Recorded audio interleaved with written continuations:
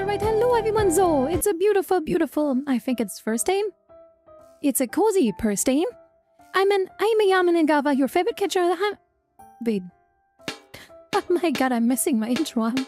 I'm your favorite catcher, Yaman and Gava, here to predict it to against two humans every bit and them entertainment. And they are. I somehow, did my intro wrong. I forgot how to do it. I forgot how to do it. I completely forgot how to do it. But anyways, hello everyone. So I hope you're doing well today. I hope you enjoyed yesterday's collab. I hope you had a good time with it. I hope you had fun with us. I think we talked for like 2 hours before the stream started or something. I don't know. That was a long time in a sense. I hope you enjoyed it. I hope you had a great time with that. I hope you liked... what the... Wow. What Mika the frig? _ Loki Mick just gave out % gifts % promotions to cats like Okay, it it's was still tuna. broken. Welcome our new tier 1 meow tenants. They already gave out % total gifts % promotions to cats. I don't know why those things are broken, by the way. I have no idea why they're broken. They shouldn't be, but somehow they are. I have no idea why. I have to remember it to look into it. It could be that it just changed how the variables are named or something, but I don't know. It's broken. Hello, Salty John. Watch the through the overlay. That Yap session was golden. I hope so. Yeah, by the way, I just want to say that in front. Cray posted the app on Twitter and on in our Discord in the playful something room, perfect playroom or something. I would like people to try it out if you can. It's a little overlay that allows you to overlay a Twitch stream over your game. And I would like if people could try it out, cause I wanna know if it's good or not. Obviously no push. And I didn't make it, I'm not affiliated with that thing at all. I just think it's a cool app and I would like to know if it's usable and good. And yeah, that's just all. You can check Twitter or my Discord. I posted a link to it there if you're interested. And yeah, it's a cool thing. I just wanna know if it works, cause then I would like recommend it to people. You know, because people often say, oh, I only have one monitor. I can't watch the stream very well or whatever. And with that thing, you could. So I don't know. That's interesting for me. Anyways, I did give it a check, Craig. The what stuff for it was neat. We'll be testing it. Oh, you can watch what's too? I didn't even know that. But yeah, anyways, whew. It is so warm today. My forehead is like dripping. It's like so warm today. But yeah, hello everyone, zone. I'm gonna say hello to Gassel. Hello Gassel, you're the first one I see. Hello Gassel. Hello Mika. Nice to do it too. Thank you, Mika. Oh, by the way, thank you, Mika, for the... I completely forgot because of that it was broken. Thank you for the 5 gifted meow tenantships. Thank you very much, Mika. I completely forgot to say that. I'm so sorry. Anyways, hello. That is myself. Hello Molari. Nice that you made it. Hello Molari. Hello Cherry Coffee. Nice that you made it too. Welcome. Hello, Nietzschen. I'm happy that you're still alive, Nietzschen. I feel like I don't see you around lately. But you seem to be working a lot, right? But anyways, hello, Fluffrace. Nice that you made it too. Welcome. Hello, Asan over on YouTube. Thank you for coming by. And hello, Krikers over on YouTube. Hope you're doing well too. Hello. And hello, Funnad. Funud. Sorry, I forgot I've called you Funud. Hello, Funud. Hello. Hello, Salty John. Nice that you made it too. And hello, Aventa Reza. Hello. Summer is definitely here in full force. It is getting so warm. It is like, oh, I'm sitting here and be like, I don't want to be existing. I want to be an ice giant or something. Hello, Soda. Nice that you made it too. Welcome. But again, did you just sing some of Rap God? No. I always do my intro kind of fast. I'm like I fire fast, you know? But I'm also kind of dying. My throat is kind of dying. I'm kind of afraid of reading a lot today. Simply because I talked about this a few times. I'm just gonna say it again. If I'm stressed, my body doesn't handle it well. And for example, I have to like cough a lot because when I'm stressed, my body produces too much stomach acid, and I get acid reflux that just like irritates my throat the whole time. And like that's why I have to cough a lot. And currently I feel stressed as hell. I am like coughing constantly. I'm like, I cannot even like stop it. I'm taking my usual throat tablets that I take for it or whatever. It's not helping. I am dying. I'm trying to like drink a lot or whatever to make it easier. It's not working. It's not working too well. I'm a little bit afraid how reading a lot with the game will go. But we have to see. We have to see. We have to see. Okay. Anyways, give me a second. I got a DM. Right at this side. Was that anything important? Was that anything important? It was not. Alright, alright. Alright, I see. Nyanko, your body is at fault. Yeah, my body's faulty sometimes. It's just how it is. I always had this, I think I talked to before. When I was a kid, I always had this, like, from Monday to Friday, I felt completely fine. I was fine. I could do everything I want. I was like, I could run around, whatever, right? And then right when, like, school ended and I got home, over, like, the few hours after this school, like, ended, I got suddenly sick. Every time I got a headache, I got a big headache, I got a running nose, every time. Like, I think that was like that for like 3 years or something like that. Just, right, like when I was like Monday to like Friday, I was fine. Then weekend came and my body was sick and I was sick every weekend. It was not cool. It was not cool. I don't know why. My body just does that. Just like, it works when I need it to. I guess. It works when I need it to, and then it breaks down. It wants to kill itself. I understand it, but it's not really helpful. But yeah, I don't know. I always said that thing. I don't know. It's a weird thing. Anyways, I hope you enjoyed yesterday's collab. I hope you had fun with it. I kind of felt like I didn't I didn't feel like I did much yesterday in the collab. I don't know if it's just my feeling, but I don't know. I feel like towards the end, I just kind of let it slip. I always have these thoughts, you know, where I'm like, oh, did I perform today? Was I funny? Did I make people haha? Or something like that? Did I make them go ha ha ha, belly laugh, Chinese, wah? I don't know why like, I don't know why the belly laugh is a Chinese thing. In my head, it is somehow. Did you see a cannibal ass yesterday? We did. A lot of them. We saw a lot of them. Panya also saw some of them like doing the thing. You know, like, pickle in and out, apparently. I don't know. I didn't see it. She saw it, apparently. I didn't, you know. So no ha-has, but a lot of hee-hees. Hee-hee. I got busy at the second half, but the first half you were picking up Panya very amusingly. I know, that was good. Did you see Panya's dumpy ass? No, she had a normal ass. She had a normal ass. But, yeah, I don't know. I hope it was fun. The game was surprisingly fun for me. I didn't think I would like it too much, but it was alright. I felt very clueless. That's always the problem I have. It's the same problem I had, it's the same problem I always have with like stuff like Minecraft or stuff, right? But like survival games is like, yeah, at the start I don't really know what I want to do every time. If I find something I like, oh, I have this interesting idea or something or what I want to do, I always like, I get into it, right? But I don't know, I always at the start, I'm like, oh, I have so many options and I feel like I don't want to do anything of them, you know? Like, you know, build a base, yeah, but like, where do you build the base? How do you build the base? But what do you want to, like, how do you want to design it and stuff, right? That's like the question. Of course you have to build a base. That's what you do in Minecraft too. But like, how do you do it, right? You don't want to make it boring, right? Like, the last time we played, Minecraft, me and Sherry, we like went into a mountain partially and made like a witch cave and stuff. That was cool, you know.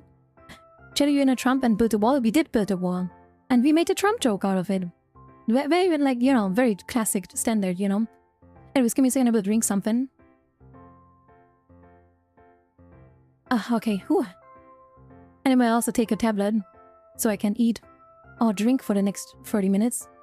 But it is what it is. Num num num. But I think it was still fun. I also have a few things I want to say today. I want to like showcase today, right? You're eating electronics? No, tablet. It's okay. Yeah, I get it, tablet.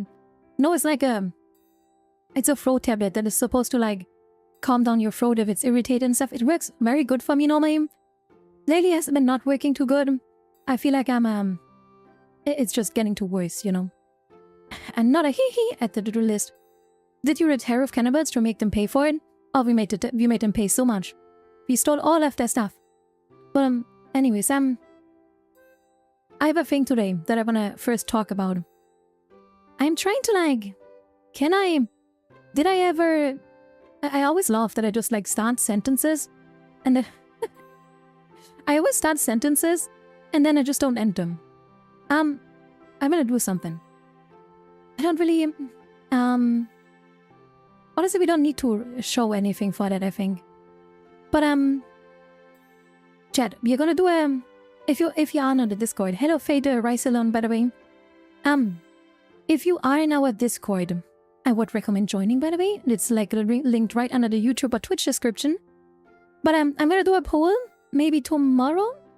I think maybe tomorrow, or something, or later if I remember after the stream.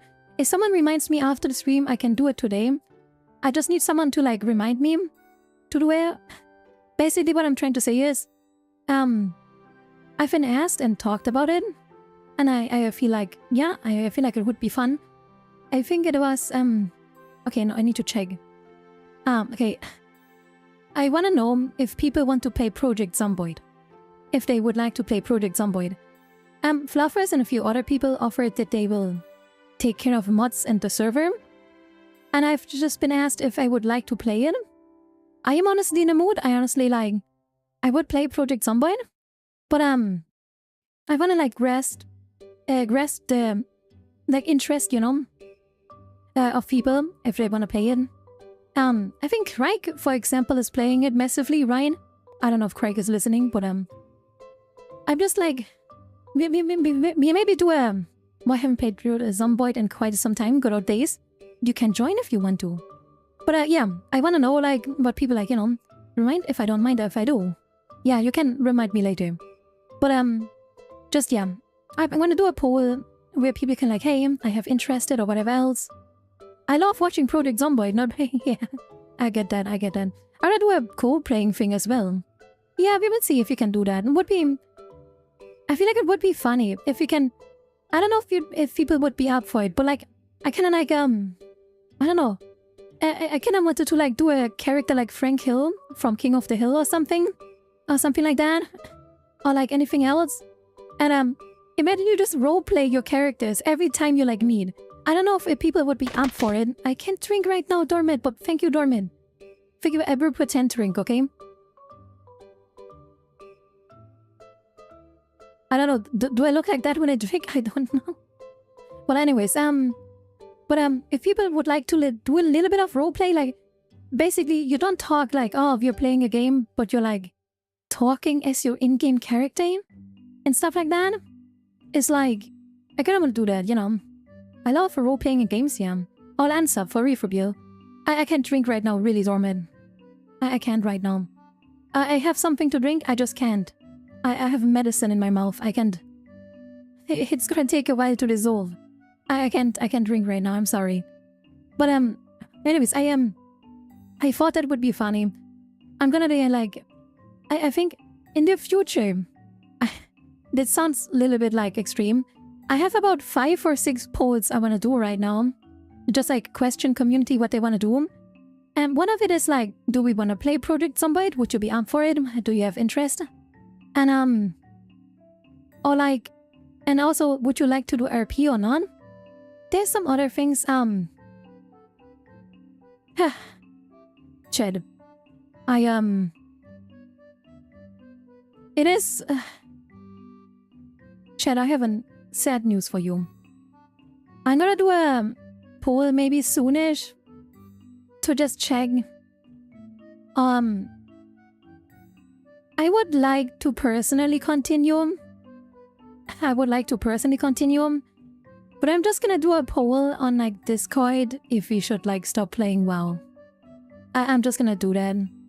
I personally would like to continue playing it, but I think my goal is unreachable. That I want to do. I think the goal that I had is unreachable, sadly. And I don't know. I'm kind of sad about it, but it's what it is. Gretch Gamer, hello Gretch Gamer. It's not set in stone. As I said, I very much would like to continue. I feel like it's not performing well in the sense of people like to watch it, and it also feels like people are losing interest in it in a sense, Ryan. So I'm like, I can't, like, it's an MMO, I can't really play it much. I mean, I can play it alone, but like, it's not fun for me to play it alone. I have fluffers. I think Chubby is still also into it. I think Molari also likes it still, and Sura also likes it. Sure, we have like 5 people, I think. I think we have 5 people. But like, I don't know, if like one of the people is not there, we don't have a full group, we can't do the dungeons that we want to do. And the big goal that I wanted to do at the end is like, I want to raid. Because I never raided before, I kind of feel like that would be cool. I think we're not gonna reach that. Which is like, I'm on an off-side character on WoW. Yeah, I know, guys, I know. Yeah. But watching the gameplay doesn't interest me. But if you guys keep venturing and being fun to listen to, I'll remain fun, yeah. I think we have funny talks when we play WoW. I think that's very much like a talky game, right? Where you can just like, you know, just like talk and whatever, right? If you like, you're paid, yeah, but like, the sad reality is like, yeah, you might see it that way, but like apparently other people don't. You know, saying just don't have the time dedication to grind up levels, yeah. I get it. But yeah, I just want to like grasp kind of like what the community feels like and like do whatever else, right? And I have to like, yeah, your WoW streams go into my, I'm gonna listen while I do chores. But yeah, the other thing is why I'm just thinking about it is, we could also just not stop it, but reduce it to 1 day and stuff like that.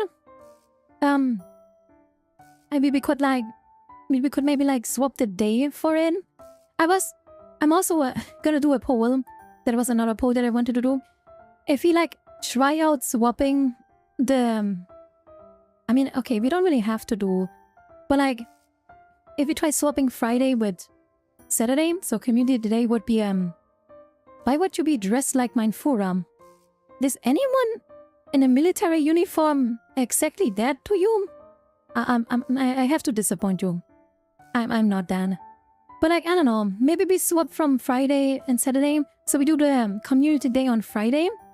And then like, we would play WoW on Saturday. I don't know if that's like, I don't know if that's any more interesting or not. Or like better for any people, but like, I don't know. I have to see, I'm just been thinking about it, but I don't know, the reason why I was thinking about it is now resolved, I think. So I don't think we need to do it. I think that one is like, I think that one is cleared up. I think that one is cleared up though. But yeah, I don't know. Okay, interest lost. Why are you so weird? Friends, Fridays and Saturdays are for WoW. Makes sense. Maybe, I don't know. We have to see. But I don't know. You have to kind of like look into it, right? Anyways, I also wanna like finally start doing the programming streams. I have idea what I wanna do. I wanna vote on the first project we do. But it's just, I don't have time. It's like, why is the week so short? Like, I don't know if this is like lately in my head, I have been often thinking, I know that consistency for a VTuber is very good, and having schedules is very good because people then know when to come and when not to come, if they like the game or not, whatever, right? Very good. Lately, I'm growing to hate the schedule though, cause I feel like I don't like the planning of it, like where like, I don't know. I feel like I hate the kind of like, what is it, the rigidness of a schedule or something. Cause I feel like sometimes just as a day I feel like, oh, I want to play this today, but this is on the schedule, Ryan. Like, sometimes I just have these feelings, Ryan. And like, oh, I don't know what to do about it. I don't know what to do. Maybe I was thinking if I maybe do the schedules less direct, or something like that, but like, I don't know, I feel like it's, I don't think it's good. No more rigid schedules, but they're good for the people, Namnad. They're good for people, Namnad. You change your stuff abruptly whenever Yama, if you don't mind. I'm not sorry for caps locks. Please don't write in caps lock the whole time. Nyanko, a VTuber with a schedule is just a job. I mean, it is kind of my job sitting here talking, trying to entertain you guys, right? Just stream 2 games per stream. I kinda was thinking about that. But the thing is just, I don't know. I don't know when. I don't know. I would donate to you my nuts. I'm not using them for anything. Had them unhooked for a long time ago. Good to know. Maybe we just do the mystery streams. We tell you when, just not one. No. We tell you what we stream this week, not when. It's like somewhere in the middle, like 12 a.m. Suddenly Ayama starts streaming. You know, your concerns are valid and warranted. Please stop yelling at me. Free Nussa, yeah? Okay, good. Maybe keep the times and set a topic of a few hours earlier. I don't know, I have to like, I don't know. If I was going down, then we can stream WoW and Zomboid in one stream. I don't know, we have to see. Maybe I'm just like, you know, enough talking on the phone. We are not yelling! I feel like you're yelling to me, I don't know. I feel like you're yelling to me, I don't know. But yeah, I don't know. How are you today, boss? I will not answer unless you stop yelling. I'm gonna treat you like a kid, okay? If you stop yelling, I will answer, but no. God damn it, stop yelling, everyone. Stop yelling. How are you, Ayama? I'm, I don't know. I feel mentally the same. Physically kind of worse right now. I did not sleep at all. I am super tired. When I got up, I could barely walk. I was so dizzy. I got up earlier because I also didn't drink anything through during the night. Normally I drink a bit of water. This time I don't remember doing that, I think. But I was just like, I got up out of bed and like, it was just like, you know, walking, starting with computers and stuff, whatever, right? And holy moly, do I tell you. I tell you. I was like trying to like walk around. I was so freaking dizzy. I was like, oh my god. I slept about like 2.5 hours to 3 hours or something. And like, oh my god. I'm just like, oh, I'm so done. I'm physically feeling so done right now. I cannot sleep. It's just, oh. I have so much NXT about things that are going on right now. And stuff like that. It's just, oh man. I can't sleep. I am just so full of energy and like worries and like things. I mean, I can normally also not sleep, but it's worse right now. Definitely, it's worse right now. I have way more problems with sleeping. That reminds me, I have not eaten a dinner today. I also have my food next to me and I cannot eat it right now. Oh yeah, I'm dying on stream. I mean, yeah, that would at least be content. That would at least be content. But yeah, I don't know. I'm sorry, boss. You're not sorry. No. But like, I don't know. Sure, you know. Be sure to eat. I will eat in a bit. You forgot your tranquilizers, boss. Oh, goddammit, Cherry. What do you want to draw again? Me neither. Whatever. I don't. I'm at work. Sure. Content isn't worth your life, silly kitty. I don't know. Yeah, apparently I'm dead. Thank you, Cherry. What is that? Hashtag no sleep. Okay. But are you writing there, Cherry? Stop being cringe. But what is this? Live? Hashtag live? Okay. Thank you, Cherry. Man, I'm 10. Yeah. Can you stop? Don't. Open that inside. Sleep inside. I see. Nyanko exposed, apparently. Nyanko no Teikoku. Very, very good jokey crackers. Can you stop now? Give me the tablet and give me the pen. Give me the pen, woman. Ha. No.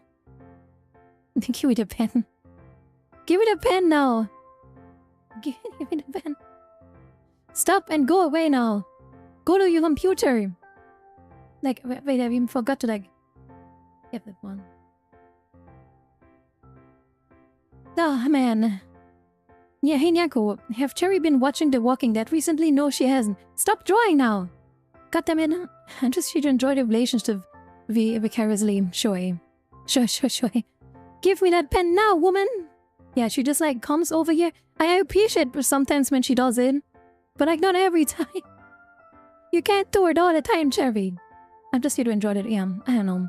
Anyways, yeah, I don't know. Physically, I feel like shit right now. I'm not sleeping well. I'm just like, oh. I'm just like, and also it's hot. It does make it easier that it's hot. It does not make it any easier. It's just like, oh. I'm just like feeling like so done. And like the heat makes it so much worse. Like, oh. I don't know how hot it is for you guys. It is freaking hot right now here.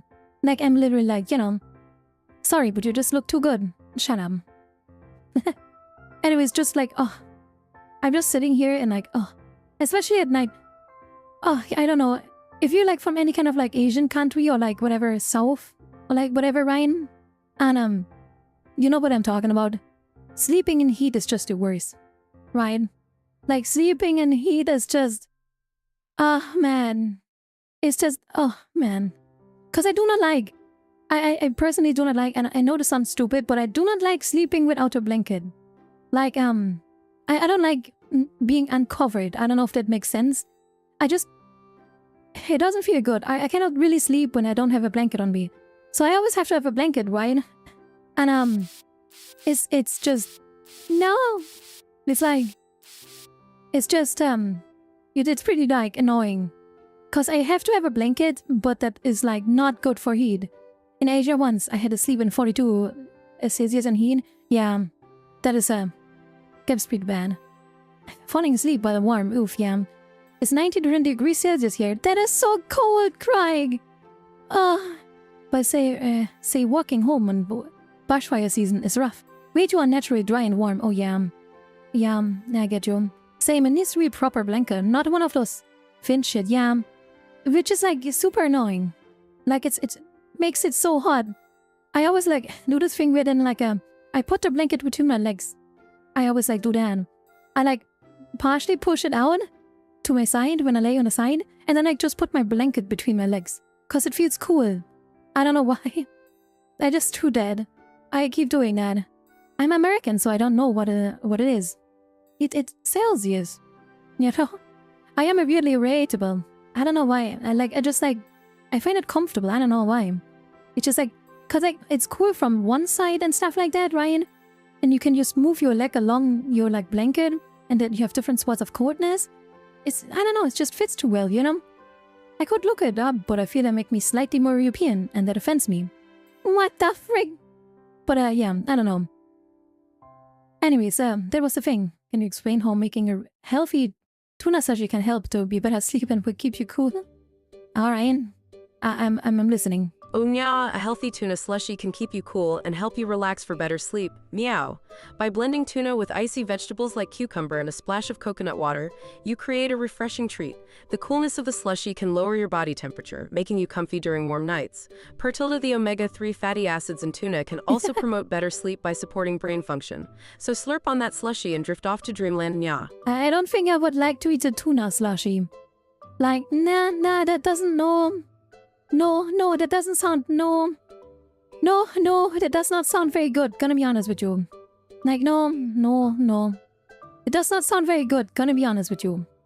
Like, I don't know. Like, no. Okay, I'm gonna do something right now. I think it's called this. Okay, Chad. Not tuna slushy. Anyways, Chad. This is like a small sellout for a thing that I don't even have any affiliation with. But it's a small thing that I talked about earlier. I wanted to shortly talk about it. Can I like just make this bigger? I can. That's good. Okay, Chad. Quickly, we will talk about something really quick, okay? No, it's not Raid Shadow Legends. It's not. I'm just gonna like switch over if I find the right key. There we go. Chad, this is the thing I was asking you to try out. It is linked on the Discord, and I also made a tweet about it. It basically does exactly this. You have like, this guy is playing the game in full screen, and you can have your Twitch over here, right? You can have your Twitch over here, and have chat under it too, which I find super cool, by the way. You can just like have your chat under it too. So you chat, you see chat and the stream going. And you can like also log in, right? I'm using that. Oh no, is it a virus? No. As far as I know, it's made by people that also make some other stuff or something like that. But I'm glad he's putting it over his minimap, by the way. Yeah, I don't know if there's a minimap there or something like. But like it does basically this. It's called twitchoverlay.tv. Whatever, right? I would like if, as I said, if people could try it out. I would like if people could try it out. Because I want to know if this is good. Because if this is any good, I would start recommending it to people. Because I often hear to guys. I often hear from guys, hey, I only have one monitor. Or like it's hard to like just like watch the stream on a second monitor or something. And because we like often play so much story games, I feel like this makes it way easier if they would sponsor us. I don't think they would. I don't think they would, Cherry. But anyways, I just think this is a cool thing. And I just want like, again, I'm not affiliated with anything. I saw this app posted today by a developer on a website, and I was so interested in it that I was just like, okay, I would like to try it out. I would like to like see if people like this. And this stream is sponsored by the Cat Empire. Exactly. But I just want to know if it's good. So if anyone would give it a try and can tell me if they liked it, if like anything, there's a problem or whatever else, I just would like to know. Because I think this thing is very cool. And then, I don't know. I feel like it's very good. Play my game in peace. Maybe one? Sure. Then don't watch the stream, I guess. Anyways. I have not read anything of this. I don't know what like... I don't know what you can customize and whatever else.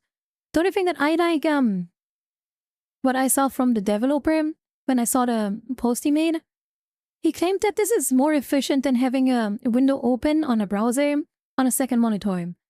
I could see why, because this probably uses less resources to like render the page or something. I don't know if it's true. I don't know.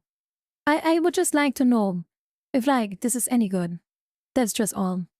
But yeah, it's just an overlay that you can put over your games and you watch Twitch chat in it and like Twitch in it basically, right? That's just all. Yeah, I don't know. It's all. Seems cool to be honest, yeah.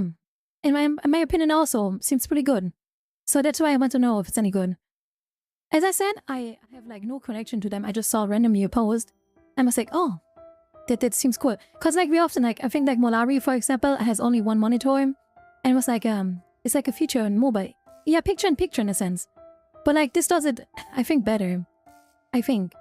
You know, I think it's like kind of picture in picture for phone. But I would assume this is somewhat better because it also shows you in chat, right? And stuff like that. I feel like that's very cool. Like I personally really find it very cool that you can see the chat. Because then you like feel like more involved. Obviously, if you're playing like a story-heavy game, maybe this is very distracting. But I feel like if you play like an MMO or whatever, or like MOBA, or anything kind of like that, that is not like too, oh, I'm gonna be immersed, I think that is fine to play. Or like use. Anyways, that's just a thing I wanted to say about that. I also finally got it, so I have a different browser going. It definitely will be a good for community games for other people to engage with chat. Yeah, I think so. I think so. I asked Cherry to try it out now. I wanna know if it's good. I don't know. I just kinda like the idea of it. I feel like it's very cool. Anyways, with that said, I don't know. Trying it right now, it... What? Doesn't work? What's up? Nekuro on automated? Sure you can. Well, what's up, Cherry? What is it? Disappears every time I tap out of the game. That might be a thing. That might be a thing cause it's an overlay and as far as I know, it detects what the game. And I think probably if it's like not active, maybe there's a setting for it, but I saw this when I joined the Discord. Yeah, apparently it detects the game that you're playing, right? Or they're trying to detect the game. And apparently it just does that, yeah, if you tap out, right? Mika's having a problem with that as well. What does he have? What problem does he have? It does not work well if you play windowed games, by the way. For the Borderlands full screen and full screen work, windowed game apparently doesn't really work. It's a bit weird with unsupported games, but it works better if you put the game in the windowed mode. Yeah, but a full screen window mode. Window again, I think the same as Cherry. I mean, yeah. This way, yeah, if you like tap out, I think it just disappears. If you want, you can go in their Discord and give them feedback or whatever. But like, yeah, I can see how this is annoying probably. Like maybe like, I just say that to them or something, I don't know. I don't know, we will see. But anyways, I just wanted to like see if people can work with it. I don't know if there's any option you can choose. I know nothing about this thing, okay? Just want to know if it's good. Okay? That's all I meant to know. Anyways, with that said, I think I yappered enough. We're gonna like go into the game soon. But before we do that, I have a very special song today for you. BI in the eye of Mr. Sir Sakma Brante, and stuff like that. Give feedback to them. It's actually really cool if the user friendly. Yeah, like if the problem is, if you guys give me any written feedback, I'll try to like tell them, and whatever, Ryan. I will not remember what you guys tell me in chat. I don't remember most of the things that people say in chat. It's just there's too much stuff going on. So if you like have any kind of like experience with it, you can DM me about it. I will maybe like tell it to devs. Maybe I will look if there's like any kind of like, I don't think they would be interested in it, but maybe we can work together or something. I don't know. Post it in the Discord and we will send it. Post it in the Discord and we will send it. Yeah, you can just like, I don't know, post it in the perfect playroom. Just post it whatever in there. Post whatever in there. Anyways, Sir Sakma Brante, you know? Yeah, post in the playroom. Anyways, Sir Sakma Brante, he is at the front of an ongoing revolution that will happen. And so today, our song is related to revolutionary feelings. I hope you all are standing next to your comrade, cause today we will hear the glorious music of the revolution. I hope you're gonna like it. The song is called The Revolution of Sakma, and hope you can enjoy it. If you do not want to listen to random music blasted onto your ears, Finglu you can... MGL1FH Cthulhu Relaya Gonagal Fatagan. Exactly. Anyways, if you do not want to listen to random music blasted into your ears, you can drop a drink or maybe a snack right now. For anybody else, here's today's revolutionary song. Enjoy!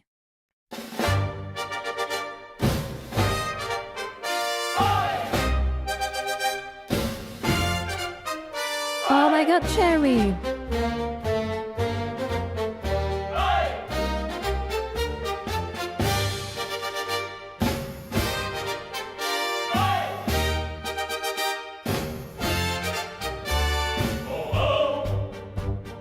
Workers be free. Oh ho! Drop your glasses and start the age of the revolution. Sisters and brothers, rise above. Masses will rise against the oppression with their fists held high. Oh, Sukma, lead us to the glory. Freedom for the masses, crush the tyrants and the system. Oh, soldiers of the people, break the ranks and unite. Sacrifice your pride and shoot your general by your side. They don't mean me, by the way, don't shoot me.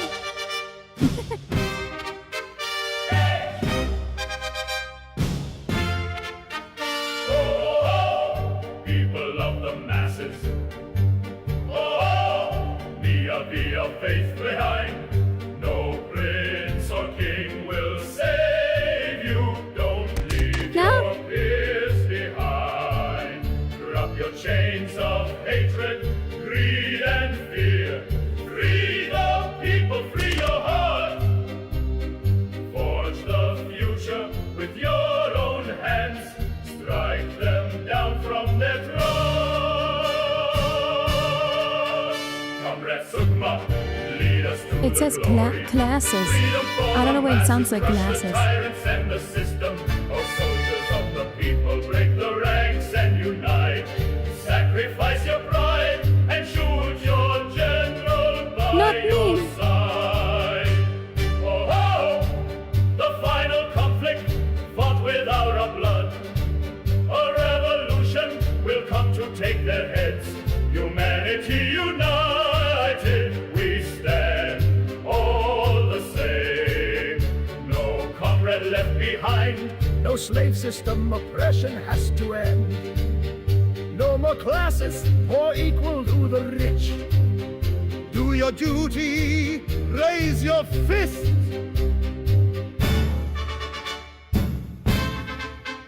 Comrade Super, lead us to the glory. Freedom for the masses, crush the tyrants and the system. Oh, soldiers of the people, break the ranks and unite. Sacrifice your pride and shoot your general by your side. Still not me.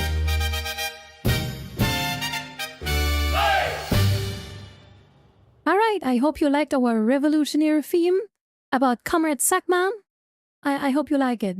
I hope you had fun with it.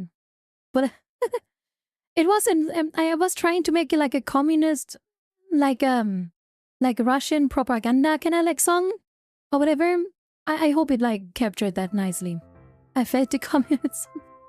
Nice. I hope you liked it. Shoot your general? No. Don't shoot me. But I'm sorry, I cannot drink right now. I can't drink right now. Anyways, I hope you liked it. I hope you had fun with it. Communism is real. I hope you had fun. Did you like it, Malari? Good. I thought you would like it. Maybe. Anyways, with that said, like always, there's a disclaimer that song was made by led by a company. Made by a company led by artists themselves. They don't steal from us and we don't make money of it. Anyways, if you want to listen to this again, we don't upload them to YouTube. You have to join our Discord that is linked under the YouTube or Twitch description. I hope you liked it. If not, I can also understand. We're gonna go into the game now, but I'm gonna pay 3 minutes of ads before we do that. You're not gonna miss anything. I'm just gonna set up the game and stuff. So yeah, see you in 3 minutes. There we go, so. I said from a message, actual song was good. Made out of a lead by a company. Yeah, I don't know. My head is like, by the company led by AI. It's not a company led by AI. It's not led by an AI. I can tell you that.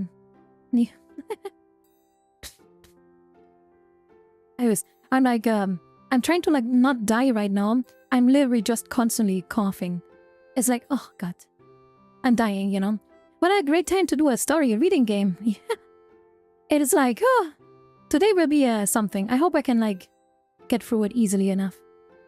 The game is fun, but anyways, what's up, Cherry? The ad is just colorful screen. It's just a colorful screen? What do you mean? You mean in the app? Did you not log in, Cherry? Cause you can log in.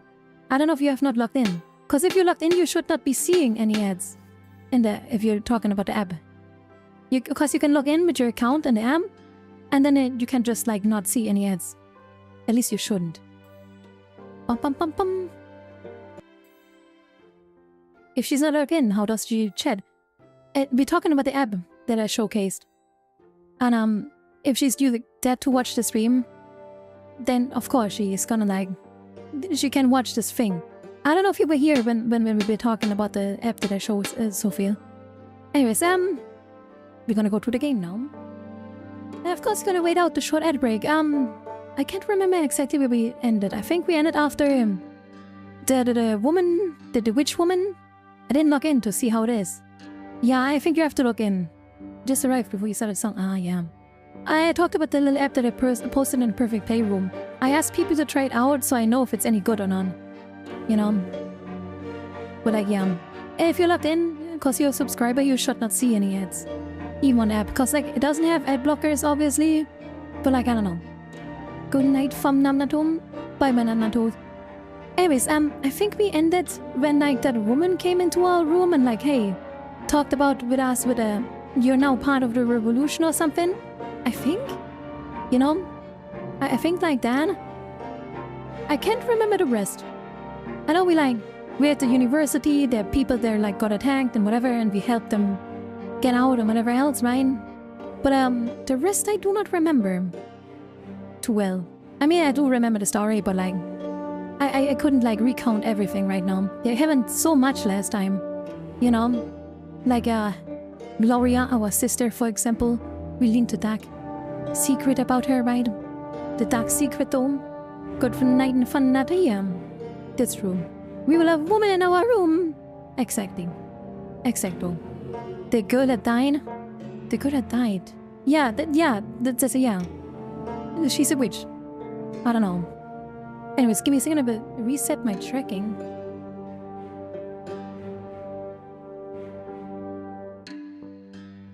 Okay, there we go. Alright, the ad break is over. We're gonna jump into the game. And we're gonna see how this goes. Is this the time we played or the time we ended? I don't know. Is it good Gucci? I don't know. Anyways, continue.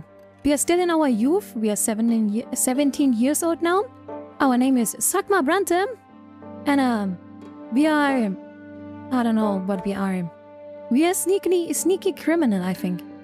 I think that's what was kind of what we're going for. Alright. Okay. By the way, tell me if the game is too loud again or something. Was it super loud? I feel like it was super loud, was it not? Is it of game level? I don't know if it is. I don't know if it is. Anyways, okay. The events that are still super loud. Yeah. Did I turn it down last time? What did I do? I'm gonna turn it down a bit. The problem is, where's the settings?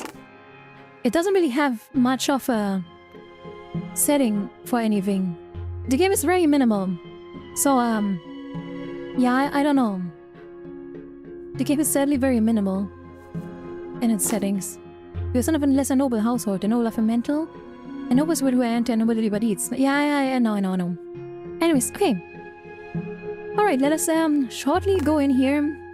We arrived at the capital, and we would chose the path of Lawless. Basically, we are siding with the commoners, even though our family wanted us to become a rich nobleman and whatever. We said no, we're gonna be fight for the people. And we had we swore an oath with our friend Thomas, best friend Thomas, our bro for life. We fought one day and we became friends. And now we are gay married, cause we exchanged rings. Actually, we are kind of gay married, are we not? Cause we gave each other rings. We're kind of gay married now, Ryan. Our bromance went into a bigger thing than we thought. And yeah, we started with birth, right? Brother and sister in sacrament was not good. Then our brother got not burned. We did a fencing lesson with dad. That's where we're good at fighting, in a sense. Grandfather returned. What a freaking asshole. We did our sacrament and refused, right? We kissed this word and refused to do what they want us to do, right? And chapter 2, that was our little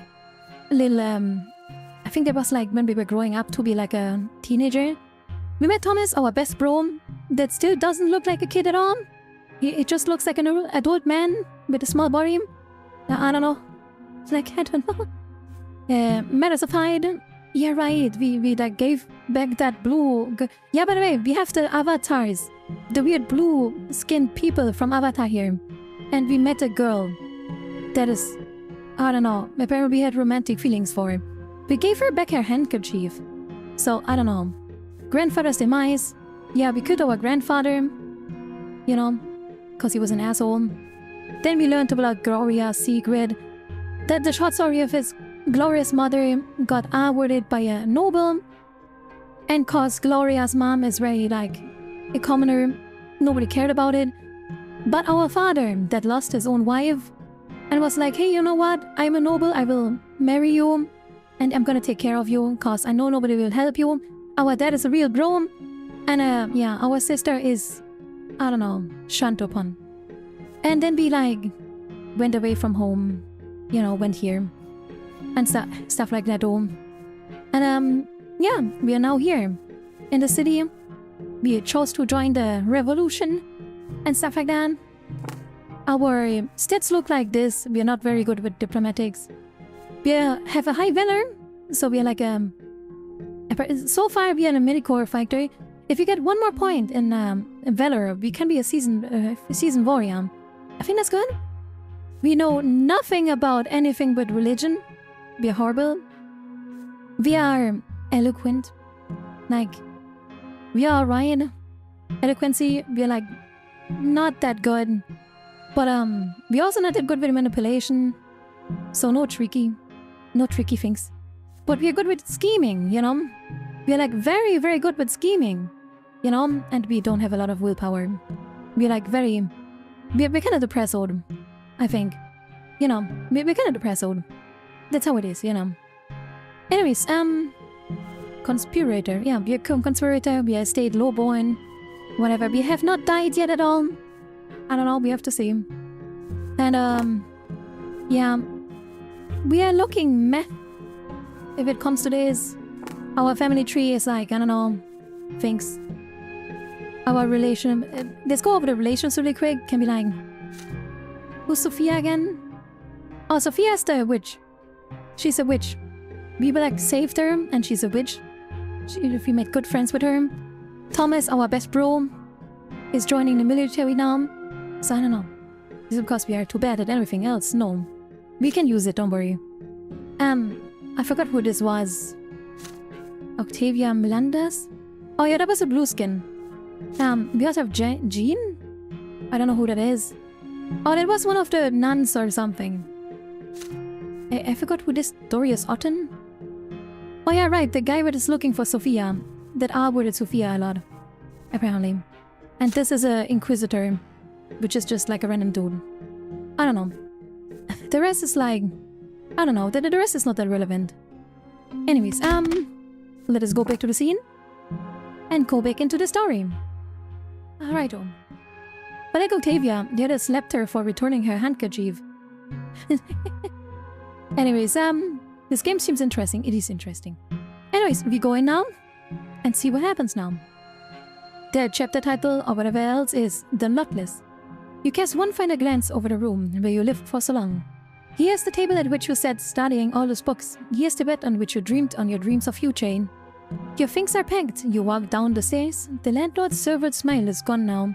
The unspent remainder of the funds allocated for your accommodations drop onto the counter from his relaxing hand. And then he turns away. Oh, he's mad that we don't pay him, huh? Or like, whether he ever has to give us back his money. You have no lot now. You are free. Free even from the knowledge of your tomorrow. You have cast away your destiny. But for what? This remains to be seen. Yeah, we're joining the revolution. The revolution of Sakma. The Brante family will support you no longer, but you have to find a place to stay in the capital so you can aid the Lottless.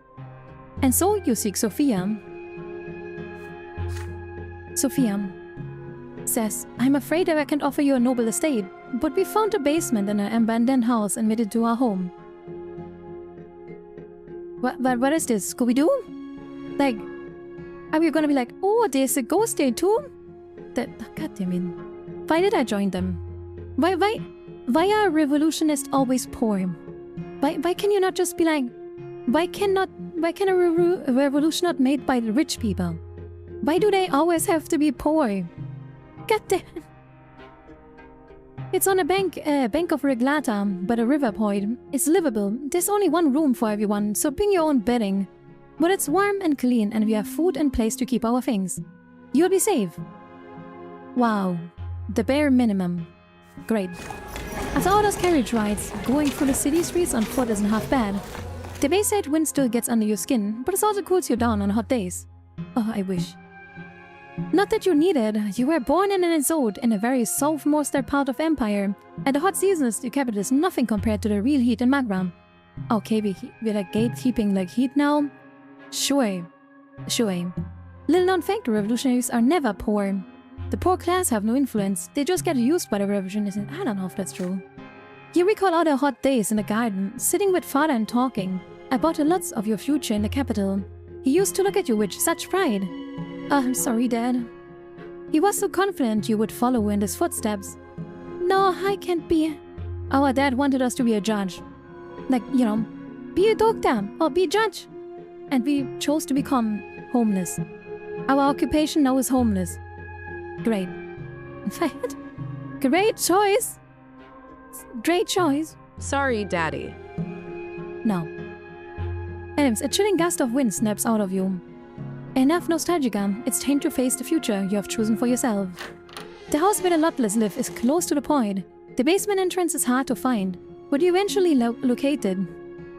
Inside is one large room with bedding and belongings strewn about on the floor. You find some free space in one of the corners, so you place your bedding and your things nearby.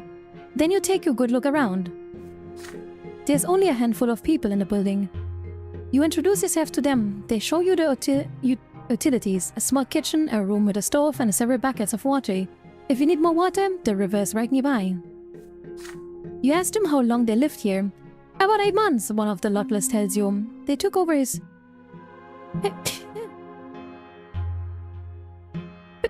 My god. I just sneezed on my tablet. Anyways, okay, let's go. They took over the basement back when they only had 10 members. Most of them were more or less homeless, disowned by their families. Bless you, thank you. Did we reset? No, you didn't. Anyways, less homeless, disowned by their families, expelled from the college, academy, or seminars. So Mia found a place where they could live together. Everyone sleeps in the same basement and meets in the abandoned house above. Wow. Sounds so great. Sounds so great. I don't know why the reset doesn't work, Cherry. Did you write it wrong? No, Cherry, you're missing an arm. Cherry, it's just Carol reset. But I think with 2 arm. Like, with 2 arm. Just Carol reset. Anyways, Sophia certainly isn't thoughtful. Is thoughtful, you intone. That she is, your fellow lordless say, nodding. She takes good care of us, but she's also really secretive and demands that we follow her orders to the letter. Oh, this doesn't sound good. This doesn't sound good. Even after all those months, nobody knows where she lives. She only shows herself when she deems it necessary. Oh, that is sassy. No, I don't like that. I don't, I mean, I get it. Maybe she wants to, like, stay private cause one of them rats her out or something. But like, oh no, that smells, oh no, oh no. Oh, this smells fishy. This kinda smells fishy. I don't like that she keeps this so secret. I get kinda why, but like, no, is this a bad thing? Ah, man. Yeah, against to say it, but like, shouldn't you like trust each other at least? Soon you come to know the luckless better, and you see that they truly believe in what they're doing. At the present, they're trying to expand their ranks and convince the common folk that the present order and empire can and must be fought. You can do this, you have to believe you can do this, and you have to do whatever Sophia says. I don't like that, that's very authoritarian. I don't like that one either. Like, some of the students you rescued are also here. With their arrival, the ranks of the luckless practically doubled. The event at the college turned them against the current system. They're eager to act, and so are you. Sophia meets with every newcomer in the private. It takes a few days before she finally speaks to you two. Sophia is sitting at a desk behind a pile of papers. She looks worn out, but still smiles at you. Alright, what do you have to say for yourself, woman? Then she says, hi. There's a reason I wanted to talk to you last. Our ranks are growing, but not everyone is as smart and learned cunning as you. I need results, and I expect to get them from you. Our name is Sakma. Can I dampen your expectations? My dad named me Sakma. Like, I feel like you're looking at the wrong person. Like, I don't know. No. I didn't even save you when you died, if you remember. Like, I don't know. Like, we are her underling. We are her underling. Don't you get that? We have to know our place. You have to tell the common folk the truth about what happened to the college. It doesn't matter how we do it. The luckless will never forget. And we will never forgive the nobles for what they did. Oh, this sounds like, what is that thing? Anonymous did a weird hacking thing that I was like, never forgive, never forget or something? Whatever they say, that sounds kind of like that, right? Never forget, never forgive. Or something like that. Then she continues, we have to tell people we exist and we have to recruit new members. I know you can think of a way to do both. I expect a report in 1 week at our next meeting. Good luck. Do you just order me around? What the frick? I thought we would hug and be like, Comrade Sophia, and then she goes, Comrade Sakma. and then be like, I don't know, drink tea and be like, haha, so Marxism, huh? Or like, I don't know, like, why are you just commending me? Like, I don't like that. I don't like this, Chad. I don't like this. Sophia stops talking and looks at you. You're not. There's something else you want to tell her, but you have no plan just yet, and it seems she has no time for small talk. You leave the meeting room. What will you do now? You can tell your people about the Luckless without everyone getting arrested? The best place to do this would be somewhere on the outskirts of the city, in the markets and taverns where commoners tend to gather. You spent the rest of the day strolling through the city streets. After a night of thundering, you have three ideas. Your first idea is the safest. Print a lot of leaflets and spread them all across Eterna.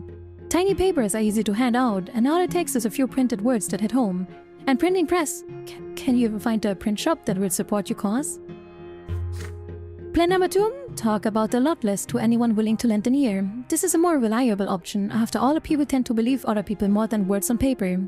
It's more dangerous too. It's easier to arrest an orator than an author, and your numbers are too few as it is.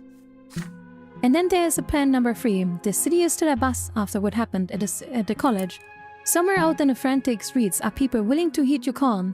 Instead of wasting time and effort telling everyone about the Lotless, perhaps you should focus on recruiting.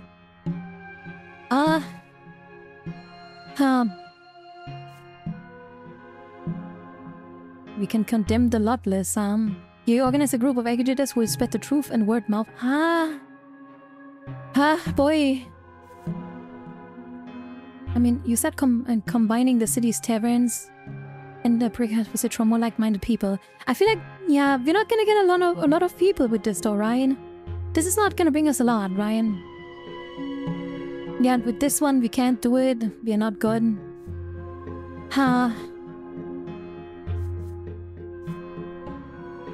God damn it. I think I'm gonna go for this one. We're gonna condone the nobles. Yeah. You get at the students you rescued a few days ago, ask them a question. Are they ready to tell people the truth about what happened? They cheer to that, of course. Everyone should know about injustice perpetrated by the nobles and what Archduke Monroe said.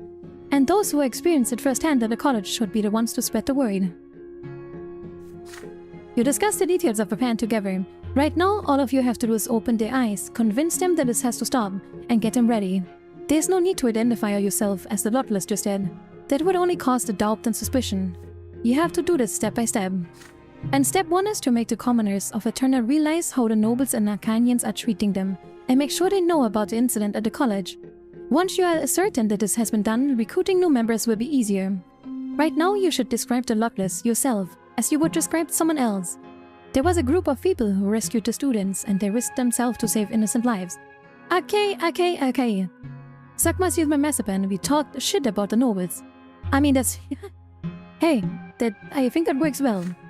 Nobody should get caught. You keep talking until you are sure everyone understands. If there's a risk, they should run. They should not begin until they are in a place crowded with commoners, like the outskirts of the city or the markets.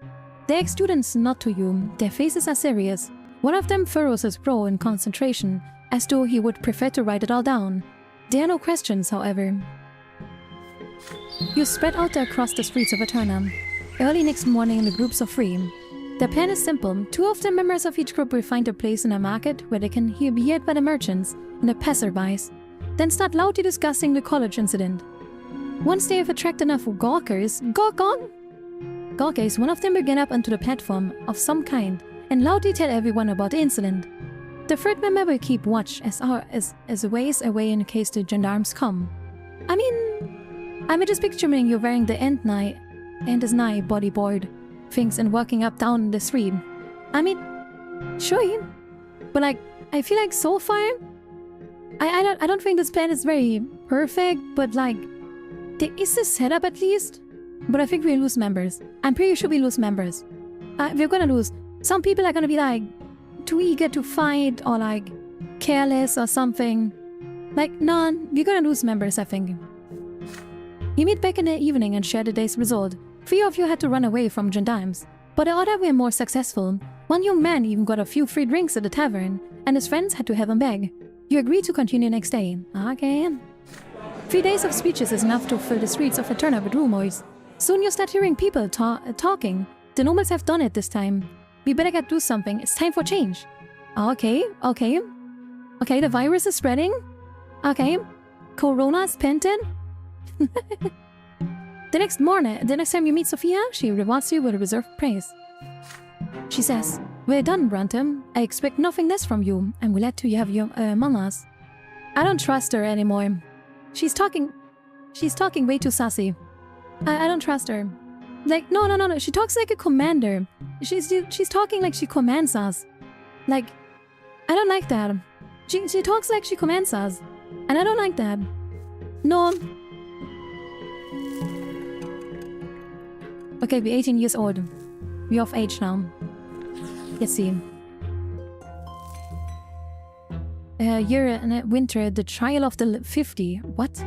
You have lived another year in the capital. Eterna has been shaken by what is known as the trial of the 50. 50 people stand trial at once, all prominent members of several political circles. They are accused of treason and conspiracy against the crown. The accused spoke in favor of reducing the power of the nobles and granting more rights to the commons estate. There was no mention of rebellion, yet those words alone were enough to incite them. Every session of the trial is open to the public. Oh, this say, okay. Like, you know, remember Nyanko, she has magic, don't cross her. I'm gonna cross that bitch and cut her. Okay? It's a show of power made to discourage people from forming such circles ever again. You attend one of the sessions, the 50s face their verdict. Forced labor in the mines of Magra and Illyria for regular members, and true death for the leaders. 6 men and 1 woman. Their public execution takes place in the central square of Eterna. Oh, why do I feel like this is not gonna go peacefully? I kinda hope it doesn't go peacefully. I kinda hope people throw stones and stuff, you know? I kinda hope, you know? You remember a woman, her name was Annie Siren. She made a speech before her execution. A young woman, not too tall. Her face is almost plain, with long bangs over her eyes. She looks calm even at this moment. You cannot believe she is about to leave this world forever. Annie Siren takes a look around before she speaks. Her voice is quiet, but you are close enough to hear every single word. She says she is happy to give her life fighting for the rights of the people. Her cause will never die, Annie claims. The others like her will continue the work in hiding, for the cause is right and just. Okay, I think we're cooking. She's dragged away to the others. They put a sack over her head and tighten a noose around her neck. A hand yanks the lever and the 7 dangle in the air. Their feet tremble at first. Then they grow still. There are gasps and cries of discontent in the crowd. Ooh! Alright.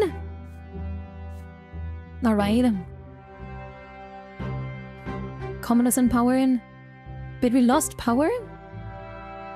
Wait, why do we lose power? Okay, yeah. I think I get it.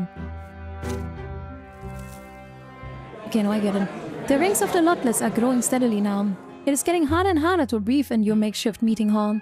People are coming from all across Eterna. Most of them are commoners, laborers, craftsmen, eager students. And all of them feel their social order based on the lots is out of date. They are always discussing this, both at the major meetings and one-on-one. How can you change society without taking up arms? How can you defend those who suffer at the nobles' hands? You write several articles for the newspaper that are sympathetic to your cause. You cover the pages of Imperial Sunrise with your freedom-loving ideas. But before your words reach the printed page, you let Sophia read them. And she says, I like your articles, they really sting. They burn with genuine fervor and true audacity. And most importantly, you have been calling for action more and more. Our cause is just and I know it well, but your words light a fire in men's heart. They bring hope for change. It never is able to do with this without you, Brante. Thank you. Nah, I still feel like you're treating me like a dog. Like, I feel like you're gonna make me say bow bow, and then like just throw me a bone or something. Like, I don't really like this. No. It's time for another meeting in the Lotless. Sophia calms the crowd before she begins and says, My friends, it's time for us to act. We are strong, we are united. We are many, our cause is just. Her words are met with cries of support. And your voice joins them. Sophia smiles, but there's still a hard, controlled edge in her eyes. Oh, she's edgy like that. And then she says, 1 month from now, the Empire will hold the ritual of the purification in Saint Ignatius' grave. Mages and witches who refuse to repent and wear collars will be murdered in a public execution. The church is preparing carefully for this. But these witches never asked for this. They were branded at birth, allowed us to suffer. But there's something far worse. The Inquisition's collar takes away everything. Your family, your estate. Your free... What? There's a typo. Your freedom, your will. A mage becomes a weapon for the Inquisition. They are stripped of their lot and praises in this world. Mages are the true lotless. A witch's corner is the worst prison of all. We must set them free. Their freedom will mark the beginning of freedom for the entire empire. Ahmed? The cries of approval die down, replaced by a growing mumble of confusion. Nobody in the room wants to openly defy the Inquisition. Sophia raises her hand, and her eyes glint in the reflected golden candlelight. The room feels silent again. She says, "We are not going to wage war against the Inquisition. What are we going to do is hold a march to support the mages. This will be our statement. We will seek the support of Patriarch Junius Diamond. He says that those who wield magic have the same rights as anyone else in the Empire. He seeks to give the mages the freedom to find their own way to the twins. We are going to show the Patriarch that we have heard his words and are ready to openly heed his call." Okay, I don't know. No, I don't know about this one. Trusting one of those guys? Nah, I don't know. No, No, I feel like this guy's just a poser. Like this Patriarch Junius Diamond? I don't feel comfortable. Like, no. I don't feel like we can trust him. I think this is a bad idea. I think this is a bad idea. No. I'm a mage myself. He took off my collar and allowed me to choose my own path. I'm going to give every mage and witch the same chance. Nobody ever chose to be born with magic, but mages have the right to choose to abandon their power and follow the twins. Our cause is just. Against the system, Nyanko, the system and weapons industry, you gotta convert the system. Yeah, but like, I don't know, that guy sounded too good. Like, if I remember correctly, that guy, like, sounded way too good. That guy's, like, said too many correct things. Like, sometimes there's someone that is, like, too good. You know? He's too good to be true, okay? So, like, I don't believe him. Sophia lets the others speak their mind. Some fully support the march, others hesitate, unsure what to do. There's also a small group of people who reject the idea outright. Magic is evil, they say. Witches are dangerous. Supporting witches means defying the twins.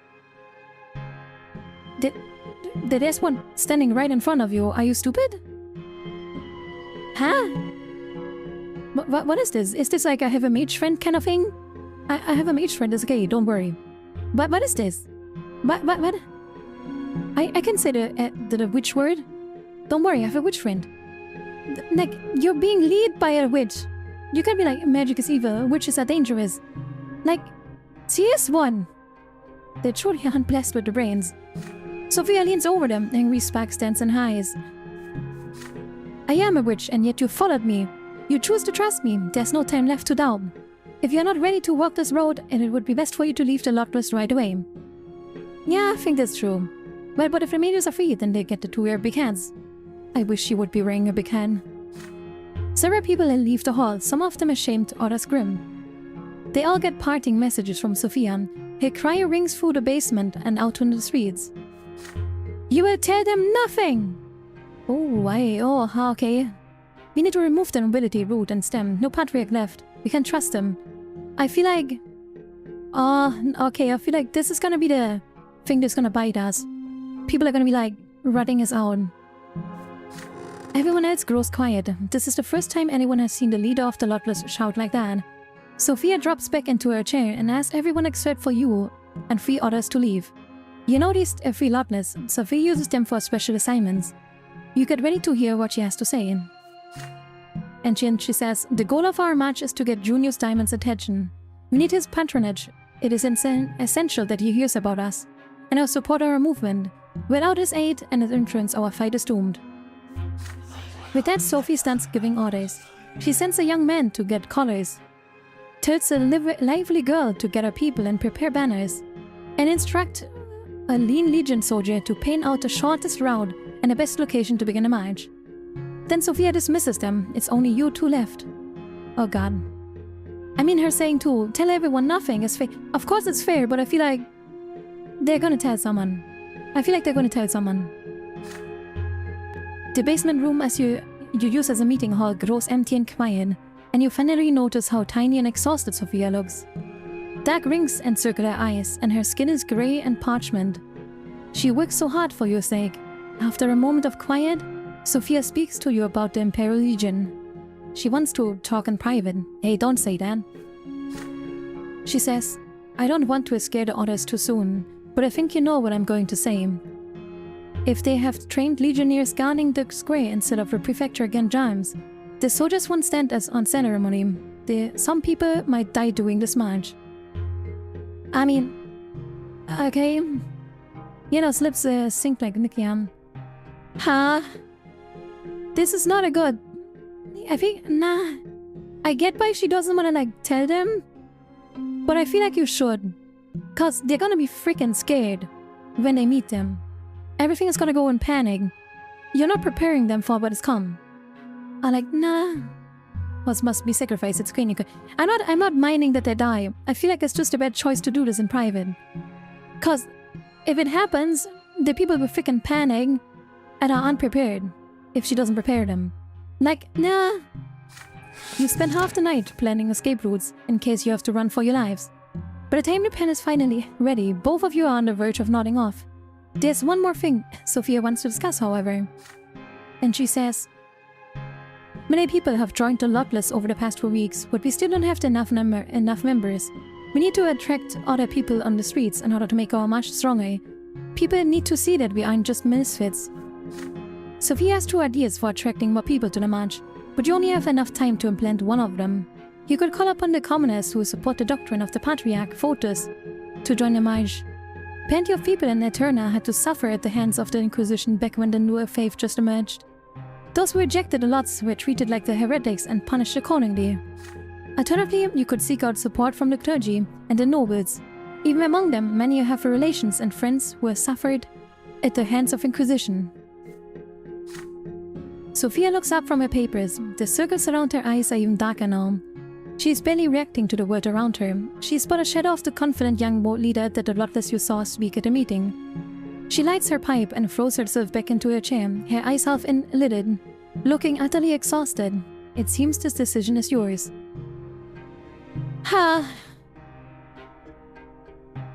Okay, what are we gonna do? Mobilize the nobles? You put work aside in order to help Sophia regain her strength. What about this? I feel like... I'm going to be honest with you.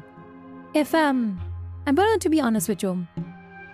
All of this is good and fine, but I think if our leader is freaking dead, and I feel like if our leader is freaking dead, and just exhausted and can't do anything, I feel like I feel like that is that's worse than not having enough people. I feel like I live with some riches, weekends, very nice people, fun parties. Yeah. People are gonna die either way, yeah. Talk your shit, yeah. Without a leader, the group shall be stagnate, yeah. I think, and if you're close to the leader, we're close to the head of the movement. Just like in real life, you throw a normal everyday people into the meat grinder first. Yay, commoners! Exactly. I think, yeah, I'm gonna go for this. Sophia smokes her pipe, sending the rings of smoke flying through the room, thinking. You look around and notice half-empty bottle of wine, likely left behind by one of the Lotless. It doesn't take too long to find a somewhat clean mug and pour some wine in for Sophia. Then you find another one and pour some for yourself. Sophia glances at the mug of wine, then table, then you. A little smile appears on her face. Almost imperceptibly. Imperceptibly? I can't read this word. I think we should get support from the nobles. The revolution is for every none. Now our leader needs to be rested, you know. The commander signed the contract. Yeah, and she's a witch. She's our most powerful member. You know, for a brief second, she is the same girl from Azinat that you used to know, with the sun shining in her eyes. but her smile almost immediately gives you way to grieve. She takes a sip of the wine and winces. You try yours, this wine has gone sour. Thanks, that was very thoughtful of you. I'm glad you're here. Every day I realize more and more that I made the right choice. I'd never be able to do this without you. She takes another sip, looking more and more relaxed now. You say you're also happy to be one of the lotless. Going against your parents' wishes to find your own way was the right decision. Sophia lets herself assume a slightly more comfortable pose and than a chair and smiles a little bit more. You could have been whatever you wanted, but you choose to join us. That is brave. If I do say so, we'd be enemies right now, had you followed in your father's footsteps. Yeah. Her face grows grim. Then she says, those who are taken by force and oppress and exhort us should never rule. We shouldn't be the ones suffering because of them. It is all wrong. You know, I still have nightmares about it. Sophia's voice trails off suddenly, and you understand what she's talking about. Distant memories flash back before your eyes. The street shaking under the thundering hooves, screams and cries. Dogs barking, the arrogant Anakin barking orders, sparks of gold. You look away, burning with guilt. Sophia laughs ever so quietly. Don't blame yourself for that. It is the word, not you, she says. Sophia leans in closer, so close you can smell tobacco and wine. Her face is so near, and her lips are right by your ear. This does not go away. No. And we have to change it. She leans back, downs her wine. It's late. Go get yourself some sleep. I finished this on my own. The two of you go outside and say goodnight. You watch her walk away and wonder if she really is strong as she looks, or just really good at playing the pied. I think she's good playing the pied. Gonna be like honest, you know. I think she's exhausted like frig, you know. And they kissed, no. They didn't. Okay, we have some willpower left though. Bite my ear, Sophie, and bite, no. The capital is preparing for a great celebration. The coming of age of a Jiraiyan tempest. Here for the throne. Ribbons and flags flutter in the wind. The streets are scrubbed clean and the scent of flowers fills the air. You too set some time aside to join the celebration. It is not often that you can see the ruling family and the empires firsthand. Why would we watch this? We are gonna put a brick on an accelerator. I mean, yeah. And gonna crash into a wall probably. The celebration day comes, and it turns a bus. A festive procession starts on the streets. Students from the college and cadets from military academy march in front, lined up in columns, and other citizens follow suit. You join the parade around the tail of the procession. Before long, it reaches the square in front of the emperor's palace. Why are we doing this? Are we not just celebrating the birthday of one of the people that we want to kill? Are we huh? Isn't this our enemy? He's the heir to the empire, and we want the empire gone. Why are we celebrating his birthday? What? I think Mr. Sakma is not very smart. I'm gonna be honest with you. He's celebrating his enemy's birthday. Huh? What? Why is he doing this? The ruling dynasty of the Tempest observed the parade from the pillars of balcony. They are joined by the empire's highest dignitaries and province overseers. For the first time in your life, you see the Emperor Uther II with your own eyes, there, high and above. The columns of the college students and academy cadets come to a halt at the balcony and salute the Emperor with their mottos. The Emperor raises his hand in a gesture of benevolent greeting. Then his voice echoes across the square. You can hear him easily, even if so far away. And he says, I accept your gratitude, my loyal subjects. Take pride as you wield your knowledge and valor in service for the Empire. All who are worthy will be ennobled by the mantle, by my grace. He kinda looks like Julius Caesar. I don't know. Nyanko doesn't have the metal for the revolution. I don't know. Quick time to strike, Comrade Sugma. Yeah, get out a sniper rifle. The nobles to be cheered the Emperor's words, but the Archduke Monroe steps onto the balcony, and their jubilation gives way to murmurs of discontent. Everyone here remembers all too well how the ruler of Monaya tried to shut down the college by force. Still, the Archduke is the de facto leader of the Arcanian gentry. He's a force to be reckoned with, even for the Emperor. And then he says, Hail you Emperor, common folk! Be forever obedient and grateful for the good grace you do not deserve by birth. What the freaking asshole, man? Like, no, this guy's just an asshole. But then everyone grows silent. A young Senarcanian with a shy smile comes forth. There are whispers in the crowd that is Prince Gerina. Heir of the throne, student of the Cornelius, promise and hope of the common estate. To the left of Gerania is his younger brother, Flavius. He is baffled at the sight of the parade below, too young to process what he's seeing. May the twins be kind to you, my future subjects. I promise to repay you in the kind and help you prosper in your loyal service to the Empire, says Gerian Tempest. Nyanko would be the only one to the other revolutionaries say, not yet, Nyanko, you're gonna get us all killed. Nah. Exalted by these words, the nobles to be roar as one. A holla hail Prince Gerina. Another figure steps into the view, next to the heir. He is an Arcanian, elegantly dressed, and his mantle bears the Tempest colors. He raises his arms about to make a speech. What says? Everyone just shows up on his balcony. What is this? How big is the balcony? I thought it's a small balcony, I don't know, the Pope or something has where he waves out or something. But no, apparently this is a 2-kilometer long balcony where just everyone just walks up on it I'm also here. I made a rap. Wanna listen? What is this? Gaius Tempest. Long live Prince Gerina, students of the college, cadet of the academy. Time and time again you have proved yourself to the Empire by word and deed. Today is the day of a great celebration, and in honor of Prince Gerina you must ask the Emperor to guarantee forever the right of distinguished common folk to be ennobled by the mantle. So ask now. Okay. The cadets and students freeze in hesitation. They exchange glances and unsure where to follow the words for the Emperor's own brother. On a balcony high above, Prince Gerina also remains still, listening to every reaction from the crowd. Archduke Monrogues briskly steps into the view once more. He takes several seconds to observe the crowd before he speaks.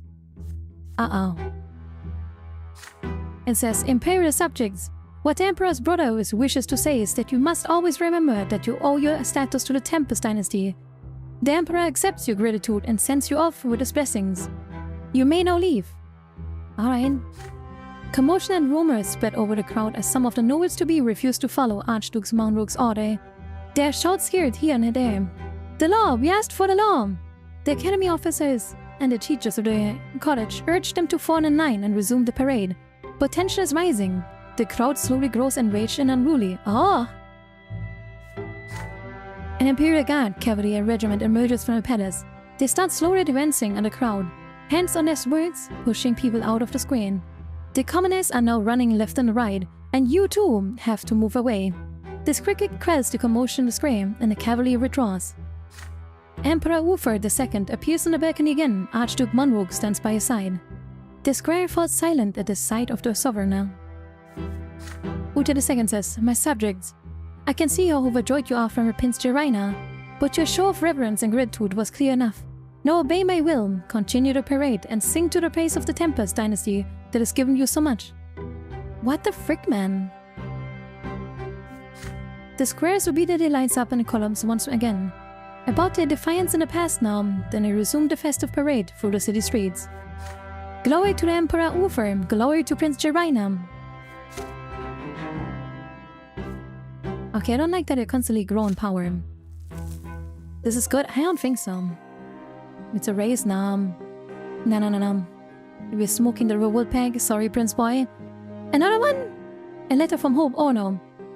Oh god. There are days when you receive letters from home. Father's writing is very reserved. He mostly discusses events and work in Magara and writes every little about family.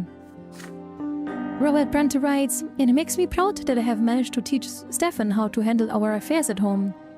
Your older brother behaves impeccably at society balls and receptions that we host. He has already made several crucial acquaintances. But Gloria has a different opinion of Stefan. She thinks your older brother is taking more and more of the grandfather. And she writes, Stefan is a lot like grandfather. It is in his manners, his posture, his voice. He even dresses just like him. He used to be a laugh around me, and we barely talked in the past. But now he always blames me and tears me apart. I can't take it anymore. He walks all over me all the time and treats me like a housemaid. Nah. Man, I'm sorry, Gloria, but like, we only have place for one woman. Apparently.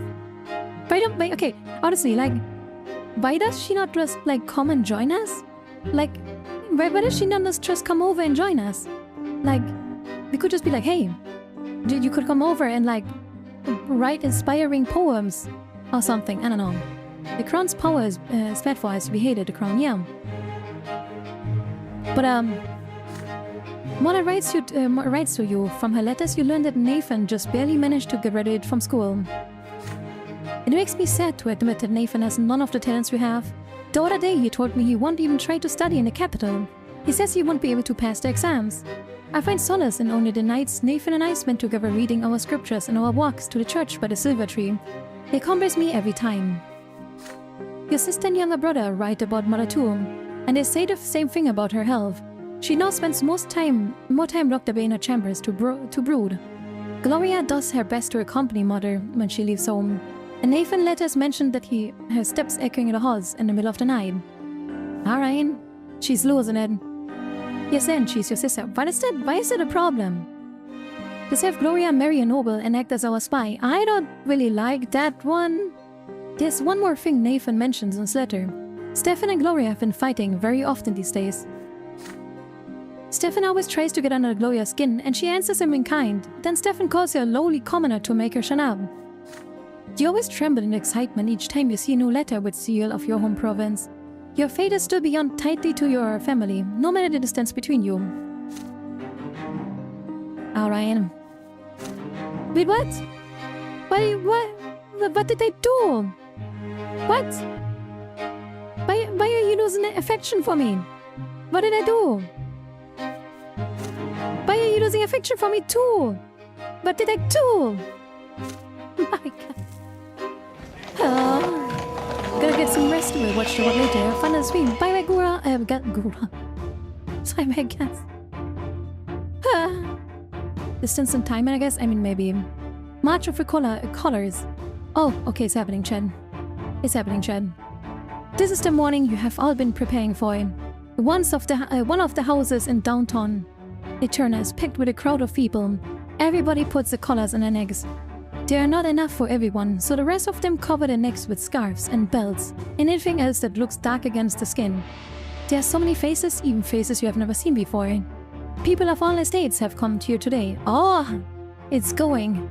It's definitely going. You flow onto the street. People keep coming to join the crowd even as you start walking. There are shouts in the crowd. Our cause is just. These words fill you with confidence.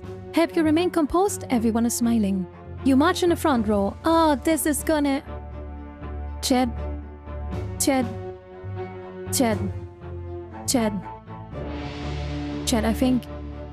I think this is gonna end in a massacre. I think we're gonna end up in the massacre, Chad. I think this is gonna end in a massacre. I don't know. I don't trust this. No, I don't trust. No, I don't trust this. Chad, no, I don't trust this. No. Defeating is indescribable. Change is coming. Oh God. The people they don't really recognize are the enemy. Yeah, what if they what if we've been the squares already are covered in with stacks of firewood for the pyres.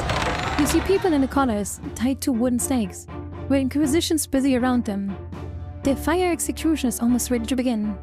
Your path is blocked. Imperial Legion soldiers stand guard on all streets leading to the square. The crowd keeps pushing. There are cries on the street now. Mages and witches are children of gods. Give the witches back their lives. Down with the shackles of the lords. Oh God. Oh my God, we are so gonna die. Chad, we are so freaking going to die. Oh my God, Chad. Oh, we're gonna die. Is this gonna be our first death? I think that's our first death. The cries of the nobles fill St. Ignatius Square. A legionnaire yells over the mob and orders you to stand aside before they draw these words. What the freak? Huh? Why is it stream elements and not Miyazumi enemies? And then you hear the scream right next to you. Sophia answers, "We've got them outnumbered! We are going through them!" Her voice rings in your head and fills you with fury and faith in victory. and you run straight at Legionnaires' sharp sword. But suddenly a hand catches you and pulls you back. You see Sophia now, her eyes burning with golden light. The aesthetic's furious mob flows around her and toward the unnerved legionary. Sophia's face looks inhuman now, her grin predatory. Oh, she is planning to, start the fight. The legionnaire swings swords at the maddened mob, but he is quickly knocked off his feet. His fellow soldiers guarding the square took their shields together and draw their swords. There is a look of bewilderment on the Inquisitor's eyes. It seems none of them expected such a fancy. Sophia leads the attack. Set the sufferers free! Junior's diamond is on our side! The twins is our shield! Any idea of a peaceful march is now thrown to the wind. Sophia is about to send the Luckless against the lines of legionaries. Only 1 second, moments are left until they strike. You have to be there in the front lines. Or will you try to stop her and avoid further bloodshed? There's still time. Or will you execute the plan yourself and free the captives from the funeral pyres on your own?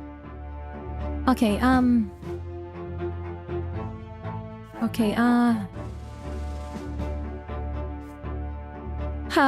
okay, we can hold her back. We don't think we should do that.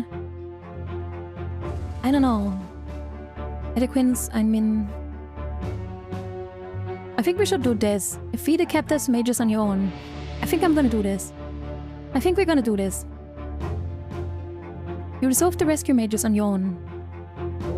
I think we're gonna make law for that one. No, it's time to kill people. The Luckless trample the legionaries. The Inquisitress tries to stop those who make their past the shield-bearing soldiers. Your eyes catch an unguarded opening leading straight to the screen. You run away from Sophia and through the crowd, then squeeze through the opening and head for the pyres. The Inquisitors are too busy binding the fleeing Luckless with the wondrous power of a younger twin. No one is watching the pyres.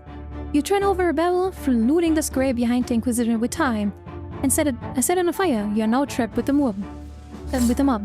You start acting quickly, cutting ropes and that bind the mages to the stakes. An old man with a horrifying facial scar screams when you accidentally cut him, but you have no time to be careful. Their freedom comes first.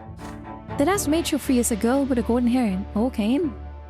She must have been a beauty in the past, but now her body is beaten and bruised, and she is frightened and confused like all other mages. Then suddenly, you notice a young woman in an Inquisitor's cassock. Oh god, no! You are now moments away from assaulting her, until you see that she is helping the girl with the golden hair off the pyre. Did you just hear her apologize? The Inquisitor looks at you next. Oh, we have someone inside! Someone inside! Someone on the inside is on our side! We infiltrated them. Jean, thank you. You push the freed mages towards the mob, yelling the instructions into each ear. They have to scatter, they have to run away from Eternum as far as possible. The mages mix with the colored crowd, and all you can do now is hope they will find a way out. Reaching Sophia in the chaos takes an eternity. You grab her hand and shout that the mages are free, and drag her away from the bloodshed. And then you run together until the screams in the square no longer can be heard. And then she says, "That is far enough, Brante. We need to split up. We are too suspicious. And let's take off these collars. We don't need them anymore." She says, "We need to lay low at least for several days. Don't go back to our house. I get the feeling there's a shakedown coming. A lot of us are going to get arrested, I'm afraid, but it was all worth it. I'm just glad it ended so quickly." You nod and turn away, ready to flee, but before you do, Sophia grabs you by the arm once more.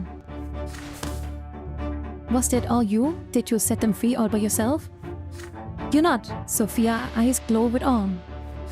You find a flop house. What the frick is a flop house? On a nearby street and rent a dirty cubbyhole of a room. No questions asked. And you pay for a few days stay at once. It's a good thing you kept your money on it today. And then you walk upstairs to the room collapsing on a bed. "Hey, Marky." And then they kiss. No, they didn't kiss. There's no news about the Luckless. It is as if none of them ever happened. You go to the sink. What the frick? What the frick was that? But what happened? You go to St. Ignatius Square, and only 3 weeks later, the cobblestones are covered with soot, and you see spots of dried blood. In the bushes nearby, you find several broken collies. But what was that thing? apology gift for my missing last stream. Wait, did you gift something? Did you? Oh, you did? Thank you for the 10 pro. What, Baki? No, you don't. No, you don't have to do that, Baki. Thank you very much, Baki, for the 10 promotions. Thank you very much, Baki. You didn't have to, Bull. You didn't have to, though. Thank you very much. I don't know why, like... Apparently stuff is just broken right now. The overlay is even broken. But thank you very much, Baki. Thank you very much, oh. Alright, in the bushes nearby you find several broken collies. And where came a Gvukwa? I hope I pronounced that correctly. Our cause is just. Okay, our leader nearly loves us, okay? I feel like we're really doing well. We are a ringleader now. One more and we're a criminal mastermind. I really was gonna stay awake to the next stream, but since I've had a week and slept, I give 10 subs. You didn't have to. You didn't have to, really. But I thank you very much, Baki. The March of the Collies. The marches in defense of the witches ended in chaos and carnage in the streets of Turner. Fair enough. Alright, Alia's death is prevented. You saw a saved enigmatic singer who known as the Golden Voice from an untimely death. Alright.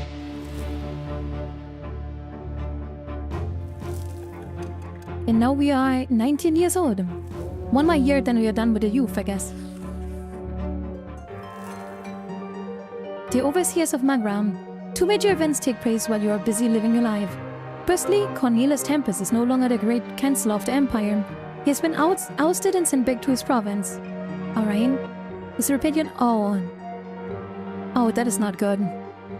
His replacement is the Archduke of Munia, Agerius Monroe. The same Monroe who sought to shut down the college. The most powerful lord in the realm finally convinced the Emperor that his brother Cornelius was given too much freedom to the lowborn. Ah, frig! Oh, that's not good. Now the policies of the Empire will be reversed. Many have feared that the new great Chancellor will destroy the Imperial Code of Laws and other achievements of Cornelius. Oh boy. There are cautious rumors among the people. They say the new great Chancellor is going to revoke the right of the common lot to be ennobled by the mantle. Secondly, Magram. That is very late. Okay, thank you very much, Baki. Thank you again very much, Baki. Twitch caught up with it finally. Thank you very much, Baki. Thank you very, very much, home. Alright, let's go.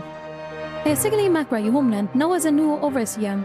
Gaius Tempest, the other brother of the Emperor Ufet II. Usually the overseer of a province is the Archduke. After all, it makes sense for the province's most powerful noble to impart the Emperor's will to the locals. Yet now this age-old tradition has been broken.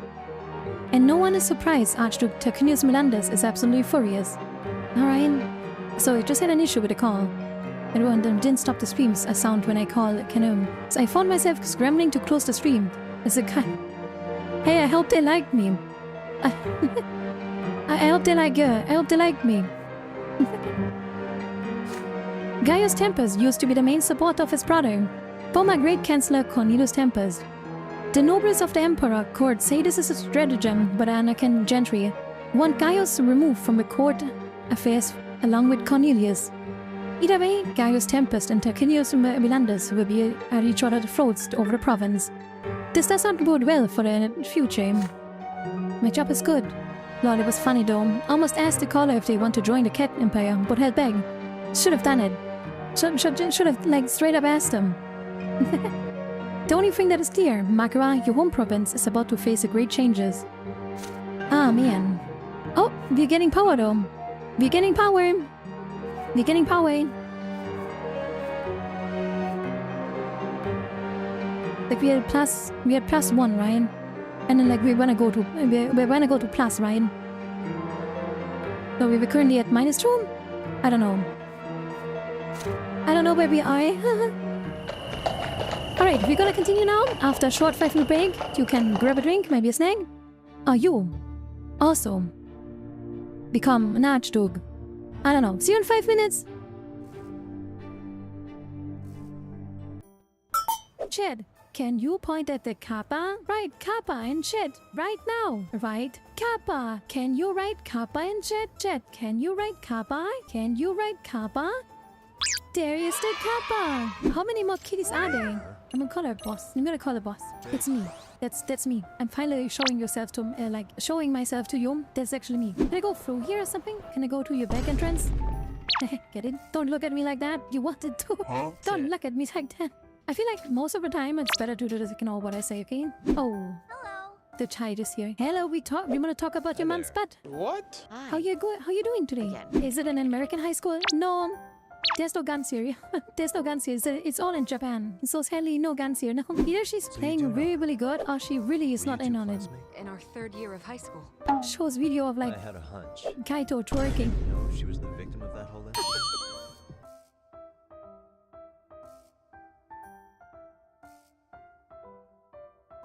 Should I just fake it for YouTube? I should just fake it, right? Like all women do. Oh no! Shark jockey! Shark jockey! Nah! Okay, we got it. Nyanko. Mom, it's called faking it for YouTube. I wanted to make a chicken jockey. But we needed a soundbite of me saying something with jockey. That's all.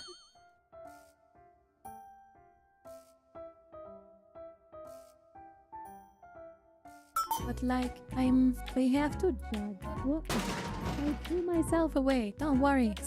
I just threw myself away. I'm sorry.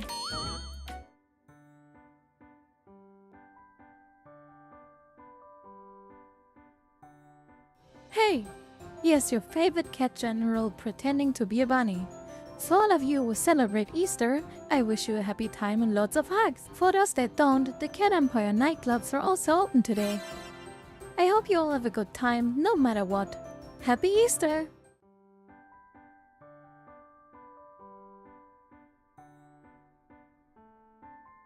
I can imagine Kasuga sitting on this and just doing a business call and be like, we have to invest into this. We have to change up our strategy.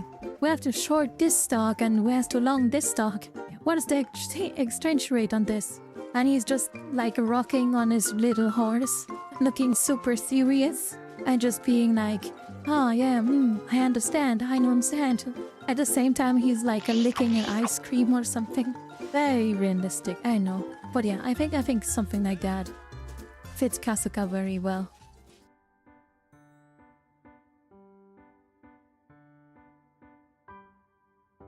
Hey nerds, your monitor is still turned off. God damn it, this is why you're useless. This is why nobody likes you. This is why nobody likes you. Your monitor is turned off. It's sideways. Okay, I respect it. Go to reading chat. But brother, you have to turn it on. And what are all these things here? Understand? I can't really read this. There's so many snacks, energy drinks. Are those male enhancement drugs? You look like you need them. You look like you need a lot more. Oh wait, is this what this club is about? Is this the closet club? Is this what is going on here?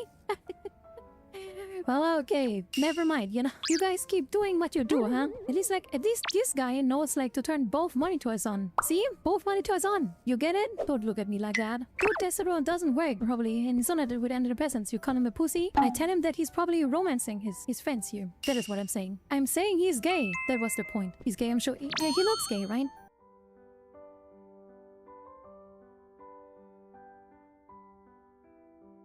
I kind of feel like I want to punch like a little kid goat in its face or something, like a little child goat or something, baby goat in its face. When it goes like meh, I just punch, left right. I'm dodging and I punch that goat in its face. I don't know why it's a goat, but I've been thinking for that for the last 10 minutes. Like I'm ever imagining me standing in front of a goat, like a little baby goat, and it just goes meh, and then huh. I don't know why.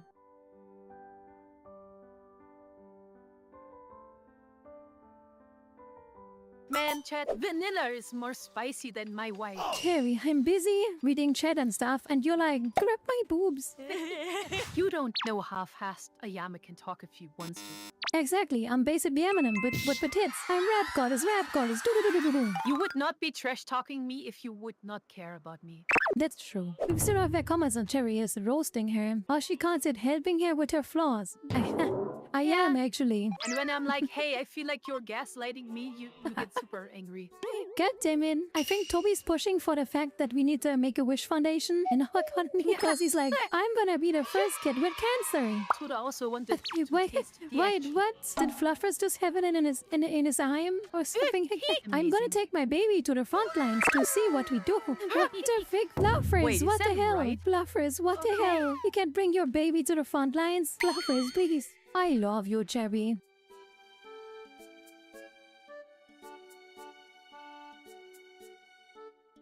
Ah, look how I can shake the nipples of Kasuga. It's like we're riding a wave. Like, woo! Let's go! Aloha, dude! Ohio! Watch out! I'm on your mom! That movement with the mom joke was weird. Like, oh, I'm on your mom. Kalabanga, dude! Whoa! I'm surfing your moms! I am back from surfing your mom. And also, I hope you enjoyed. I added the edited shorts. We have new shorts now. I hope you noticed. I hope you then enjoyed them, but I'm on break. By the way, I was at the store with my mom, and we exited the elevator to shop there, and a small kid laying on the floor crying. And with a serious face, I told my mom, should I stomp on the kid? No regrets. Should have not even asked. Why were you punching a baby goat? I just felt like it. I didn't say I did it. I just said that I felt like it. It was just like sometimes you feel like it, you know? Like, what are goats, Sam? Who do they think they are? They just go meh? You know? No. We can't let them, like... You can't let them feel too secure, okay? Rich gamer, you can't let goats feel too secure. You have to, like, show them their place, okay? Like, you know... You have to show them their place. And that is under your foot.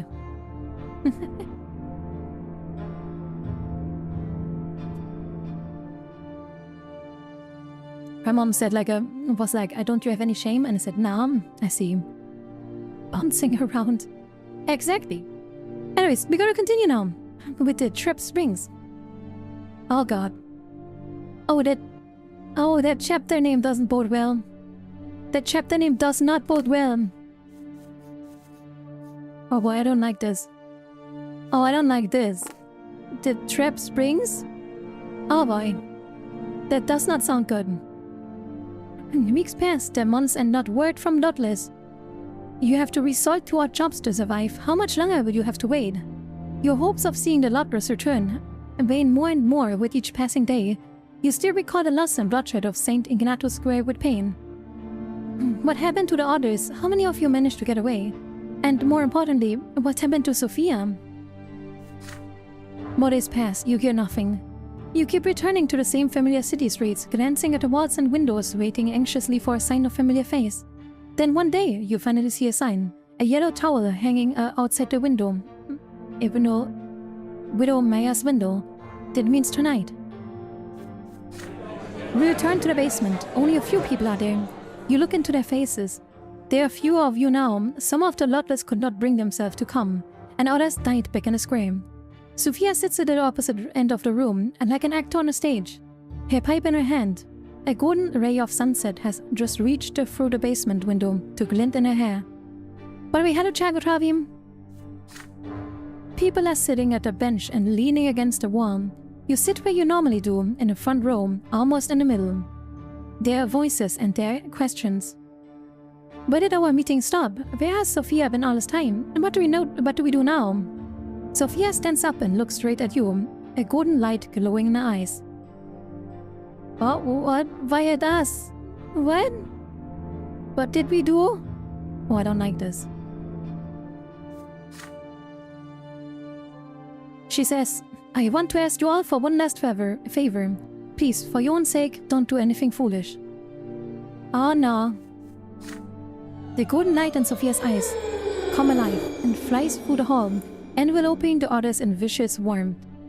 Your eyelids grow heavy, your mind becomes tangled and slow to react. You can barely stand on your legs and feels like they're made out of rubber. The people in front rows slump to the floor. They are the cries of surprise and confusion from the back rows. Then you hear her. What?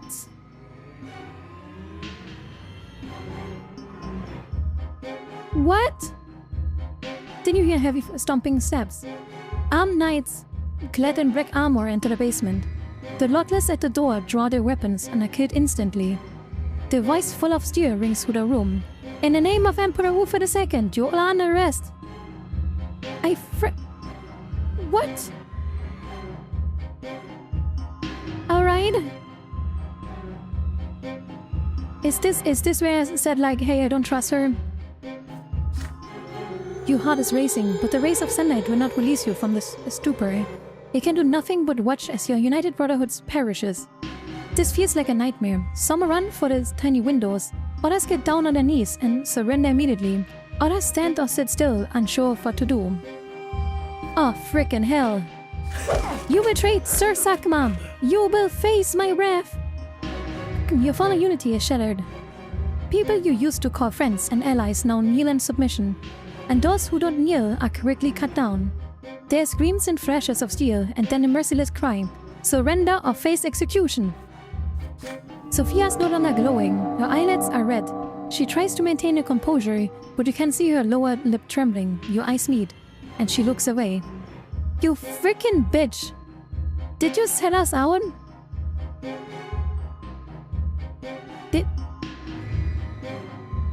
Did she set us out? Sophia, but how? Why? I hope this is like some kind of like play. I hope this is some kind of play. Everything ends quickly as it began. Most of you are arrested, many are killed. Everyone bound by Sophia's spell is swiftly bound on the wrist and placed against the wall. You know, most of you would rather die fighting, and you would, if you're not bound and gagged by magic. They look at your choice away from you. And these people well armed and well chained, but you see no signs of on the armor. They are not Legion, nor the Prefecture, nor the Inquisition. Your worst fear has come true. These are soldiers from the secret chancellery. Man! Your body is bound by magic, so strong you cannot even twitch. You are trapped along with the rest of the Lotless. There is no escape. Your eyes close, you have to muster all of your willpower to drive slumber away. Do you have enough willpower to break in Sophia's spell even for a moment? And even if you do, will it even help if you resist? Okay, wait, I wanna know. I wanna go back. What does she say to us? As our for once, please, for your own sake, don't do anything foolish. Ha. That is all she said to us, huh? Ha. Yeah, I'm thinking about if Sophia has a plan. If this is like some kind of plan she has. Ah, man. Ha. Okay, so scheming, we could do. Okay, we could do that. Create distraction. I'm gonna go with this.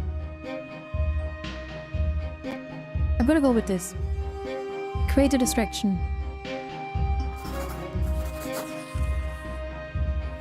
You clench your teeth so hard they screech and do your best to stand up. It takes so much strength that you scream, but you finally break free of the spell that binds you, and you stand up.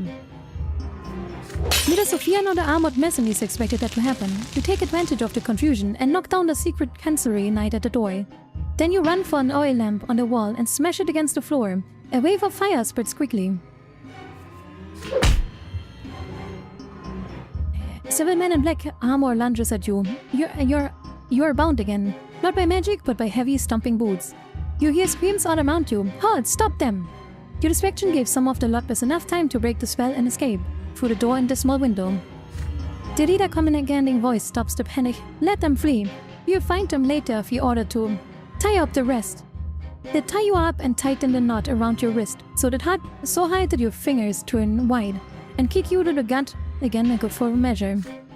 Sophia leans over you. She whispers so quietly you can barely hear her, and yet every word rings loudly in your mind. She says, you did all you could, Brante. Do not resist him. This is the only way I can save your life. Oh, you're just such a freaking bitch. You are direct outside and thrown into the windowless wagon, along with the other Lotless. Soon the wagon shifts, then starts moving. You are being taken somewhere. I don't like this one.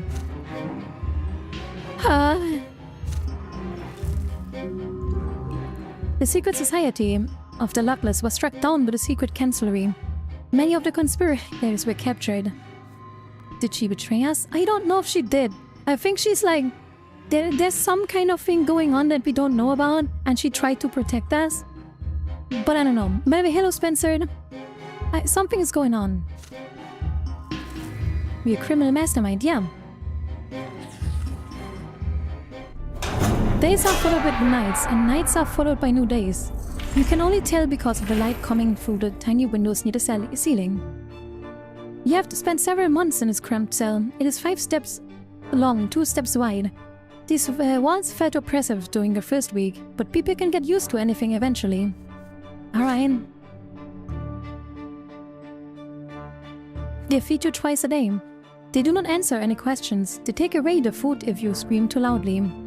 You think of your family often. How would they react if they had heard you were facing execution for being part of the underground movement? Mother would die from grief. Execution always brings true death. Father's hair would turn white, Gloria would cry, Stefan would rage, and Nathan would become even more isolated. Sophia, how could she do such a thing? She said the Luckless were her family. She insisted so much on freeing the innocent mages. She urged to support you, the Patriarch Yunus, and the new faith. Sophia said all that, and then she stood there and watched her fellow Luckless get killed and arrested. Their lives lost, years of work undone and destroyed. Again. Driven mad with rage, you punch the stone wall. Blood spatters from your knuckles. It grows dark again. The lock on the door squeaks and the cell opens.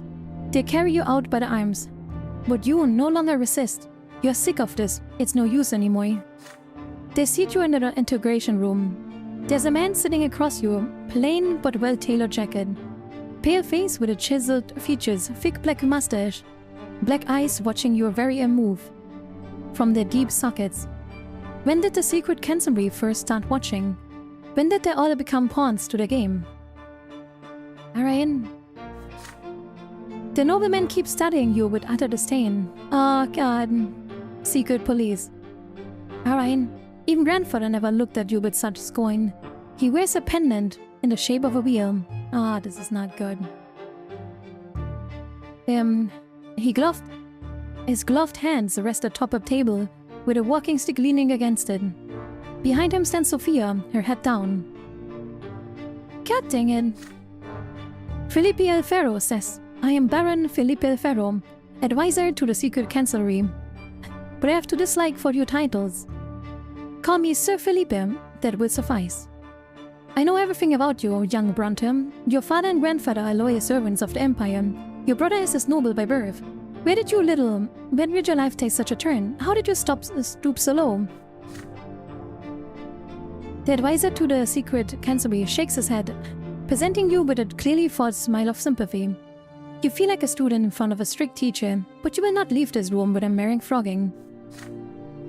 Then he says, you, young people, don't even realize what you're doing, openly defying the church and its teachings, openly speaking out against the law. And when Junius Diamond gives you the order, you wreak havoc in the capital, assault priest and free apostate, which is sentenced to the execution. Isn't that right, Sophia? Yes, Sir Felipe, she says. It all happened exactly as you said. What the frick, man?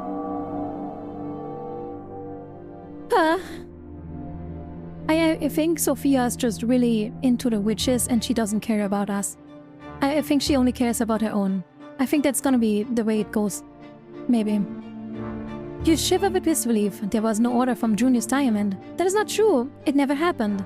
You look at Sophia, but she will not look at you. Her eyes only on Baron Fillero, and he looks at you with a finally smile and a rueful gaze. You are trapped. Now his words will be the truth. And nobody will ever believe anything you say. Then he says, if only I could be like you, young Brante.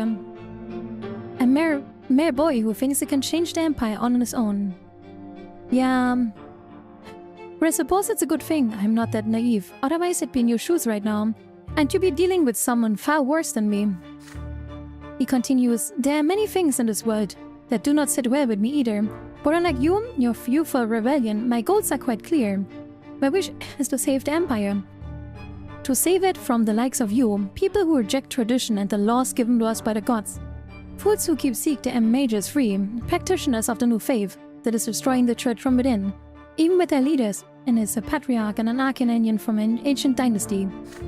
God damn it. I wasn't sneezing, Toby. You know my method, and that is why they are effective. Thanks to Sophia and this secret society of hers, we have already managed to gather all the dangerous insurgents together, and summary deal with them in one fell swoop. The heretic Junior's diamond is next in line. But that is none of your concern. Let us speak of your fate now.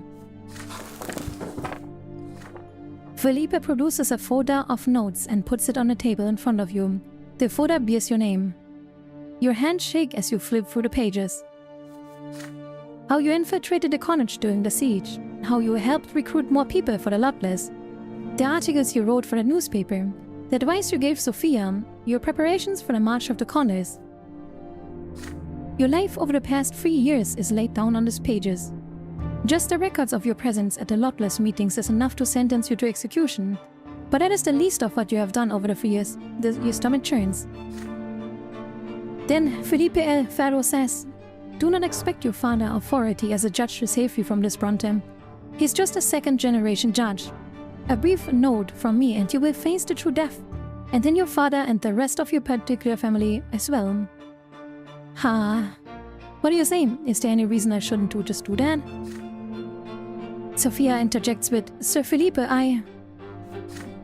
He strikes Sophia swiftly and painfully. She doubles over and clutches her stomach, gasping for breath. Slowly, Felipe returns, the walking stick to his previous position. His gaze never leaves you. Then he continues, I don't remember giving you permission to speak. But very well, I granted no. Speak. Sophia finally catches her breath and leans against the wall. She looks at you for the first time since the interrogation began.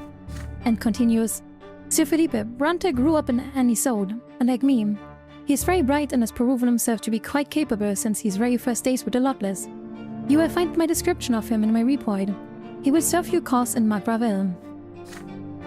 Freaking hell. Yeah, I wonder too, son. I did not look at Sophia. Her betrayal is the reason you ended up here. But now she's putting herself at risk to save your life. Felipe stares you down, his chin resting on his fist. And he says, proved himself, you say. Then how about you prove himself to me? There are only two ways out of this room, Brante. One leads to the ghettos. The other makes you my lawyer's servant. Thank your childhood friend for this mercy. I will give you one chance, and only one, to prove that you are useful to the secret council. I'm listening.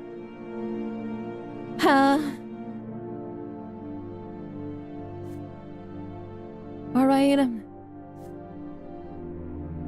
Okay, this would just mean that we die.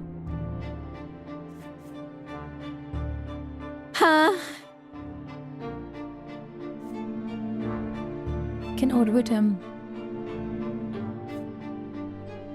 Man.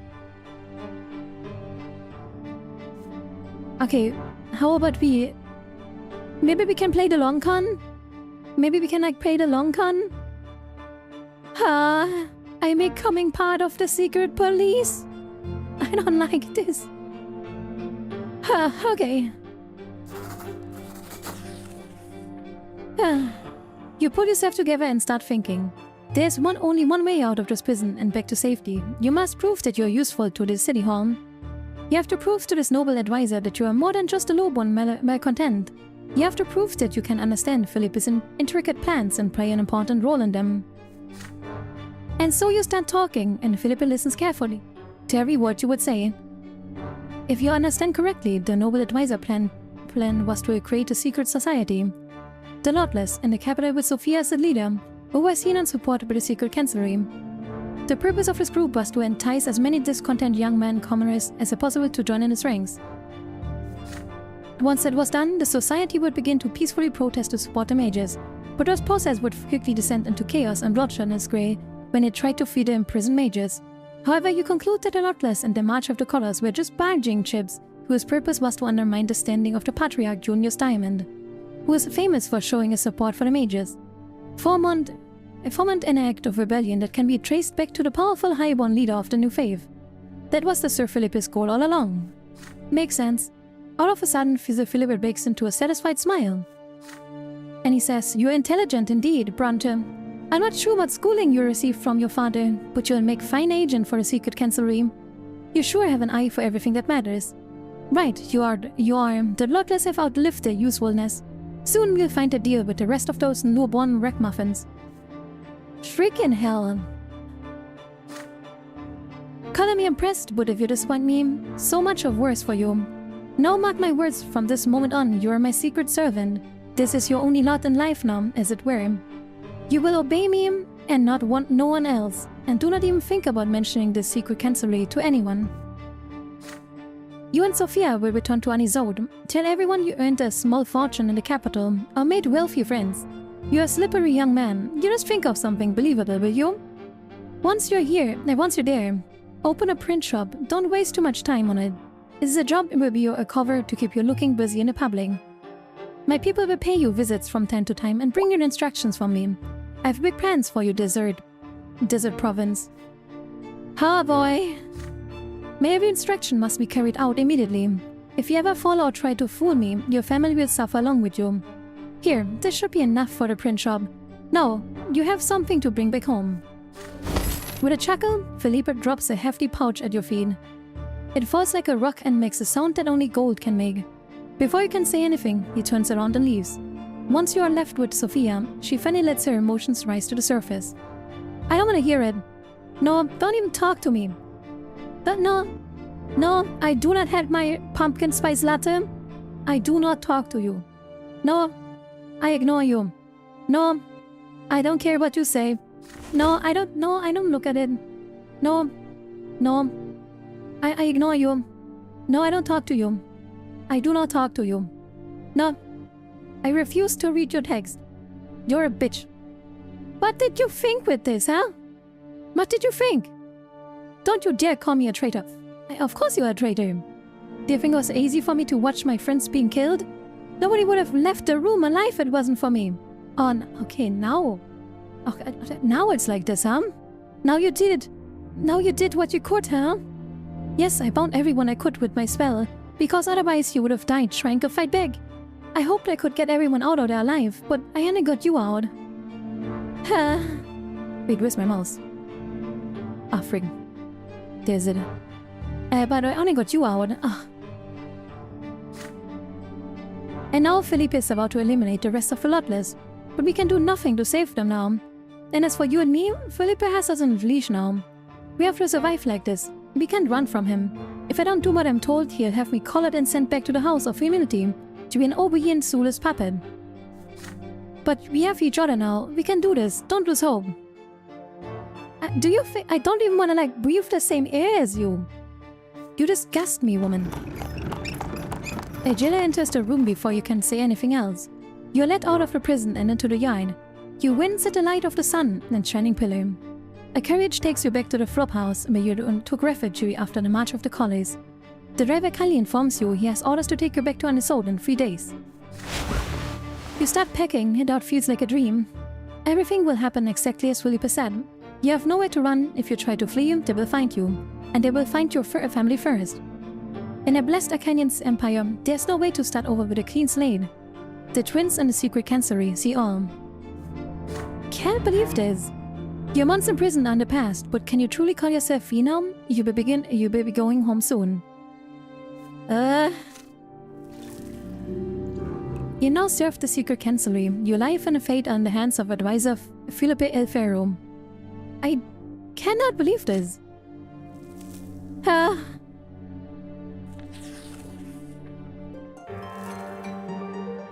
Just before you leave the capital, you overhear something unusual in the street. Junius Diamond, Patriarch of Astinia and one of the leaders of the New Faith, will stand trial before the church tribunal. Ah, frig. The Order of the Inquisition has accused Patriarch Junius of patronizing blasphemous witches and dismantling heresy. The Holy Tribunal claims that Junius Diamond was scheming to free all witches and sorcerers from the collars that fettered their accused power. And what's worse, the Patriarch was also accused of forming the Lotless, a dangerous secret society based in Imperial City. Members of the society have been assaulting inquisitors and priests of the church, as well as freeing witches from the cleansing fire and helping them escape the holy law. Man. Now the Patriarch must face the holy tribunal of the Inquisition in Eternum. By all accounts, this is a devastating blow to the new faith, and the end of the days from Junius the Diamond himself. The Inquisition will make the most of this opportunity to ride on the land of this unwelcome Patriarch and who dared to shake the foundation of the old faith. God damn it! Can't believe this. But then comes the sudden news of Patriarch Junius' reply to the Holy Tribunal. It is no less stunning than the accusation. He writes, "The words are nothing but lies.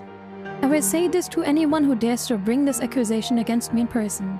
But I want those hypocrites to bear the full weight of their responsibility for the slander against me, my flock, the Diamond Dynasty, and the Holy Order. I agree to stand trial before the Holy Tribunal, but I will face them on my own land and on my terms."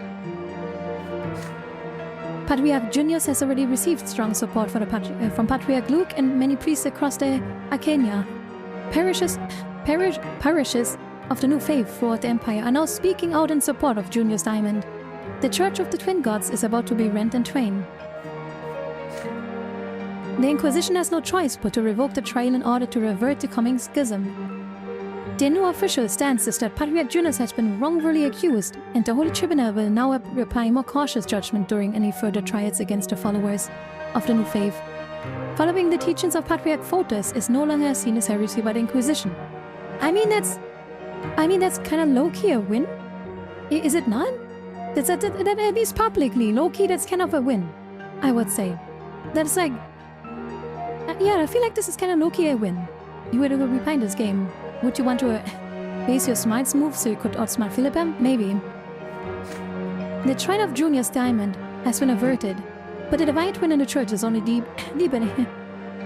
The new faith has directly challenged the old faith.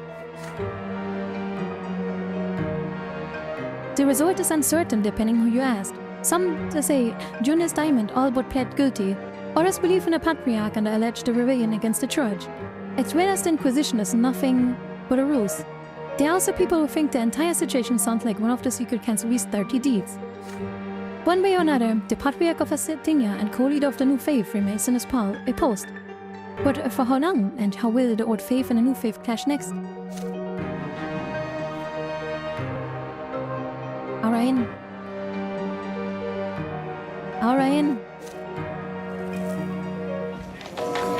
A farewell to the capital.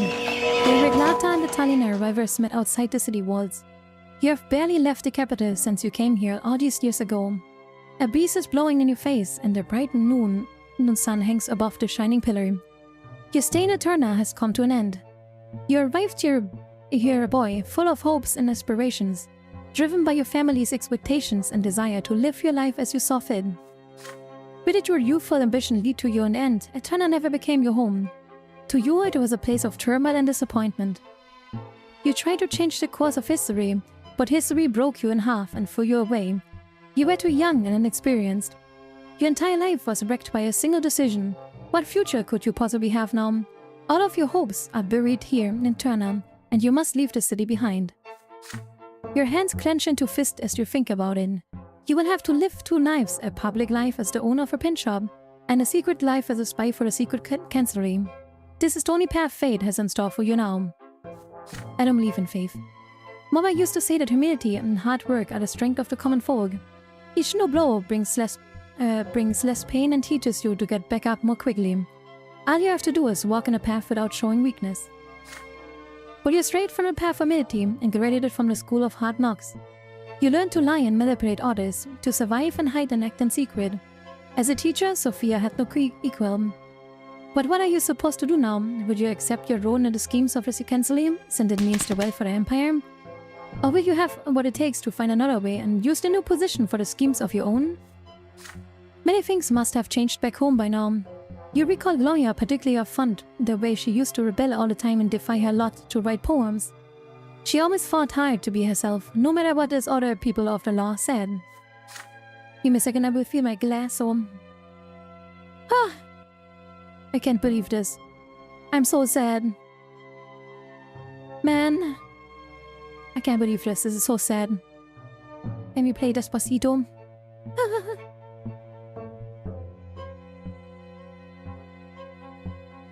Num num num. But I also only once supported your decision to find your own path. You want to see her so badly, and tell her all the news and share the joy of your return with her. You have to get her a gift from the capital. Something that will matter to your sister, but there is still time. You decide to buy a book she could never find in Anizod. You start coming through the market. You go to 5 bookstores, but you see nothing suitable. One last shop, and then it is time to leave, you promise yourself. The store is marked by an unremarkable sign on the unremarkable building. You enter a dark room full of bookshelves. On one of those shelves, you see a small book bound in black leather. The name of the author, Charles Menendez, stamped in gold. You peek inside. How strange, this is not biography of the various Duke and Nespelian. It is not even a study of his legacy. It is a book of his poems. You thumb through the pages and realize that Gloria will enjoy this book very much. The poetry of Charles Menendez is about love and struggle and strength of will, the drive to keep fighting even when all hope is lost. The books cost almost nothing. It leaves the bookstore with you. You leave the capital the morning after. The carriage hired by the secret chancellery awaits you at the door. A turn at the city where you spent 4 years slowly disappears on the horizon. Will you ever see the capital again? You don't know. The book, A Gift for Gloria, is in your hands. Alright. Homecoming. After 4 years in the capital, you return to your home city of Anisod. Alright. The years of your youth have come to an end. The time has come to leave the capital behind and return to your family. A new business in your hometown, Anisod. The years away from home were full of turmoil and hardship. Your adult shoulders now bear the burden of your first life-changing decisions. Do you have the freedom to choose this lot for yourself? Or was it your destiny all along since your childhood years?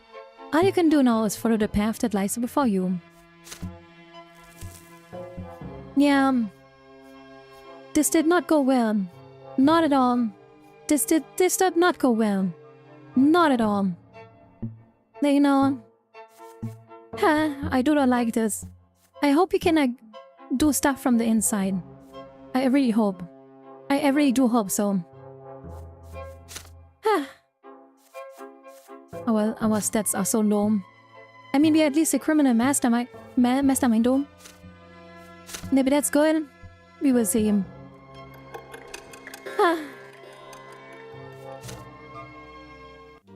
A full adult now, I returned from the capital a changed man. Yet, my hometown was not the same as I had left it. I just realized something. Fate had difficult times in store for all of us. I did not realize this the entire time. But yesterday I couldn't hear the game, right? I couldn't hear the game. And I listened through my OBS. So I could like listen to it, right? I still have that on. I just now realized after 2.5 hours that I'm hearing the sound double. I just after 2 hours realized that I hear sound double. Very good.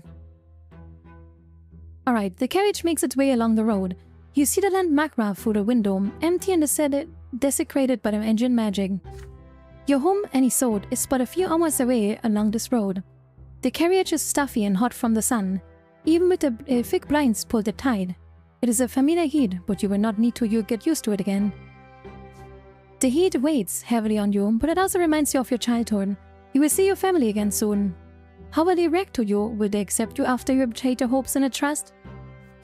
You are back in your native province. You will be home soon, but you are no longer that boy who took his ferry road to the capital 4 years ago. But who are you now? A clandestine outlaw? A rebel? Or an agent of secret chancellery? What future awaits you now? Can you get your freedom back? Can you save everything you hold? Oh dear. To drive away the worries about your new life and new destiny, you reread Sophia's letter yet again. She wrote, I'm glad you didn't do anything stupid and chose to seize your chance for the freedom, Brante. I go to Anisod a week after you. Both of us coming back at the same time might attract unwanted attention. It is best if nobody even knows that we have anything to do with each other. We'll find an excuse for frequent meetings later. You should go home and reconnect with your family. Don't draw any attention. Keep your head down. Don't leave the old house of yours. When time comes, I'll find you. If you joined the Chancellery in earnest, we'd be ultimate self-serving rat. Yeah, it's true. Tell everyone you're planning to open a print shop. Find a building to rent for it, someplace far from prying eyes. It'll be underground headquarters. I'll tell you more about our missions when we meet. That is all. You put the letter back in your pocket. The wall of Anisode have finally emerged off the horizon. Before you do anything else, you are going home. Alright. Okay, chapter peacetime, okay? You're back in your home province, but you're no longer the boy you left with us here. Can you save anything you hold dear? Alright, glory to the Empire, okay? You step in and so revolt, dead and strike, and become Philippe's closest confidant. The Free City. Together with Maya Egmont, the last draw incites the rebellion, okay? Alright. Unrest higher than aid. Rejoin Egmont's secret prawn. Master Anisode, you helped Magus try to regain control of Anisode and changed for petition against the secret Chancellery. Hanain. The last 12 as Ryan. The last breaks free of the chains and incite a full-blown uprising against the Empire. Saw your loyalty, okay? Unrest 9 or 10. Sophia grown close, okay? Farewell, advisor. Philippe's pen's contribution, you finally earn your freedom. Ariane. Okay. Okay, there's a lot of things we can do here. Okay, we have to... Okay. Can I wanna do this? The last star breaks free of its chains and incites a full-blown uprising against the Empire. That sounds kinda good, whatever the last lost straw is. Whatever this is, sounds good. So we should get unrest very high and get close to Sophia. You know? I hope we can, like, do this. I hope we can, like, do that. Ennobled by the sword, the Brante family becomes a hereditary dynasty. Okay, and... I mean, okay, favor of the Overseer. The Brante family becomes the hereditary dynasty of the sword. Okay, don't really want that. You're to succeed your elder brother Stefan as the heir of the Brante family. Okay. The family falls apart. Unity under tomb. Oh god. The family of means. The Brante family becomes known for the city of its wealth. Okay. Mother recovers. Mother finds the strength to recover from a grave illness. Oh god, she's gonna die. Gloria Brante. Robert adopts Gloria and she becomes a full-fledged Brante. The family at peace. Secret plot with Gloria. I'm gonna do the secret plot with Gloria. Branded by dishonor. Brante names director of Dirt. The family at peace. Unity with the family again. Alright. Profitable business. Oh god, there's so much we can do in this chapter. Thanks to your investment, the print shop became much more believable as a fund to your underground operations again. Wilf began invest in the business. Stockpile of arms. You have enough weapons to become a rebel loyal to you alone.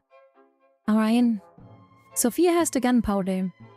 Sophia gains access to your stash of gunpowder. Stash of gunpowder. Okay. There's a lot. Occupation secrets now available. Whatever that is. Unrest. Discontent. Spy network. Okay. Urias covers citywide networks of spies and informants. Determines the influence of the secret city and assault. Okay. The right to province are how we're there to fight for their rights. Okay.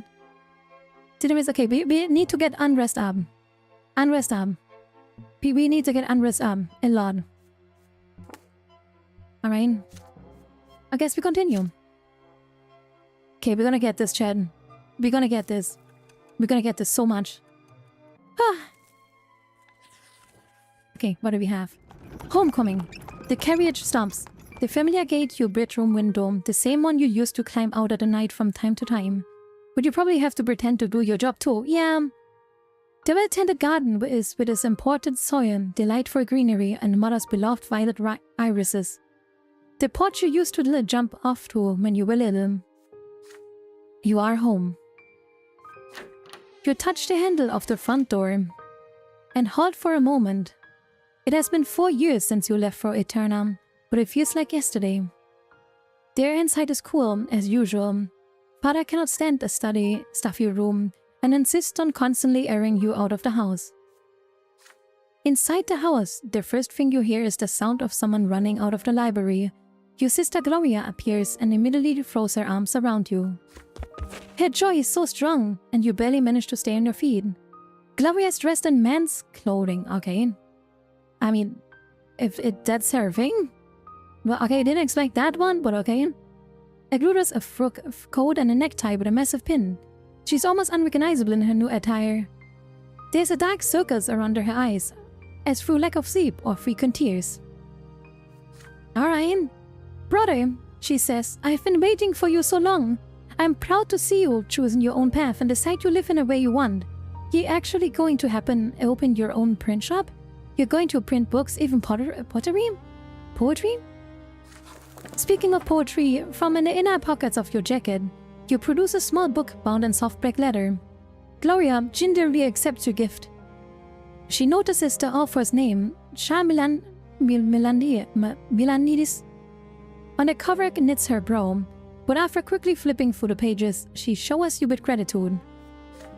I thought Milandas was just a warlock. I had no idea he wrote poetry. How fascinating, I'm going to read it all, from cover to cover, she says. Mother comes out in the sitting room. I nearly said shitting room again. Leaning on Nathan's arm. You immediately see signs of illness mentioned in the letters from home. I shall be based Baki tonight, what does that mean? You immediately see signs of the blah blah blah. Her back is bent, her hair is grey, and a thin web of wrinkles cover her face, and her complexion has lost its color. She slowly embraces you, your arms feel nearly weightless. You press your face into her shoulders, breathing in the nearly forgotten, dearly beloved smell. Mother holds you by the shoulders and studies you from long time. It means I love you a lot, boss? Okay, sure. You've been away so long, son. It's just such a shame that your journey was in vain. You didn't become a judge or even a priest. I guess it's your fate to be your lots until the very end. But you endure it. That's how I raised you. Then Nathan approaches you after muttering. What the frick? Nathan is a hippie. What? Isn't he like 17? What? Isn't he like 17? What the hell, man? Is that how he looks like? My god. He looks like a hippie. My god. Yo, bro, how is it? Younger brother is the same height as you now. His hair almost reaches his shoulders, but he still has the same look, a lost look, in his eyes when he was a boy. And he says, It is good to see you, brother. Come home. Home just hasn't been the same without you. Who care about your estate, right? I'm just glad you're here with us again. You pat Nathan on the back. Loud footsteps echo down the stairs. Stefan appears. His shoulders have grown broader, and his features have become harsher, just like grandfather's. He stares at you and Nathan down with contempt, his arm crossed on his chest. And then he says, Welcome back, commoner. I'd hoped you'd become my equal, but apparently you just didn't have it in you. I guess you're no better than Nathan. Is that a wild Baki? That is a wild Baki. I can only hope you know your place from now on. Why did father even send you to the capital in the first place? As Stefan says the words, you see father appear from his study. He looks older now. His back is hunched and he squints. There are deep lines around his mouth and silver threads in his dark hair and mustache. He stops a few steps away and examines you from his head to toe. He does not say a word, shaking his head slowly. He goes like, Nah, bro. You explain yourself to father. This was the only path you could have taken. The college and the judge's callings were not for you. However, your time in the capital was not spent in vain. You made many influential friends there, and now you plan to open a print shop in Minnesota to make a good living. You do your very best to make this sound convincing. No one can ever see through your cover story. Then he says, When I sent my son to the capital, I expected him to turn a nobleman. But the man who stands before me is a commoner, a merchant, an artisan. I had such big hopes for you, but our family's future rests in Stefan's hands now. Oh well, I've had enough time to make my peace with this. You are still a member of this family. We'll see how your shop fares. Affairs. Perhaps you can still find a way to contribute to the Brante household. He lets out a bitter chuckle. Then, after a pause, Father spreads his arm wide to embrace you. You are finally home, my son. Oh. And Nathan says, well then, time for dinner. Your mother has prepared a veritable feast in your honor. She cooked in this stage? We'll be playing the new PO League together, Maki? What the fring? For the first time in years, your entire family shares a meal at the same table. I mean, we are at 5 already. We can't go higher anyways, Ryan. We can't go higher anyways, Ryan. I think we should talk to Mother. Like, yeah, I think we should talk to Mother. Cause we already have like Gloria at 5. 5 is the max, Ryan. Like, where's the House of Brante? How do you see? How do I see her? There. How do I see my relations? There. This not her. Gloria. Where are you, Gloria? Where the frick are you, Gloria? Huh? Where do I see? Wait. I'm confused. Where do I see Gloria? There. Yeah, we're maxed out. Yeah, so yeah. Yeah, we go for him. Yeah, we go for Mother then. Let's go for Mom. You cautiously ask Mother about her health over dinner. She says, oh, it's nothing, Sakma. Great. So, I have no complaints. I've just been a little weak lately. It happens at my age. I humbly accepted whatever fate the twins have chosen for me. Having said this, she stops abruptly and looks upward. Father cuts in. You know, son, you should tell us about your life in the capital. What gave you the idea to open a pin shop? You mentioned it in one of your letters, says Nathan, that you have seen the imperial family with your own eyes. And what are the Tempests lying? You have to relate to your 4 years of your spent in Turna, carefully omitting anything that might reveal your secret mission. Only later at night, while talking to Nathan on the back porch, do you learn more about Mother's health.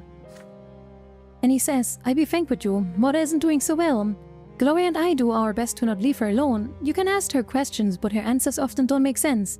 And she keeps falling silent in the middle of the conversations, like she did today. Her illness is consuming her. You know, if Mother passes, she may not be reborn. I dread to think that it will become a father, and Gloria. Gloria has said it too hard to lately. Stefan has treated her like dirt for the last year. I think he plans to drive her out of the house, so he origins won't taint the Brante reputation anymore. Stefan only cares about one thing now, getting our family ennobled by the sword. So for him, Gloria is just an obstacle between him and his goal. You spent quite some time in silence, gazing at the radiant stripe of shining pillars, as it grows more and more luminous against the darkening sky. The Brante family is about to face some challenging times. I guess so. First steps, after several days of searching and inquiring, you find a suitable location of the print shop. Okay, it's business time. You choose a 2-story building on a dead-end street, away from any pedestrians thoroughfares, right next to the city's outer wall. Spacious and sturdy, it is more than enough space for the printing press and workbenches. And the basement is dry and the windows are too tiny to peek through. It is a perfect location for a clandestine headquarters. What a freak one. So that we will probably be out, Sophie. You don't play with us again? Oh, I can't believe this. You inspect the rooms. The corner will be good for the typesetting area. The shelves of ink can go with hay. Before you finish, Sophia knocks at the door. Once inside, she casts a glance over the rooms and walls and chuckles with approval. She says, this is just what we needed, Brante. A perfect location. I couldn't have found anything better myself. Guess the capital thought you well. I'm glad to see that I was right about you. This job will be a lot easier with your help. Sophia brushes the layer of dust from an old wooden crate, then lights up her pipe as she sits. So, how about I tell you what you and I are up to in this town, eh? Remember what we did in the capital? Well, we are gonna do the same trick here in Minnesota. This is our mission. Felipe wants us to found an underground society here. Anybody who wants to rebel and riot, we let them join. We also keep them in a check and use them to do whatever the secret council says. I still don't know everything Felipe is planning yet, but I can tell you he was real angry about how our Inquisition cast all the dirt and up and Patriot Junus to the 4 winds. Here in Asinot, Felipe wants the real deal. You frown. The real deal? What is that supposed to mean? She says, it means you and I have to find all the troublemakers in town and take charge of them. Anybody who is willing to fight for their rights. We turn them into an organized force under our command. And then we will use them to do whatever Felipe wants. Felipe wants to take the city in his own hands. He needs to disorder, a little disturbance and riots, enough unrest so there's always an excuse to arrest folks whenever they need to. But Felipe always has to be in control. This is the secret Cancelery's way. As long as the streets are restless, everybody, especially the overseer, will keep thinking good old Sir Felipe is real useful friend to have. Savior of the Empire and all that. The last bulwark against the rebel rousers. Ah, man. Probably have to apologize in advance, don't worry about it. The more riots and arrests we incite, the stronger our underground force will become, and the stronger the secret Canceler will get. Once the people are shouting like squares, the Prefecture and the Magnistra will be powerless, and our buddy Felipe will pick up the slack. You are following so far? You're not, so you're supposed to incite unrest, is that all you have to do? That is just the beginning. Felipe also wants to lesser Quorum broken up at some point in the future. It's full of folks who don't like the way things are done in the Empire, but Empire is lucky for now. The Lesser Quorum spends too much time bickering and not enough time trying to work together. They'll work in our favor. Okay, mental note, we should unify those. So by the time Felipe wants to blackmail the Lesser Quorum, we need to have our own underground network, and it's gonna be big enough for his needs. We'll frame Quorum members, get our acquisition plans, plant agents and stuff like that. In other words, we will do the secret Cancelery's dirty work for them. Now, let's get down to business. Here in Arisat, there's some big shots who are opposing the Imperial Order. We need to do our best to exploit them for our cause. If you're lucky enough, we maybe can even get them on our side. She's so cold about all of this. Like, she's acting like she didn't betray us and killed like a lot of people that trusted her. She doesn't give any freak. Like, she's completely just like, listen, buddy, this is how we do it. And like, blah, blah, blah, blah, blah. What the? Goddamn. Sophia starts counting on her fingers. Number 1 is my list as Augustine Elboyne, Prefect of Magra. He's almost a relative to you, isn't he? When Gaius Tempest was first appointed Overseer of Magra, he was the only member of the Parental Council who openly supported him. Alright. Elbourne is one of the most powerful nobles in Magra, but he has always protected the common folk. He could be our main ally and our real dangerous enemy. The second fellow worth mentioning is Major Egmont, leader of the wealthy commoners in the Lesser Crown. He's an old merchant who got rich mining silver and managed to weasel into his provincial politics as a commoner. I don't like any of this, yeah. We need to ensure Egmont's support as soon as possible. He's rich, powerful, and be useful to our case. Last on my list is Father Leonard. He's the abbot of the temple by the Silver Tree, and the local spiritual leader of the New Believers. Right now, lots of Magran commoners are rejecting Isato's teaching of the lots, and it's all thanks to Leonard and his influence. If those folks have managed to cast off one of the burden, it should be easy to talk to them and to reject another. I think they approached her and said, here's what is happening, we could kill you and all of your associates now. I can work on us, maybe some of them keep in the heads. Yeah, but still. Sophia taps her pipe against the crate, knocking the remaining tobacco onto the floor. One more thing, Brante, she says, we're gonna be manipulating people. I'm talking lies, half-truths, using exploiting folks to you name it. And we need to get them to follow us. That is a tough thing to do. People can smell phonies a mile away, so I have to believe everything we say. I mean, really believe in it. From the bottom of our hearts, if you aren't ready to die for your cause, we expect it from other folks.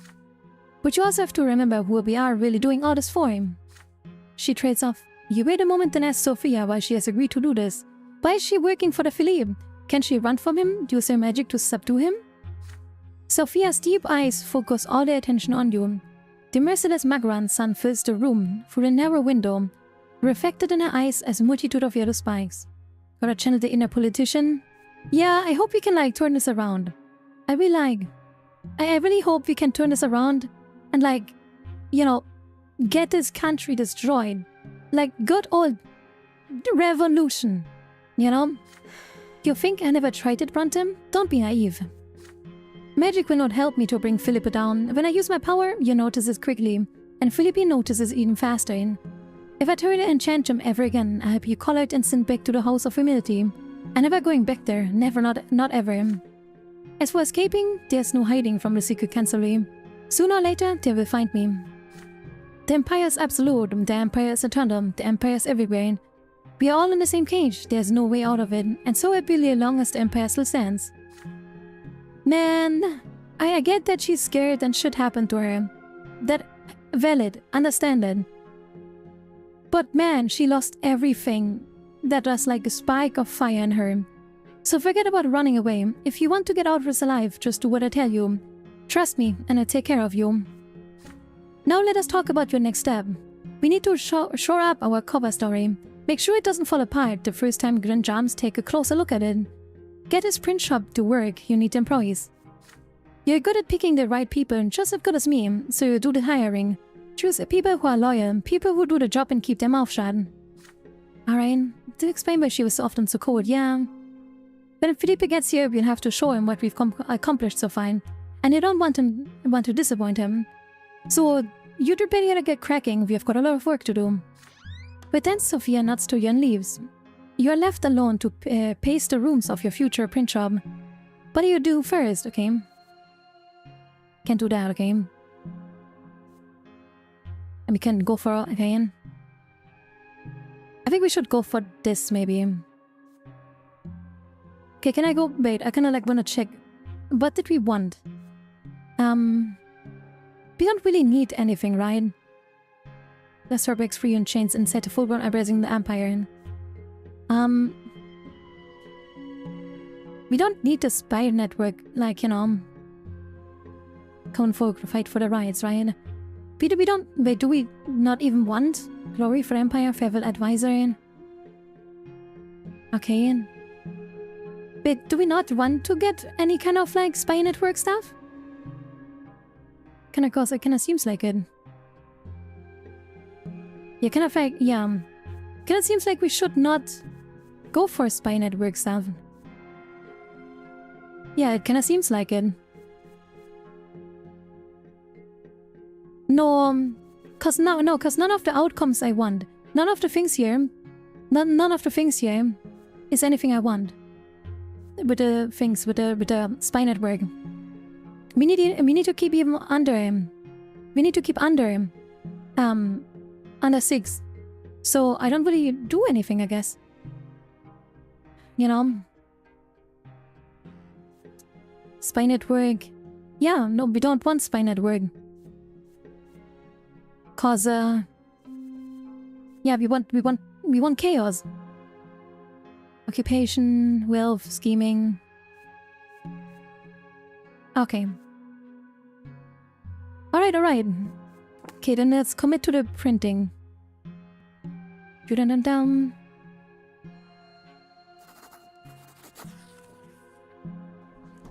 Undercover part of your job can wait. You have to get the print shop up and running first. You will not be dissatisfied by a mere semblance of business. No, you are going to found a successful shop capable of turning a profit. You convince father to contribute to a portion of the family's funds to the venture and purchase a printing press, movable type, quality paper, and expensive ink. Then you hire skilled labor, the best printers you can find in Anisod. They will teach the future resistance members whom you will hire later. It is such a pleasure to watch the print shop come to life. You may have begun this undertaking for an entirely different cause, but now you have turned the print shop into something that is yours. The first thing you print is a thick stack of advertising sheets. Soon these black red leaflets appear in every street corner of Anisod. Brante's print shop is open for business. Alright?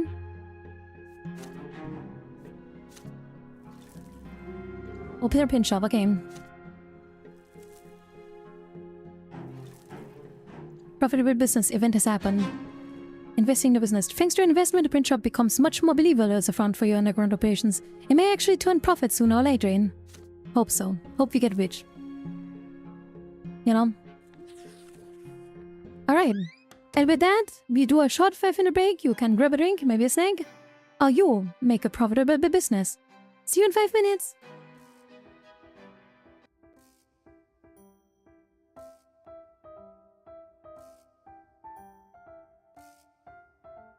Please don't call him daddy. Please don't call him daddy. Please don't call him daddy. Please don't call him daddy.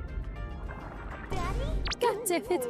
Daddy? Ah, God damn it, stop saying that. And for people that have grown up with the whole call your father daddy thing, or you like your mother and mommy, that where it was normal and they suddenly go out in the world, must be weird, you know?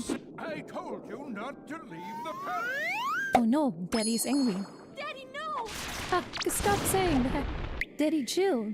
Daddy! Stop saying daddy to him, god damn it. Daddy, I'm so sorry. Daddy, is his name Poseidon? Like, is he the god of the sea or what? His name is not Daddy. Yeah, Poseidon, okay, Daddy. God damn it.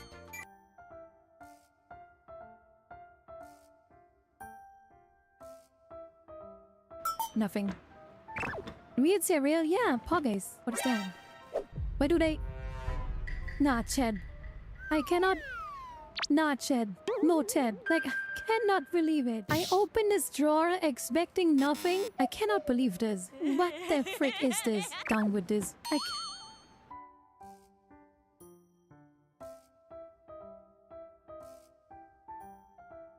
Oh, hey neighbor. I'm looking over the fence. Are you grilling today? I don't really like when you grill. Cause it really stinks. And you cook these tofu things. I feel like they're dangerous for me, you know? Please don't do that anymore. I don't like your tofu stuff. All your vegan things. And also bell pepper the grill, okay? Not good now. Can you stop? It's again homeowners association rules. Yeah. Do you even have a license for that grill? Huh? I can smell it from here over. And my wife doesn't like it either, okay? Please stop doing that. Don't do that, no. Don't do that.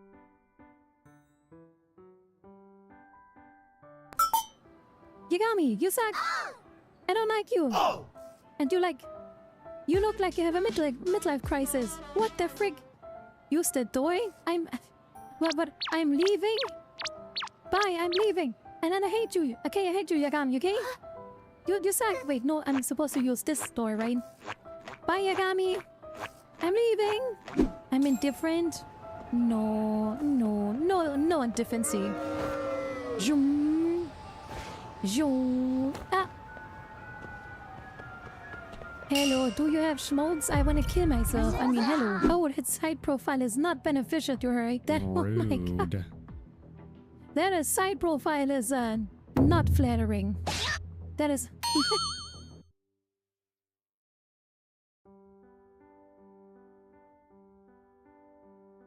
Fist him. Fist him? No, that's not what I said for you. No. Yeah, fist him. I mean, the move is fisting, so I have no idea what you're talking about. If you're thinking about something dirty, that is your problem.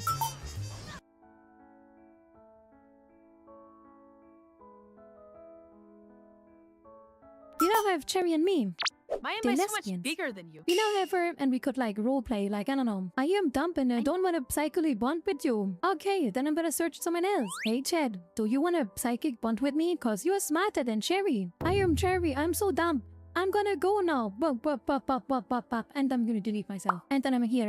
I am Ayame. I'm so much smarter than Cherry. She's gone now. Let us go on an adventure. Yeah. Alright. Vegetable make. Rice, almonds, coconuts. We can be soy boys in our colony. We can have soy boys. Soy boys? We can have soy boys.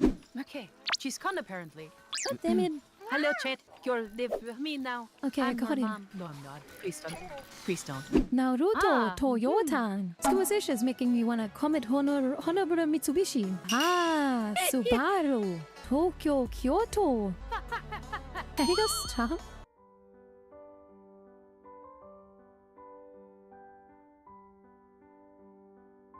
Out of the way, nerd. And take kickboxing classes every week. I'm serious. She's just out of the way, nerd. I'm gonna punch you. I like that. I like that a lot. And you have a stupid little badge, and you just show it to them and nobody asks you any questions. They don't even is that a real one? They're just if you're a lawyer, then we ignore dead bodies. What? You killed that man? No. Never. A lawyer wouldn't do that. Thank you for showing us this meaningless badge. But she's up against an actual pro. Yeah, don't worry. We can beat her up before the competition. What? And then she can win. Why is this guy squatting here? Are you pooping on the floor? Dude, you're gonna clean it up. I'm not gonna touch that. I'm not gonna touch that. Come on, let's use the back way. No, they're using the big entrance. Four guys together, huh? Wild. No, please, no. Hello. I hope you're well. I don't know what there was weird sound bugs in that one clip thing. I don't know. I have no idea. Maybe I have to re-download them from YouTube. I took the raw files that we uploaded, but apparently they're just incredibly buggy. Oh no. By the way, is this sound fine? Just asking. Is this sound fine? Because for me the sound is super weird. Like right now, I mean. Just because we're so good. Thank you. You come back home after a short stroll through the city. You just said you added more. I have everything that Soda made. Today, I added all of them that Soda made. You know? So it's fine, but I'm just in earbuds at work. I just mean, for me the sound is also out of sync, okay? For me the sound is out of sync again. I don't know why. Stupid fingers. You come back home after a short stroll through the city. As soon as you set foot in the house, you are greeted by Stefan, who invites you to have a talk in the father's office. Oh god, come on. When you enter the room, the father has a heap of letters in front of him and is assigned one of another. Robert Brante says, Son, Stefan and I must discuss an important matter with you, but you were in the capital. Our family formally petitioned to overseer to grant us the nobility of the Swede. We have 3 generations of noble blood already. We have the right to make our nobility hereditary. I'm back. Welcome back. Speaking of heading home from work, have fun words of tragedy and betrayal. Thank you. Your grandfather took the first steps towards the nobility of the sword as soon as Stefan was born. And now we are on the brink of becoming the Albrantes. If Overseer Gaius Tempest and the noble of the province deem us worthy, we will receive a hereditary title. All nobles of the Brante family will remain noble forever, as will their descendants.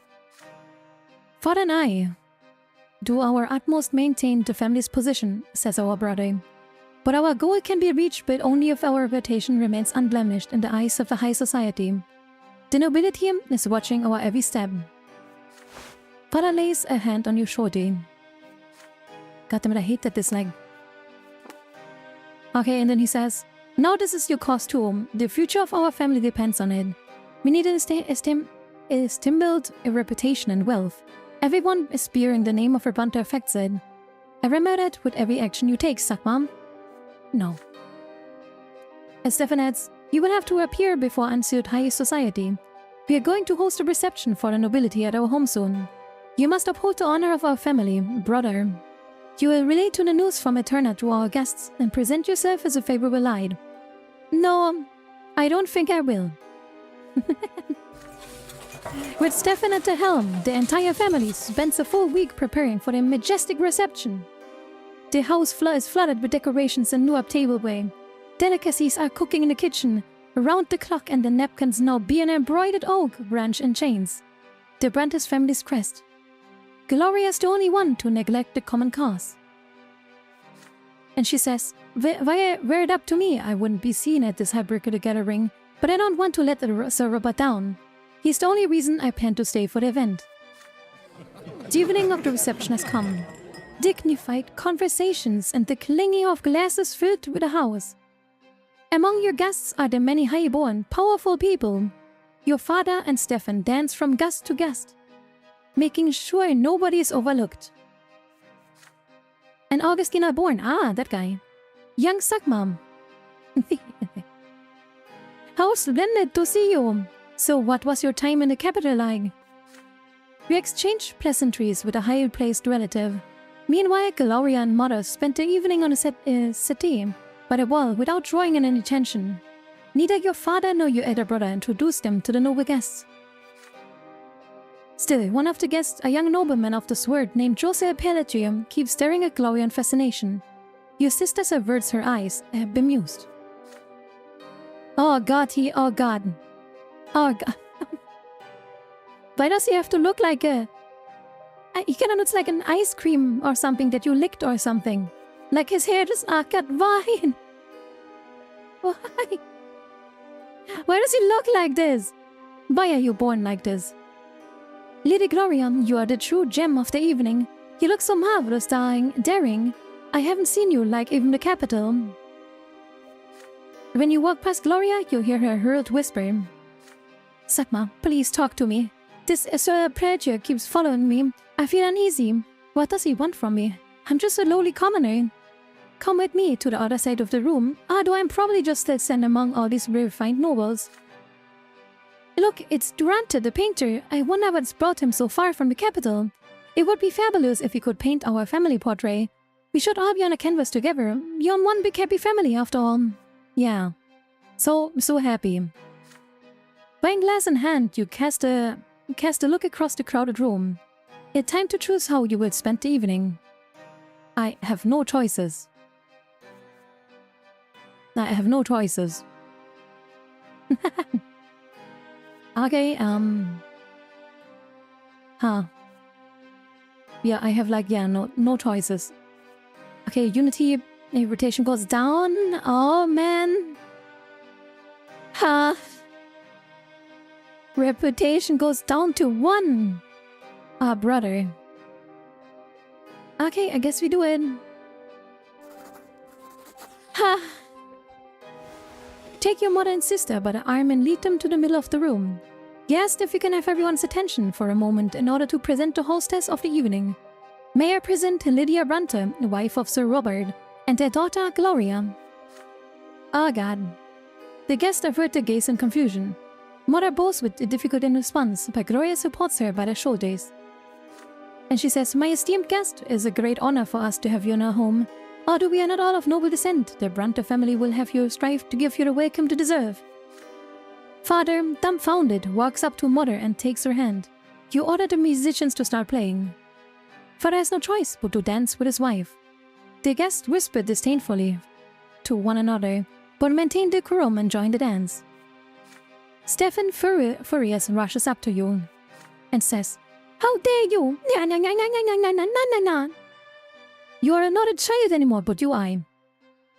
Why do you draw the nobility's attention to the fact that we still have these commoners in our family?" You retort that it was the Brante's eye. If Stefan is so concerned about his family, he has to acknowledge the existence of Lydia, Gloria, and Nathan, not try to conceal them from the rest of the world. With an aggravated air, Stefan rejoins the guests. The parents keep dancing slowly. The illness has taken Mother's former grace, but Father carefully holds her as if carrying her along with him. Gloria watches them, mesmerized. And she says, "That look of a courage, Sakma. Let everyone see that our family is more than our title and position. We are people too." Father and Mother finally finish the dance and come back to you. Mother gives you and Gloria a gentle hug and says, "That was a wonderful idea, son. My legs aren't what they used to be, but it has been so long since I danced with Robert." The night is over. After the guests leave, you discuss the future family with along the night. Okay, Gloria loves us again. Stefan hates us. We have more unity, but our reputation is down. You know, not good. Willpower is up. That is good, I guess. I rock in a hard place. The Brante's home has been uneasy for several months now. With Father traveling all over the province for his judicial duties, the animosity between Stefan and Gloria has grown to a full-blown feud. Your elder brother tries to use his position as a heir to keep his sister in check and make her behave in accordance with her estate. Gloria repudiates his authority. Their fight rocks the house on a daily basis. Eventually, after returning from the latest trip, Father gathers Stefan, Gloria, Nathan, and you in his office. His somber look portends a difficult conversation. Stefan gazes at his father defiantly. Gloria is poised to lash out and run away. Nathan quietly keeps to his side. Then Father speaks. "Children, for a long time now our family has been striving to become nobles of the sword. Every noble of member of Brante family will gain a hereditary title. This is your grandfather's dying wish. I don't give a frick about Grandpa." Gloria sighs loudly. "Then why am I here, Sir Robert?" "She's right, this is a Brante matter." "Wait until I finish, Stefan," Father injects. "I'm still the head of this household. If you're truly so concerned about honor, show your father some respect. It can't be helped, and not all of us are noble, but now we must unite as never before. We must work together to protect the reputation and wealth of his family." But you, Stefan, perpetually humiliated Gloria. What? What? He's calling it out? What the frick, based father again? What the hell? He's spaced again. Father, all I'm trying to do is put her in her place. You know perfectly well the consequence of any attention Gloria might attract. Our every step is being observed.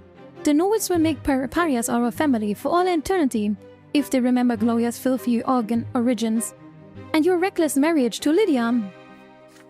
Father turns red in the face, but with considerable effort he remains composed.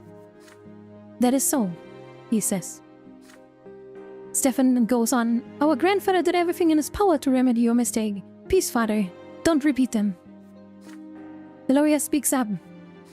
I'm just trying to live, Sir Robert, but Stefan wants to lock me in a cage so nobody will ever lay eyes on me.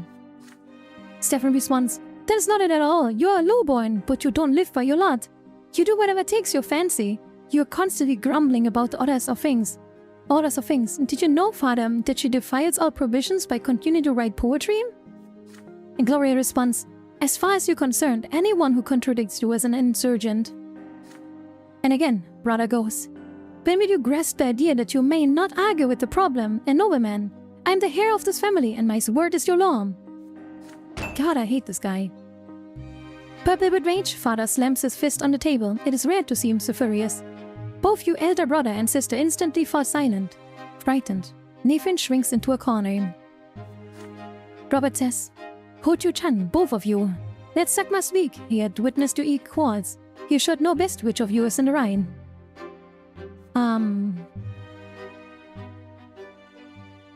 You pace to the trip to somewhat away from Stefan. This will help them bury the hatchet. I see. I mean, defend Gloria. I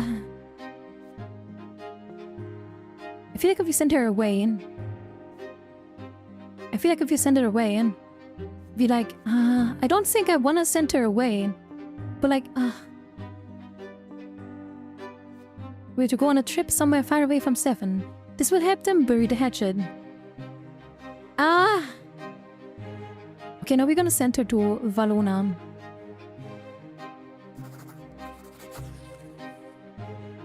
You take a considered tone. Note that the tempers are running too high.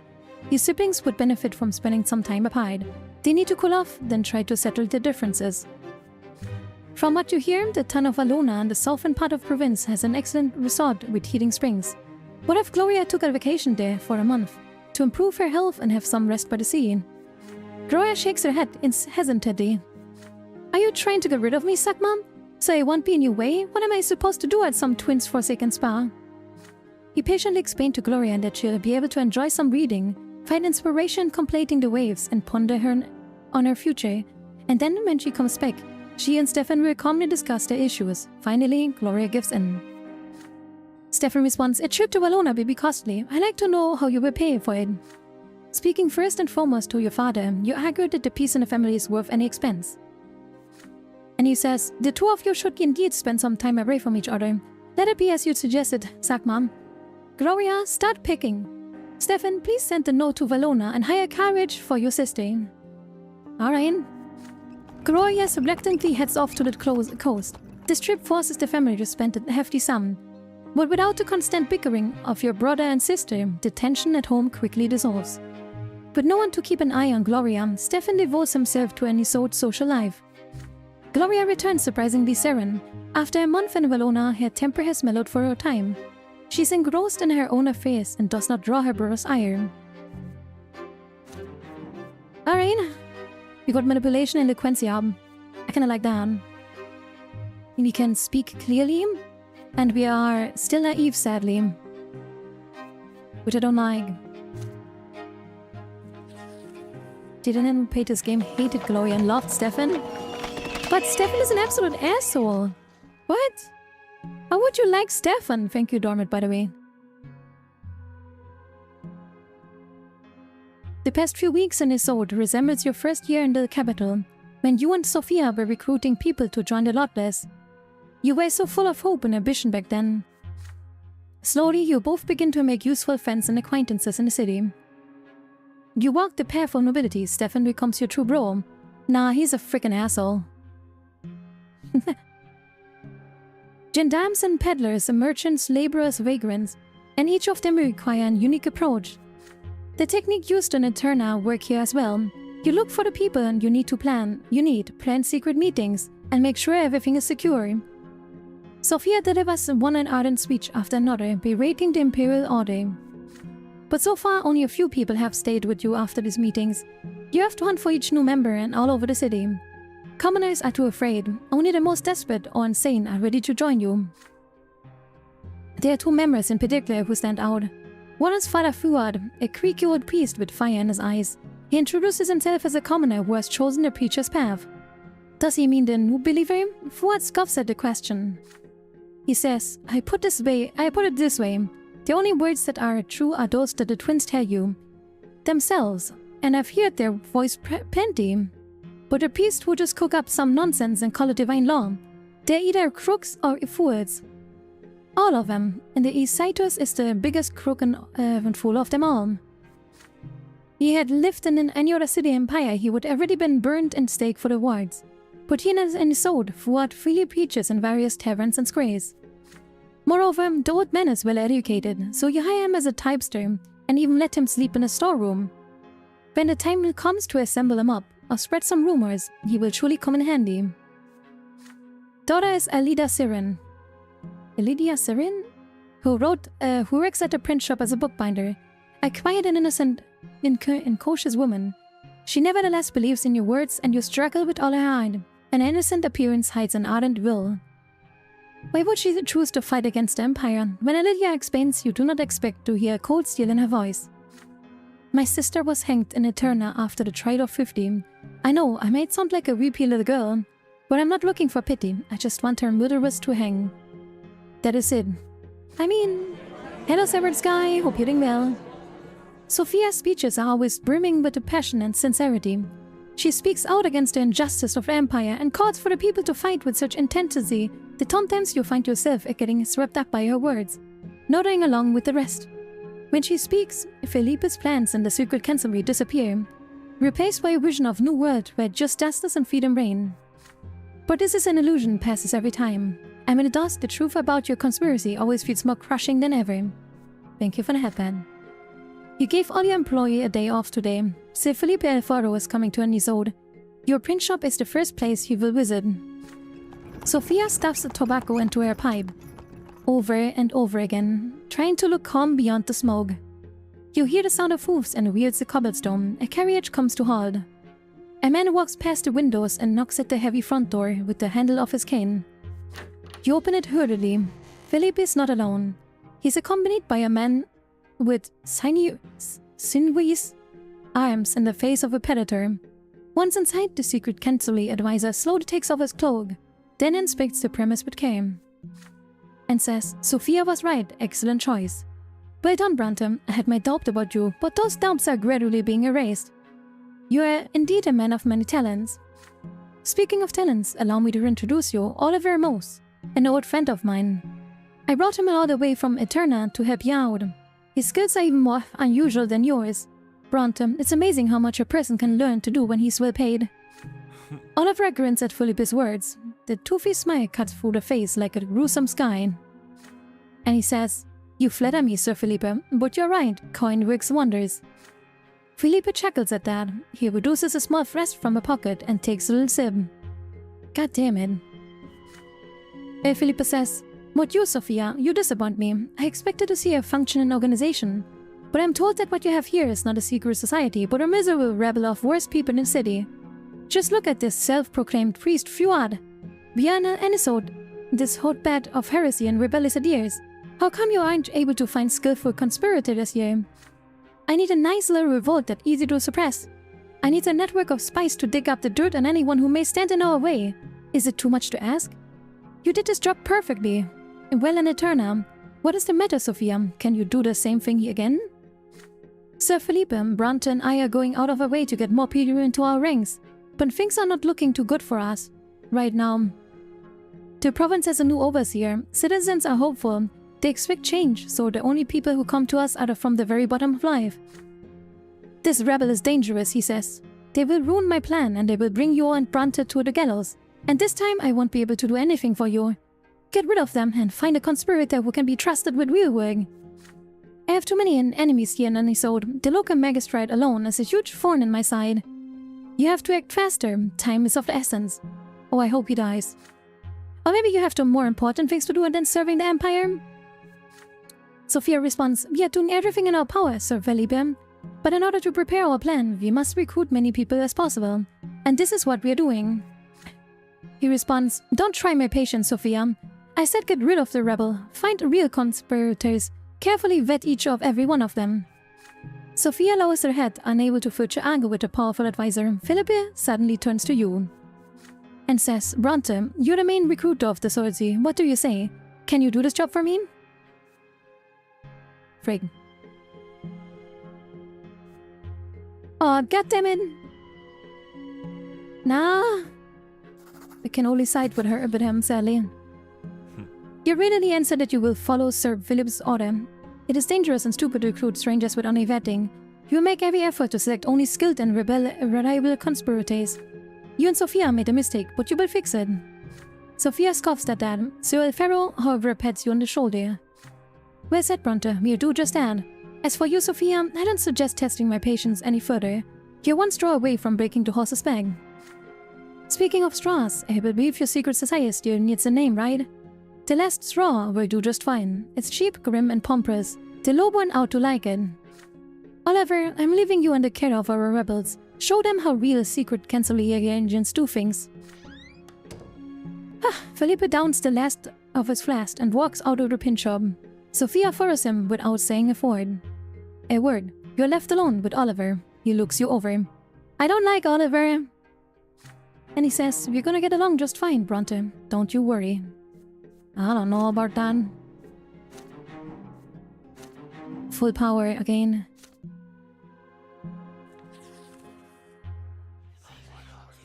The last row is growing stronger by the day. More and more names are being added to your list of potential recruits. Sophia says, dress fancy tomorrow, Brante, but don't look too rich. We're going to a saloon, a gathering of young poets again. Out of his estate is ancient murderer. Be careful, yeah. They are commoners, mostly new believers, so they think they aren't defying their lot by writing poetry. This be their first meeting ever, as I be take a gander. Who knows, they could be useful. You go to a small building in the very heart of the city. Alright. What the... Is that a cat? Oh, that is a big red. There's a big red that cat has. That is very big. Alright. The first floor was once a tavern, but it has been converted into a stage with benches for the audience. The place is noisy and crowded. Those who cannot find a seat squeeze into the spaces between the benches. You and Sophia stand in the back corners, far away from each other. A young man in a threadbare jacket makes an announcement. Welcome to the first weekly gathering of Anisode Poetry Society. The poets are a young man and woman. They take turns walking up to the stage from the benches to read a poem or two of their own creation. They look humbled and shy at first, but as they claim their stanzas, their voices ring with sudden strength and daring fervor. Alright. A mighty giant with his head held high, his heavy tread, his trained measured stride. He's an effigy of low-born life, with naught but chaff, and wrecks and dust inside. By low-born labor granted food and clothing, he's indeed a terrifying sight. But look behind his eyes and you will find not a grandeur or renown, but fear and loathing. Behold their azure skin, their bread contempt, their past long turned to ash, their blue blood bled, their Majestic frames, their mantles rent, and scorned in diamonds, white and rubies red. Their glimpse ring giant rods, his essence spent. The gems may glitter, but the husk is dead. God, I can't read anymore. Their poems recited on stage display exceptional verity, rhymed couplets, blanket verse, short stanzas, lengthy cantos, pathos-laden ballad, vulgar screeds, and humorous epigrams, skating tirades.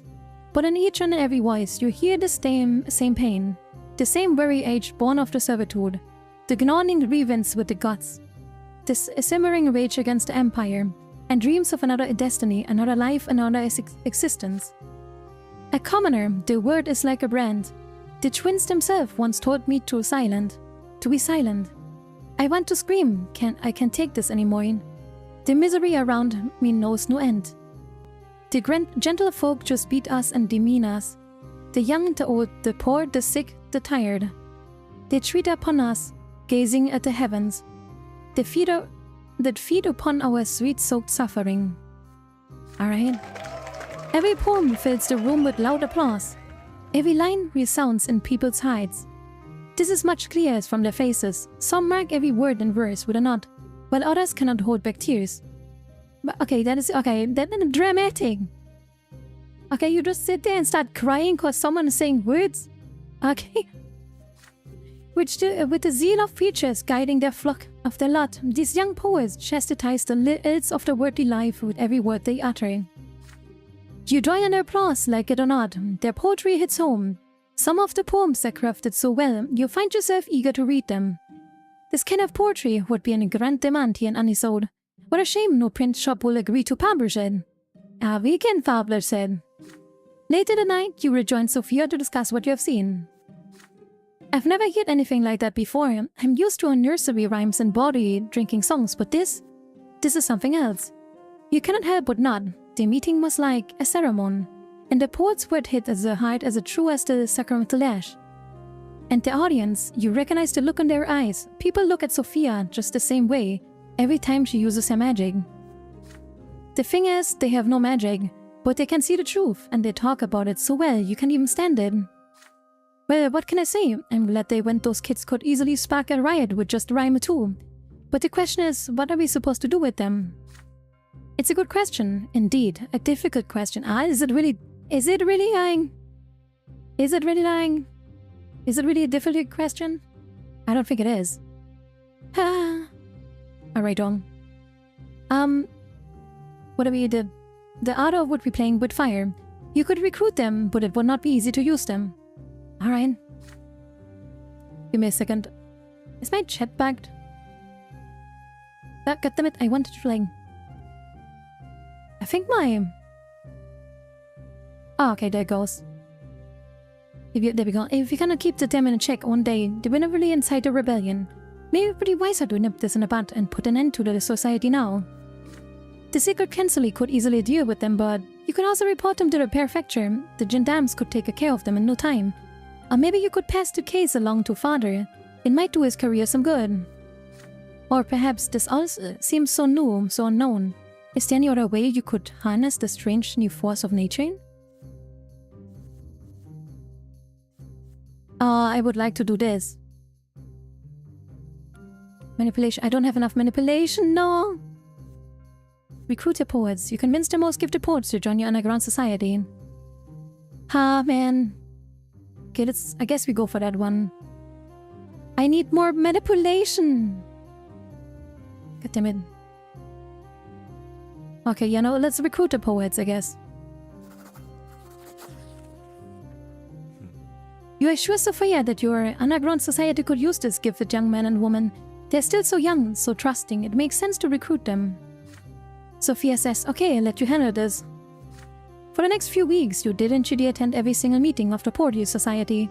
Once you became a regular, you carefully probe several of the poets, those whose voices have the most bite to them.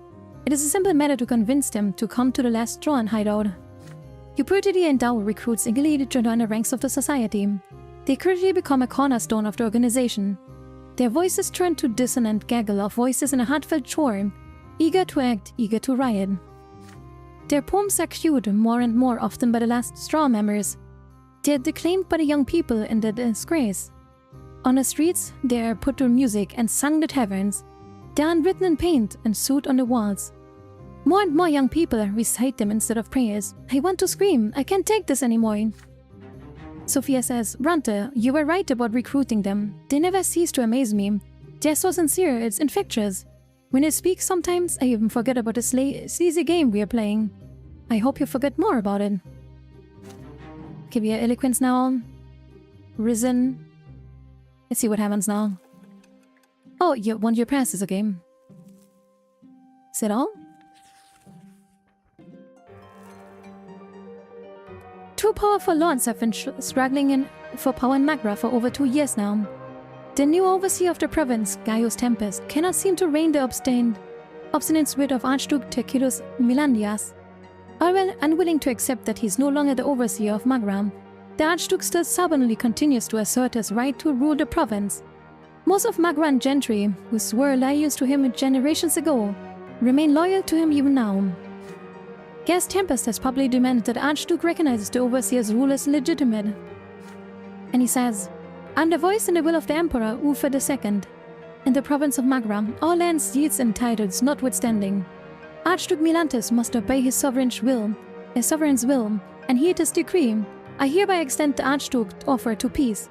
Should the Archduke cease this unsubordinate, his lands, deeds and titles shall remain his own." The Archduke's response for the overseer was openly defiant, and says, "Since the day of yore, the land of Magra has belonged to the Milandias dynasty. We are part of the empire, and we are the emperor's loyal servants. However, our dynasty will not stand for such intrusions upon our lawful rights and privileges. Never before has an archduke been stripped of his right to represent the emperor's own rule in his own province. So do not forget, Sir Overseer, that the highest noble families of Magra have sworn fealty to me alone." Alright. Neither the Archduke nor the Overseer will relent, but both are too powerful to be readily disposed of. The bad blood between the two of Arcanians has festered for too long, and the common people have begun to pay the price for the strife. Stripped of the Overseer tax privileges, the Archduke Milandas has decided to impose his own levy on their citizens in villages of Magra. Alright. The commoners are now forced to pay taxes twice, first to the Overseer and then to the Archduke. This double burden is too much for the common folk of Magra to bear. Many have refused the second tax outright as lawless measures, but the Imperial Legion, led by young Dorius Oton, is ruthless, eagerly and without mercy. The Legion soldiers collect the Archduke's due in cities and villages alike. Alright.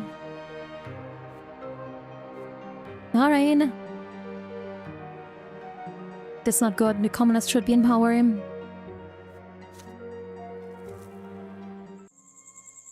This last year has been an ordeal for your family. The pains taken to be ennobled by the sword, the close attention to the city aristocracy, the squabbles between Stefan and Gloria. Tonight, your preoccupied father has gathered the entire family around the table of the backyard. Rough day to be a peasant, yeah. Pretty rough. The sun is almost set and there's the soft breeze. Oh, that would be nice right now because it's so freaking hot. But instead of a meal, the open air, you are going to attend the family meeting. In the middle of the table, you see an open gilded box. It is full of jewels. And he says, "Archduke Milandas himself has bestowed this gift upon us. Is it a prize indeed? I thought you all had the right to know." Father unfolds the letter lying beside the box. And there writes Archduke Milandias, "Sir Robert Brante, I bestow this precious box upon you and your family as a symbol of care with which I treat the people of my province. Pray accept this gift and remember the warm loyalty of the true nobles of Magra lies. Archduke Magra, Terquintus of the Midlandas." The family stares in amazement at the jewels sparkling in the last rays of sunshine. It is worth quite a fortune, but the Archduke is fully aware that I am on the side of the Prefect Elborn and Overseer Gaius. The Tempest, could he really expect our loyalty to be bought so brazenly? On the other hand, the Archduke is not demanding anything of us, and our family has borne a lot of expense recently. Stefan says, "Father, no one is forcing you to a side with Milandas. Who are we in comparison to the Archduke anyways? You must not anger him by refusing his gift.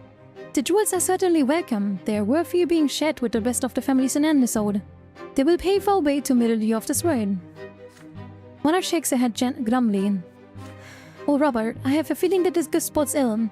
It may be an impertinence on my part, but I do not want our family to be indebted to Archduke." Okay, but I kinda wanna see, how does this guy play a part in any of this?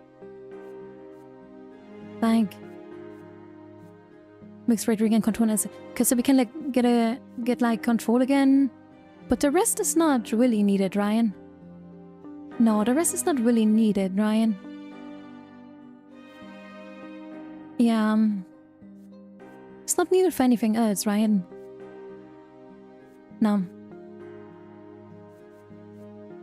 Okay, no. Alright, robbing villages bank with the sexes. He isn't famous for, so they're not accepting gifts from Molanders. He isn't famous for oppressing the commoners and robbing villagers blind with taxes. This isn't your decision, Gloria. It's a matter of our family's honor and reputation. Please don't start bickering again. Let Sakma say what he thinks we should do with this gift. You're at the center of attention now. Your vote will be the deciding factor. Can't decline it.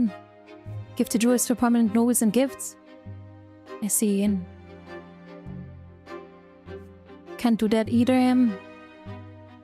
God, that would be so good. Ah, man, that is exactly not what I want. Oh, freaking hell. Man, I don't have the right things ever. Huh? Okay, yeah, no, I would like to decline the gift.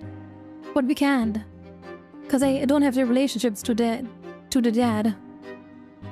Man, the unity would be so good. Ah, goddammit. This brings me further away from the unity goal. You speak, you insist that the Archduke's jewels should not be declined, but they must not be given away either. Your family treasury needs an infusion of cash. The family's wealth is as important in the eyes of the society as a noble reputation. Stefan says, I don't know, Sakma. Money comes and goes, but our family honor is here to stay. You object, reminding him that in your own lifetime, the family has already fallen out of favor and risen again. For the nobles, their family reputation is just another form of currency. It's a Figo! Why are you flipping the desk though? Gloria says, is there truly nothing more important than money and reputation? Archduke Milanas is a villain like no other. Our family ought to stay away from him. Sit down, Gloria. I agree with Sakma. Let it be so. I sent a note to the Archduke expressing our humblest gratitude, but I also point out that I don't mean to change his sides. I still serve my prefect and my overseer. In the meantime, Sakma will see to the family coffers. Alright, wherever you trust her, ouch, so much. You'll promptly take the precious box and go inside. Start to take an inventory of the jewels. Mother, Gloria, and Nathan follow you with forlorn looks.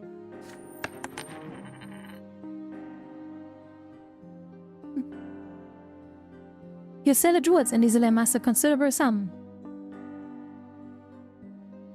Ah. I see you. You ensure that the family treasure will not run any short time soon. You and Sophia have accomplished a lot over the past years. The last straw now consists of half a dozen cells that know nothing about one another. You have several informers gathering rumors and news. Many citizens support your cause and are ready to help. You was doing so much reading? Ah, it's alright. The ranks of underground society include honest rebels eager to bring the empire down, as well as the thieves and thugs willing to break any law. I hate that word. As long as they get paid. As more and more people join your insurgency, rumors begin to spread throughout the city. It will be soon become impossible to conceal your existence. The last straw desperately needs a public figurehead, someone to act as a patron of the secret society, someone who can justify your existence to the authorities. You choose Major Egmont. He has earned a fortune and made a name for himself thanks to his silver mines, and now he is the leader of the Magran Lesser Quorum. Rumors has it he is eager to get in touch with someone from the underground. If there was even a time to meet, it is now. Fortunately, you know people who know people, and soon enough you arrange meeting.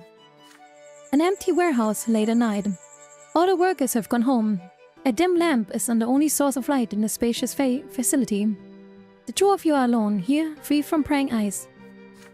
Up close, Egmont turns out to be a broad-shouldered middle-aged man in a pricey frock coat. He wears no jewelry, but his beard and mustache are well kempt. Only the grey hair at his temples betray his age. He offers you a warm, rough hand. Is this the calloused hand of a man who has had to work all his life? You shake it readily. I mean, honestly, he's kinda like the first dude I don't have to say anything about. He just looks like a dude. Like, kinda like rich-ish, but not too rich. Like, he kinda looks normal, I guess. I mean, he's balding soon, I think. But like, I don't know, looks alright to me. The industrialist offers you a seat at a nearby table. and says, "Truth be told, young man, I know your family quite well. I had the honor of introducing your grandfather back in the day. Unfortunately, Sir Gregor Brante wasn't exactly delighted to meet me. But your father, he's a staunch supporter of Elboyne. We have often seen eye to eye, and he and I. Let's see if you and I can find some common ground too. I bet we can. I bet we can. I'll be frank with you, I know quite a bit about what you are up to in Anasode. You have put on yourself a functional underground society, and you've done it very quickly, without getting caught.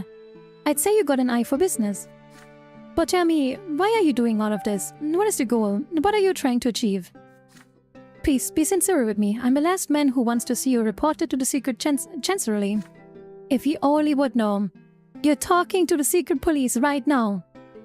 I am wearing a microphone in my shoe. You were prepared for this question.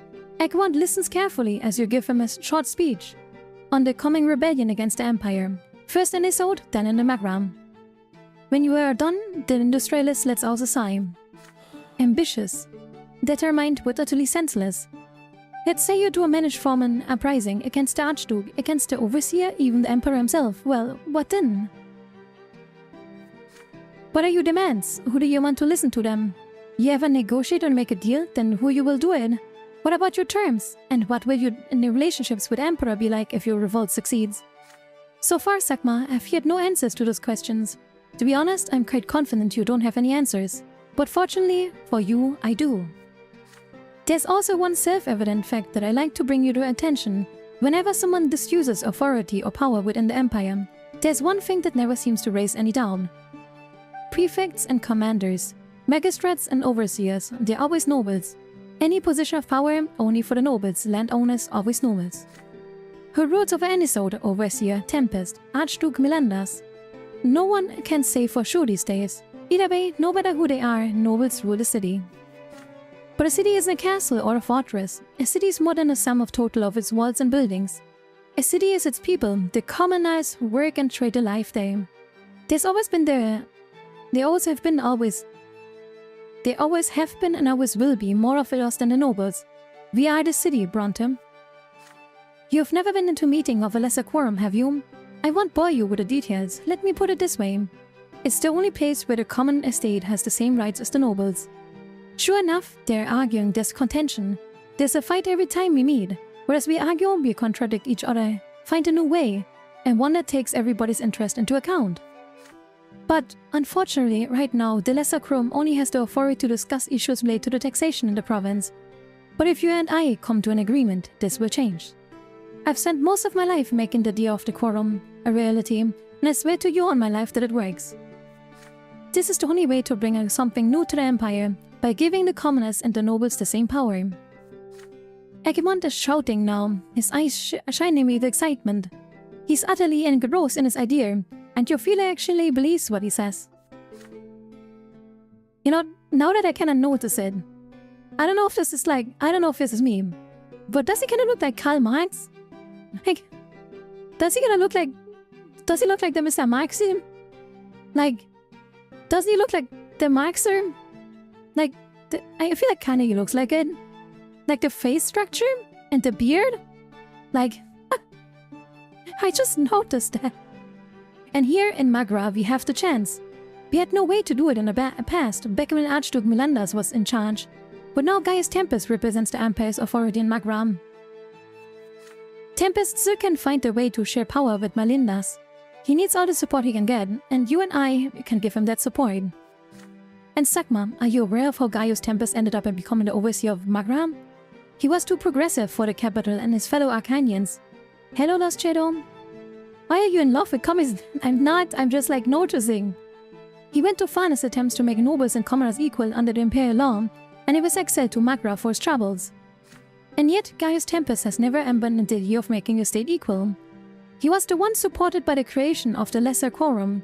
He is well disposed towards the lowly states, and tend to listen to reason. We can make him our ally, and your uprising could be the deciding factor. If we can manage to seize the control of the city and hang on to it, if we can prove we are able to run Anisode, if the citizens show us their support, then we have a lot to offer to the Overseer. In return for making an episode for Free City, a city-state, if you will, governed by the Lesser Quorum, we recognize Gaius Tempus' authority in the Magram and support him in his power struggle against Archduke. If nobles and commoners come to govern a city together, in just a few short years, it will become obvious to the entire empire how advantageous this arrangement is. And then old traditions will have no choice but to step aside. I understand that things like this take time, but as you prepare to revolt, I support your underground movement with all the power and funding at my disposal. As long as you say you walk toward the future with me. Mayor Egmont lets out an exhausted sigh. Delivering such a fervent speech is no easy task for a man his age. After a moment of quiet, you agree. Yes, you say, this is a future worth fighting for. The last straw will support Egmont's plan. You promise to spread his vision of the free city of Anisode, first among the rebels, then through the city. Starting immediately. You shake hands. Once the conversation is over, you leave the warehouse and walk back through the dark streets of Anisode. You have made a promise, but what are you actually going to do? There's a kernel of truth in Maya's Egmont's words. The aged industrialist plan could actually work. This is no longer just a pointless revolt doomed to fail. Dangerous thoughts begin to running through your mind. Would it be the best to abandon the idea of the free city of Anisode and report this meeting to Sir Philippe? No. We're gonna do here. Okay, we gotta stay with this one. Keep the conversation a secret. Haraina! In your report to Felipe, you claimed that the Major Egmont was more careful than you expected, and your attempts to come to an agreement with him were unsuccessful. You claim that the industrialist is putting money into the struggles for commoners' rights, but cleverly disguises it as charity. In the end of the report, you assure Felipe that you will find a way to secret centrally to connect Egmont's actions to the underground activities and be reviewing revolt. However, you cannot do it right now. You expect Philippe to reply with a furious letter, but as the day goes by, you do not receive a single word from a secret chancellery advisor. The silence reads more menacing than in any threat. Oh boy. Okay, we're getting pretty rich again. A plot with Egmont. Oh, I don't know about this.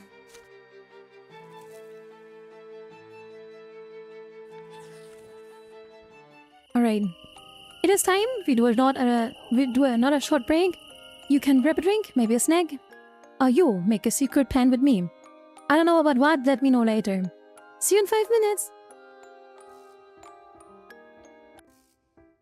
Okay, so if Suzuki is actually a motorcycle brand, I kind of understand why he named himself like that. Cause like, I think Kiryu thinks of himself as very hard, very fast, very hard. Just like a motorcycle, I guess. So, it kind of makes sense, I guess.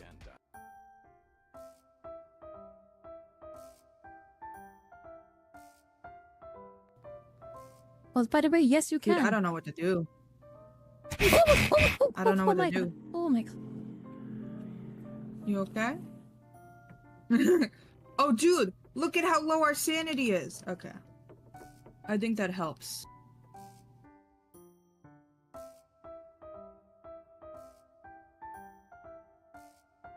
Drop the tea. Remember, Chet, we were talking about Gillette, the razor company, and of course Ayame wouldn't know that because she doesn't shave her legs. What are you talking about? See a ginormous forest down there. Like on her legs. It's not even true. No, it's not.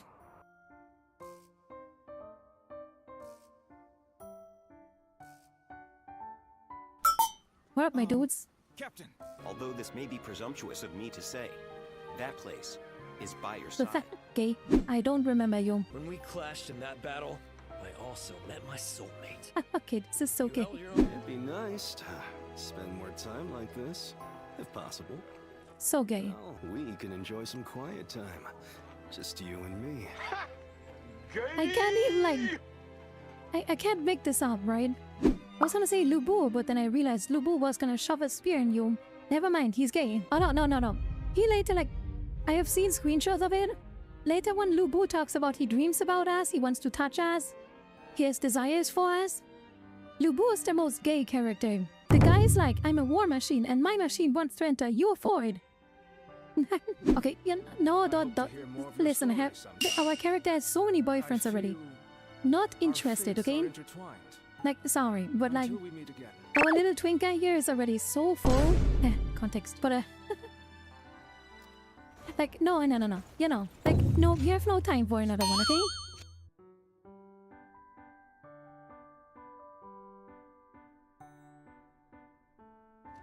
Wait, who was that? I know that face, but who was that? Oh no, Dwight is the guy where we climbed the tower and then... Oh yeah. I think Tommy Zava peed on him or something. Huh? I don't know. He peed himself, it was different. Why did I think that Tommy Zava peed on him? Why? Something is definitely wrong with me.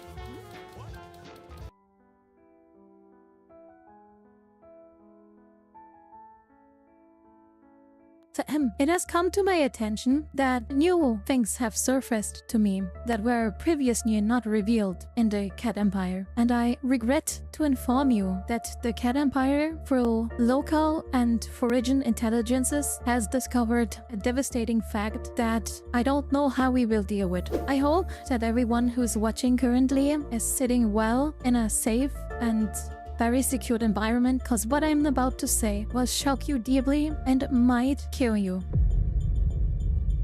Okay.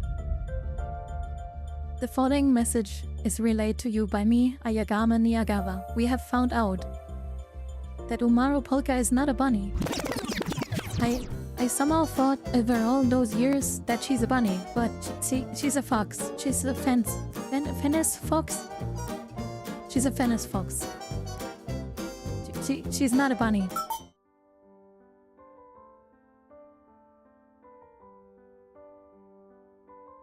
I wanna actually, like, we're doing this scientifically. No, his neck is wider. No, his neck is wider. Like, this guy, he has a wide neck, but like not that wide. It's basically as big as his head. This guy's neck is wider than his head. That makes him look different. But like, look at this. No, this guy's neck is not as big as this guy's neck. Why am I talking about this?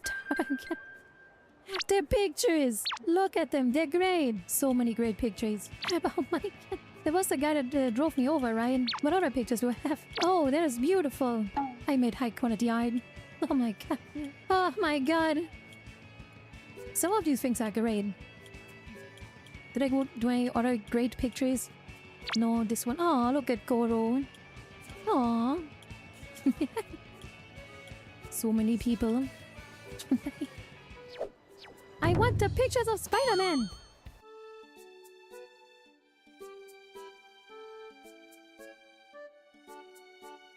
The haunting clappers. What? The evergreen beads? I know about haunting clappers. It's when like people have such a huge ass that they like clap their cheeks every time they move. I think that's what I mean. I hope you also have a huge ass that claps when you move. Hello! Give me a second, I wanna take a short bite of my food that is just sitting here cold because I've been just reading. I couldn't eat anything. You know? That's the worst about playing a game that is like a visual novel, where you just have to read everything. You cannot read out stuff, right? You gotta read out stuff while you're eating. I mean, you can, but it is kind of like not cool, you know? Oh, man. The food is very cold by now. Like always. Num num num. Here at the Cat Empire, we support eating your food cold. Num num. Alright. You know what? Oh, I think I know who this is. Is this about Thomas? Are we gonna see Thomas again? Oh god. I clad some cheeks in my dreams now. Good night to your fellas. Kitties. Welcome, thank you very much, Sophia. You have a good night. Bye bye, Sophia.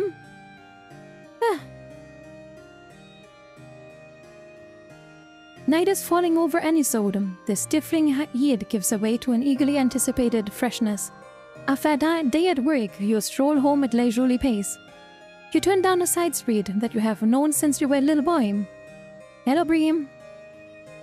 Little boy, as if your legs are acting of their own accord, bringing you to the place of your childhood. The remnant of the wooden fort. Oh, no! We're gonna meet Thomas, so hide. You're like, yes, we're gonna meet him, so hide. And we're gonna be enemies. He's gonna be on the other side.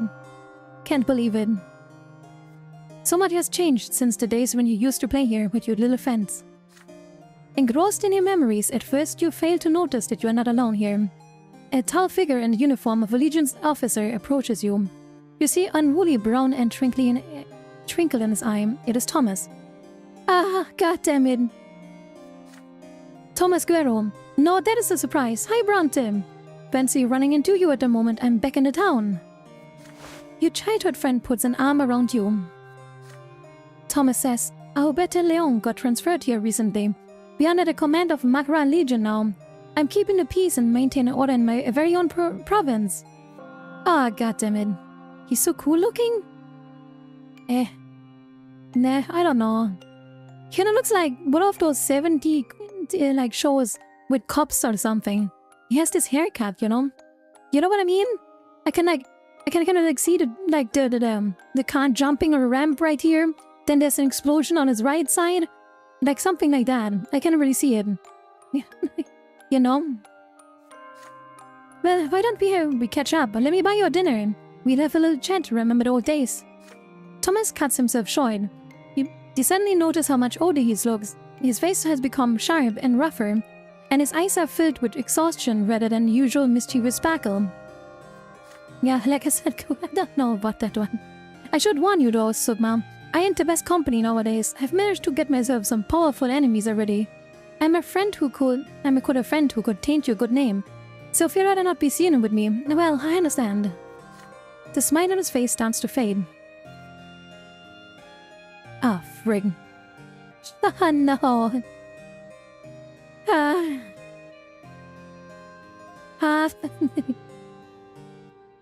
Man. We have like no reputation anymore.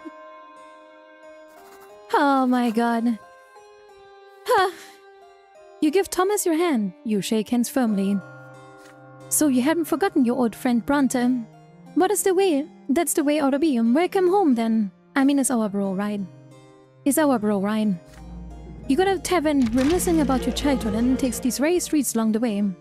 You choose a table in the far corner of the tavern. Thomas orders a bottle of good wine and some food. You talk about your latest case, about your first year's bacon and soda. You share family news, your quest becomes the noble on the sword. The squads to between your elder brother and sister, your mother's health. Thomas nods with concern. We don't walk out over Ambrosia. Sounds like you had some tough times. Your family has always been different. Mine, on the other hand, is the same as it ever was. My pa's always in his workshop and my ma's always doing chores. But look at me, I came home in service-class nobleman. Although it doesn't bring me much joy anymore. Thomas is suddenly grim. You ask your old friend to share his troubles with you. He quickly glances around the room and lowers his voice. Well, I'm a captain in Makran Legion now. And who is the commander? His Excellency Dorios Oton. That is right. I serve under the very same Arcanian whose toes I stepped on back in Interna. And you better believe he remembers me. I'm afraid things are gonna end up real bad. But hey, I figured out somehow. Don't trouble yourself over it. Apart from that, well, in the usual service, we impose order and impunity towns and villages. Protect the provinces, that sort of thing. And we run drills all day long. Obviously, if you only knew how sick I am of the barracks. Suck, Mom. I've thought about starting a family. My ma keeps telling me to find a nice girl to marry. She says it's the high time I got hitched. Ariane. It's completely dark and you're still talking. Finally, Thomas remembers that his parents are waiting for him. You get up from the table and leave some dirty dishes and quite a few empty bottles behind. On your way out, you catch a glimpse of a nondescript figure following you to the Roy. As you walk alongside Thomas, through your home neighborhood, you keep glancing over your shoulder, but the shadow that's following you has disappeared. you reach your street and stop for a while. In the semi-darkness between your family homes, just as you were used to all these years ago. Thomas says, "Bye, Brante. I hardly ever come to any sort these days. Our battalion is always on the march. All over the province, but twins willing, and we see each other again real soon. You advise your friend to safeguard his every life." Is he gonna die? I feel like he's gonna die. I feel like he's gonna die.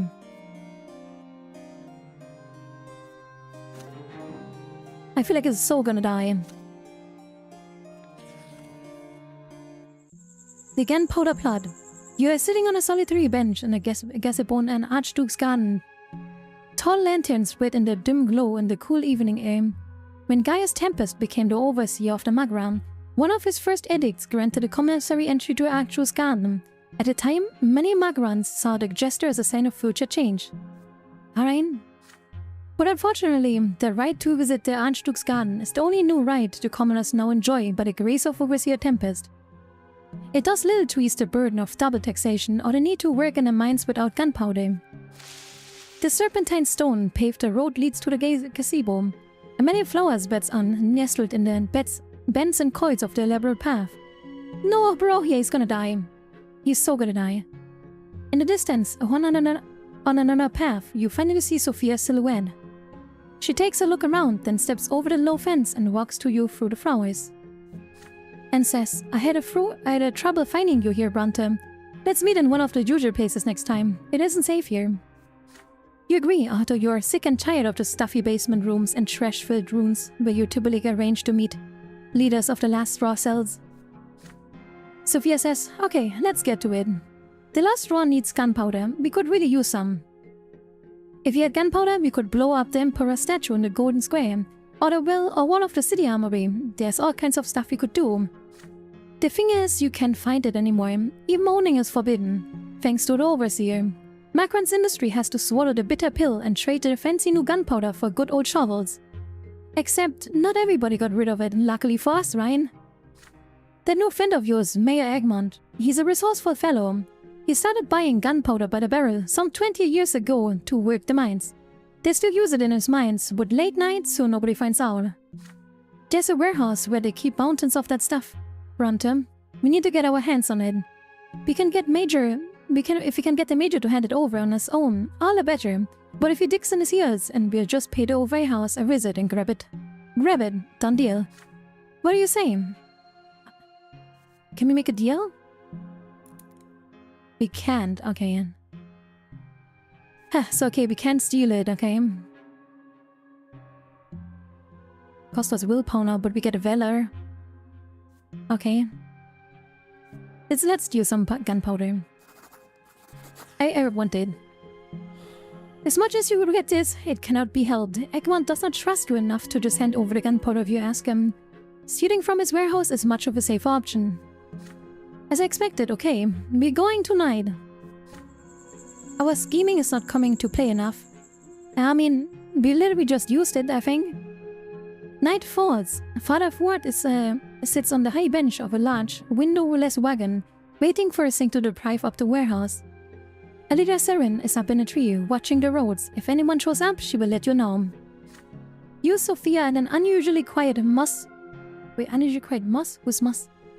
Are sneaking to the main entrance of a compact, sturdy-looking building.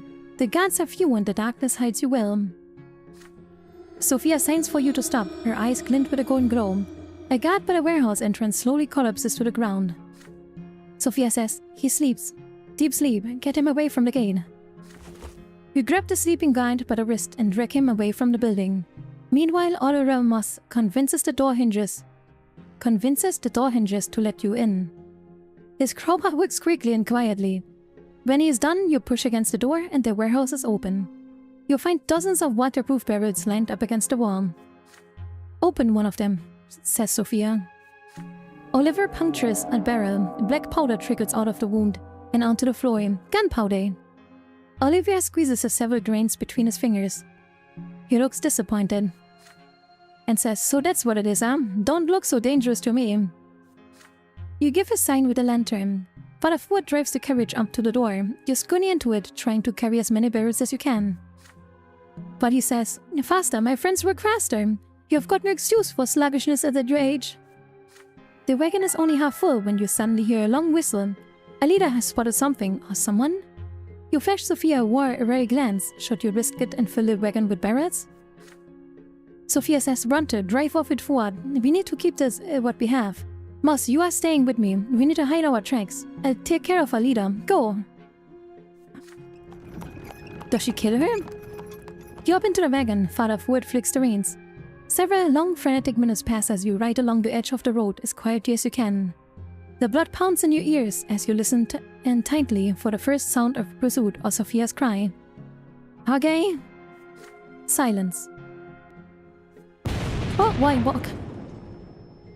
Oh my god. I did not expect that one. I was like, what the hell? Kaboom! The explosion of is deafening. A pillar of pure fire blooms where the building once stood, filling the district with light of several seconds. You cannot look away from the spectacle. Two silhouettes are running towards you, Sophia and Moss. Wait, where's our lookout? Out of breath, they finally catch up with the wagon. What happened? Egg1's men came for the power room. I'm such an idiot, should have known they'd never show up here during the day either. You're fine, at least you got some of it. What about Alida? Where's she? Don't worry, Brante. She's a smart girl. She gets it. It's her first lesser death anyway. What? Oh my god! She killed her? Are you freaking kidding? Are you kidding? Are you freaking kidding? Sophia just killed her? We're gonna speed up to get them off our trail. Moss, steward me. You and Fuad drive fast. And hide those birds well. What the flick? Flavroyon, 1979. Make him. 1997. 1997. No, that was right. I completely... Thank you and welcome. You made me trail up. With that, you're right away from a warehouse district. The job is done. Several hours later, you transport the barrels to your secret warehouse. No other soul must ever know where you are hiding this perilous cargo. The power of destruction now rests in your hands. You feel excitement and a touch of dread. Did she die? That's not cool. Event has happened. Stash of gunpowder again. You happen to obtain a considerable amount of gunpowder. Alright. What now? Come on. The call of the ancestors. Okay. Oh god, no. Are we gonna talk to Grandpa or something? Today is a big day of the Brante family. The day your family line started, the day when you remember all your ancestors. Tonight, everyone who bears the name Brante must descend into the family crypt to keep vigil by the tombs. This is the time to surrender yourself to your ancestors and hear their will. God damn it. Again. Destiny, okay. Let's just get out of this way. Okay, we're gonna meet Grandpa again. The entire family prepares for the event in silence. Stefan has been choosing his appeal since morning, praying anxiously under his breath all the while. The hare has a special place in the family vigil. Even Mother is planning to go with you, though Father tries to take her out of it. So, guidance from the grandfather. I don't really want it. I don't want to see that old man again. I don't want him. No, I don't want him. Father says, Lydia, I beg of you, stay home. You're far too weak for an all-night vigil in the crypt. Gloria, would you be so kind to stay with your mother since you cannot, join us anyway? Gloria answers in a muffled voice. As you wish, Sir Robert. The late Sir Drager would only be enraged to see Mother Day. We all remember how their last encounter ended. Father nods curtly, avoiding Gloria's gaze. But at the moment your attention is drawn to a noise at the foyer, Nathan staggers through the door, stumbling over his own feet. He reeks of cheap wine and filth. God damn it, he is a hippie. My god. He is... oh god. But where are you, Mardi Gras? What was it, What did you go to? What was it, spring break? Like, oh my god. He just looks like that dude, you know. Nathan, I am not late, am I? Everyone gazes at him in consternation. Nathan almost falls into Mother's and Gloria's arms. Distressed, they fuse over him, Stefan eyes his youngest brother coldly and says, I expected nothing more of you, Nathan. Why even speak of duty to your family when you can't even manage to live by the commoner's lot? Go lie down in the pantry and stay out of our sight, Father. Sakma, it is time to let go. Let's go. Alongside Father and Stefan, you descend into the family crib. I don't want to go either. Fuck Grandpa. No, I don't want to go. You couldn't help but remember paying your last respects to your grandfather 9 years ago. Damn, 9 years ago. You light the lamps. Dim, eerie flames illuminate the shrine. In the middle of the stands, a magnificent stone tomb containing the long-decayed remains of Gregor Brante. You take your place around the crypt and kneel. The all-night vigil has begun. At first, your ancestors remain silent. Each of you is left with their own thoughts. Then a low murmur passes around you. The shadows in the corner of the room deepen. Their voices grow stronger. You know that the ancestors of Gregor Brante, long-forgotten commoners who you never knew, are trying to talk to you. When now a memory of them has come to life in the darkness of the crypt. They're pleading for something, demanding it of you, calling out to you, screaming. Finally, you all hear the painfully familiar, deep and imperious voice echoes from far end of the echo chamber. Grandpa, it's been a long time since I've seen you all. I hope you'll be a good tidings. All this time I've been waiting for you to fulfill my mission. Remember, as long as I am in your blood, I will give you no peace. I did not have my family ennobled just to see our line cut short. Our blood tide must join the grand flow of the empire, and then each of my descendants will inherit nobility for even ever. But I do not see any of you before my tomb. Where are you hiding? Where is the head of our family, the man who will speak to me? Where is the man who will heed my will? Father rises from his knees and makes his way towards the grandfather's stone tomb, the source of that booming voice. But Stefan suddenly pushes him out of the way. What? Father takes an incident step forward, but Stefan firmly bars the way. Stop it, Stefan. You are my heir, but you are not an head of this family. Stefan responds, Father, it is not you that is Sir Gregor's addressing. The earning the nobility of the sword is my duty to him. He has long forsaken any hope of you seeing achieve it. You must understand that I'm the one who will fulfill the duty. He's such a fucking... How can anybody like this asshole? He's a cat. He's such a narcissist. My god. Stefan does not let him pass. Father breathes heavily, in anger. You can all but feel the frantic beating of both of their hearts, resonating somewhere within you. Both your father and your brother seem to have forgotten that you are here too. Even the restless voice of your ancestors have grown hushed, waiting for the outcome of this confrontation. I mean, I kind of want to go with, unity. Yeah. Fuck it, Stefan. You block Stefan's way. Your ponderous voice fills the dark crypt. You demand that your brother steps back. The head of your family is your father, Robert Brante, and so it will be long as he lives. Could your brother have forgotten that as part of the noble lot to acknowledge and honor his seniority? Your father is the man who must hear and accept the ancestors' will. Stefan tries to maintain his composure, but even in the dark you can see his face twitch. He responds, Brother, you don't understand. I'm not defying father's seniority, but I am the man who bears his duty to our grandfather. I cannot remain a mere witness while in the future of our blood tide runs through our fingers. We reasonably pushed your brother to one side. Whether he wants to or not, he will give way to the head of the family. Father catches his breath and approaches the grandfather's thumb.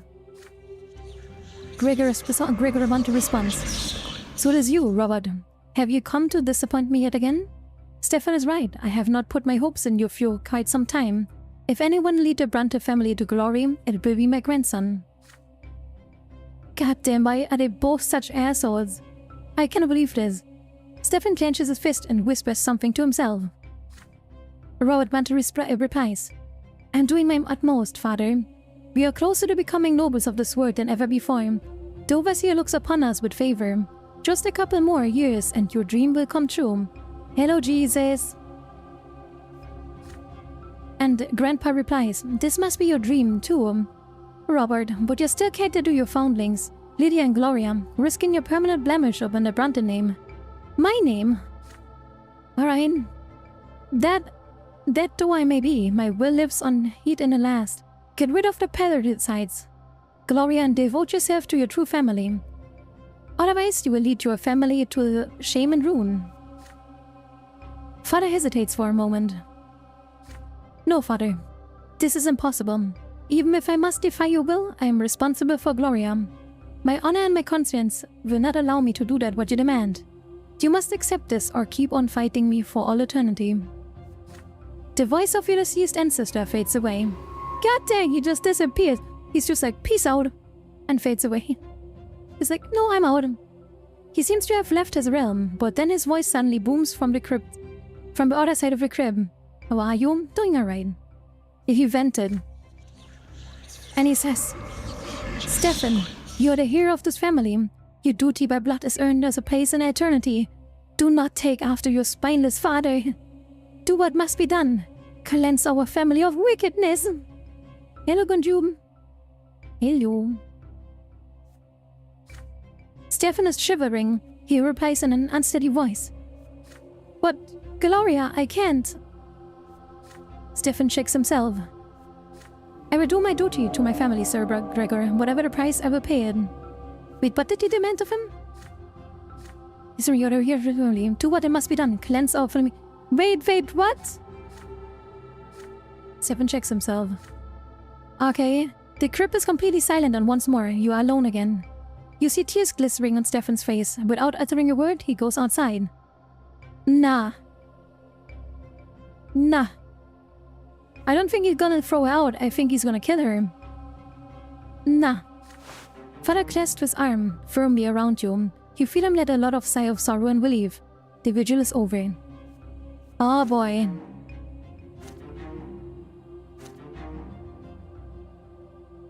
Ah boy, this is not good. The arrows of youth. It has been a month since the Sophia left the city on Philippe's urgent orders. You have no idea where she went. Until she returns, the last straw has been laying low. You have had to tend to the print shop all by yourself. Early morning, Father Ford welcomes you to the print shop. He looks like he was asleep just a moment ago himself. He gets up from his makeshift bed of crates and beckons you closer with a finger. And says, Brante, I've got something to tell you, young man. So I made my rounds last night, so to speak. I stopped by a few flop houses, hit a few taverns, and ordered in some security, and I met a young man, who we could use. Not sure if you can trust him though. His name is Gustav.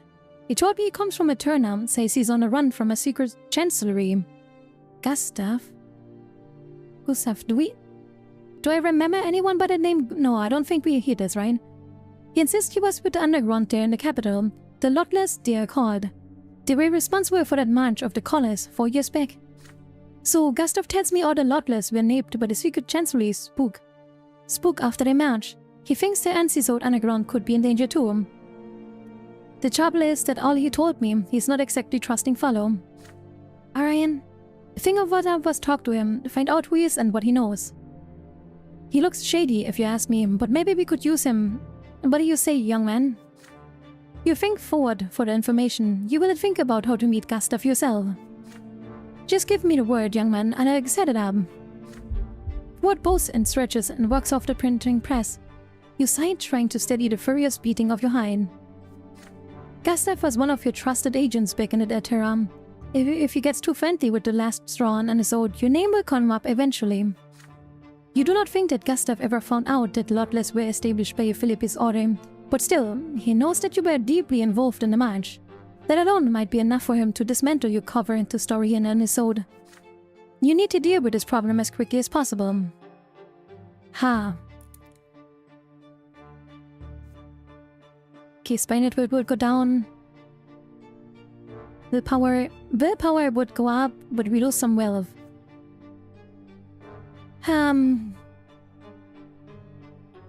Can do that one cause we don't have the Lotless as large. Scheming as we could get him out. Would give us willpower and scheming, but that we don't really need that, do we? You don't really need that, Ryan. We'll help Gustav escape the city. You know what, I'm just gonna do it. I'm just gonna help him get away. You asked Father Fua to arrange the meeting. You just have enough time to get ready. You come to this cryptic shack by the city wall. Your eyes gradually adjust to the darkness as you step inside. You see the dirty drapes hanging over a small window. The floor is rotten and creaky. Gustav is sitting on a wooden crane. He's clutching a small meat cleaver. Okay. You greet Gustav with a nod. He grips the handle tight in response. You show him your palm to prove you're unarmed. How is your old comrade in arms doing? You're so happy to see him. Gustav smirks grimly. And he responds, yeah, right. I know a lot about you and the Lotless, so don't try to play games with me. I gotta get out of the city, and you are gonna help me do it. Or I'll tell him how young Sir Brante got the commoners to march back there in the capital. You got a noble family, yeah? They'd be tickled pink, wouldn't they? You ask Gustav to put the weapon down. You are here to help. The nervous man considers your words, then slowly puts the cleaver on the floor. You step closer and offer your old comrade your hand. You have already taken care of everything, you tell him. There's a carriage waiting by the western gate. Goddammit. By the western gate. Ready to take him to Anisode. Out of Anisode. You strike a bargain with the guides. They will not check him. Inside the carriage is a fresh change of clothes, a prefecture-sealed travel permit, and enough money to disappear anywhere in the Empire. Gustav is a lot of words. You must have spent a small fortune, Brante. But I thought you was the one who ratted us out. Gustav is mistaken, you explain. You were just lucky enough to escape Eterna with your life. You're trained to lay low, but you have not forgotten your old friend and will do whatever you can to help them. Gustav sighs loudly. He slouches forward as the tension leaves his body.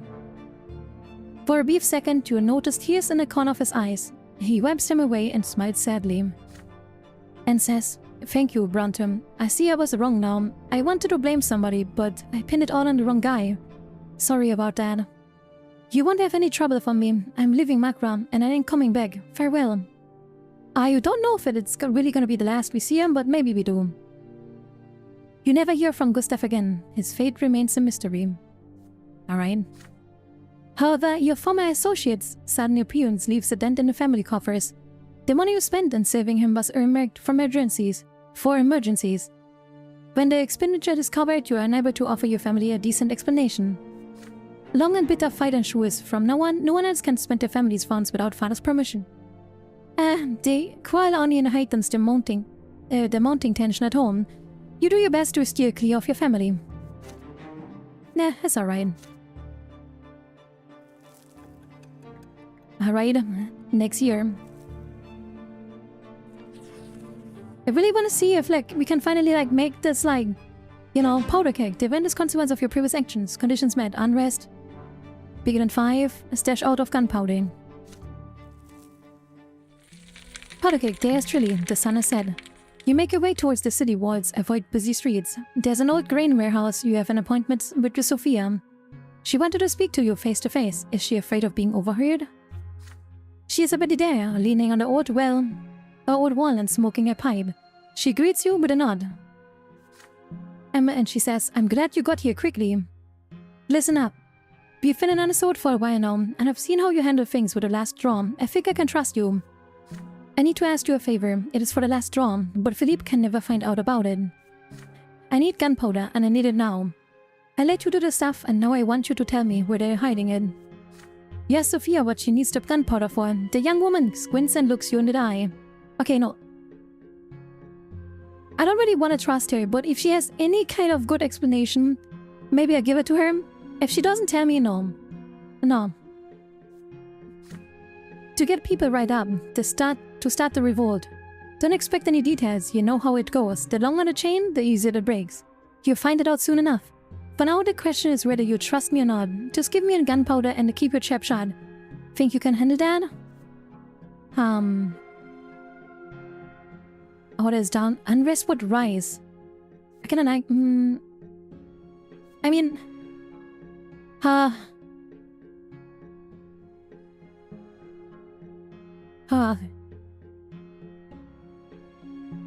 think we should, No, I think, What does order do? What is order doing? What does that do? Where can I see that? But can I see what order does? Like, what is order doing? How can I in the province? Power, church, wealth, ordering. Alright, lawless land. Okay, yeah, okay, I'm gonna give her the stuff, cause it's gonna make us poorer, it's gonna bring down order, whatever. But unrest goes up by 2, which is very good in my opinion. It is very good. So yeah, I'm gonna agree. It worked towards your goals. Despite your bitchy attitude, yeah. That's why I'm like, okay, we give it to her. You draw a map on the ground with the tip of your foot. There's a small mountain which half an hour to the east of the south gate. There used to be a quarry there. You stashed the gunpowder in one of the tunnels. Sophia studies your sketch intently, then wipes it away with her foot. I'm glad to see I was right about you, she says. Thanks. When the time comes, I'll be able to help both of us. Once she has the gunpowder, Sophia wastes no time. Oh my god. The first blast detonates in front of a cancellery. The granite statue of Emperor Uta falls from his pedestal and shatters, strewing rubble across the square. Another blast. A wall of the Inquisition ward falls. Several champions of the faith are killed. About a dozen imposed manage to escape in the chaos. A third blast. The bridge over the Brine near Nursel collapses. A caravan of Archduke Melandra's tax collectors are lost in the turbulent waters. This is clearly just the beginning. Sophia is not the one to rest on her laurels. The overseer is livid.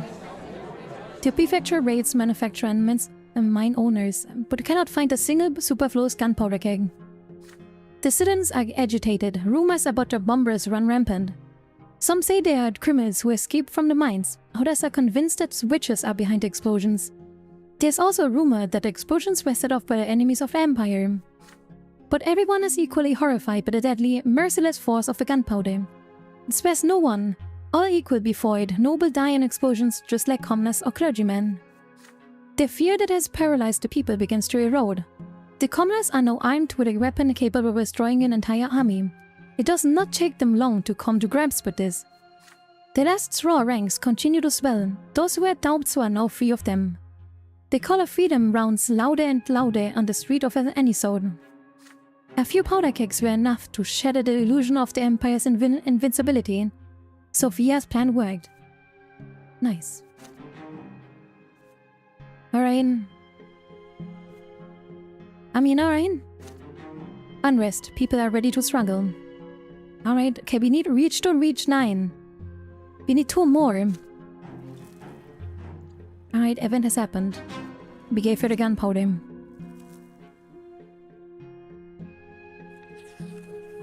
Yes, this one is fine. Just a few days into the year, Major Edon, chairman of Fidessa Kuroman and owner of the silver mines, made a speech that caused quite a stir in the province. Through a commoner, Ekman has galled to demand that the Magran authorities both enforce to obey the imperial law. He says, what is the use of imperial law if they aren't enforced as they should be? Even today, any unassert nobleman who gets up on the wrong side of the bed can draw his sword and run commoner through with impunity. These gentlemen may be our rulers, but it does not mean they can defy the emperor's will. Sir L. Bourne has been appointed to enforce the rule of law on Magram. How come the prefect doesn't see this? The commoners aren't trying to seize the noble lot and take over the province. But the rule of the tradition is a thing of the past. This is the age of justice. We may not all be equal in his eyes, but even the nobles and clergy must obey the law. The Magran aristocrat is furious with Egmont and demands that he be silenced, but a rich industrialist has too much money and too many connections to be dealt with so easily. You hear more and more rumors about secret societies of commoners appearing in the city, plotting against noble rule. The gentry fears that Egmont and his peers might be behind of this, but they have no proof, at least for now. Father Leonard, abbot of the Temple of the Silver Tree and leader of the New Believers, supports Egmont and has spoken publicly in his favor. The twins themselves entrusted the noble estate with the right to rule over the common folk, but rulers must also care for their subjects. The old faith is mistaken. No commoner should ever be forced to suffer. It is for the very reason that imperial law exists. Is there to ease the people's suffering? May those laws be duly enforced, and may there be serve all people from the empire. Alright. Arcade struggle for power and... Order goes down again. Wealth of Magra goes down again. Alright.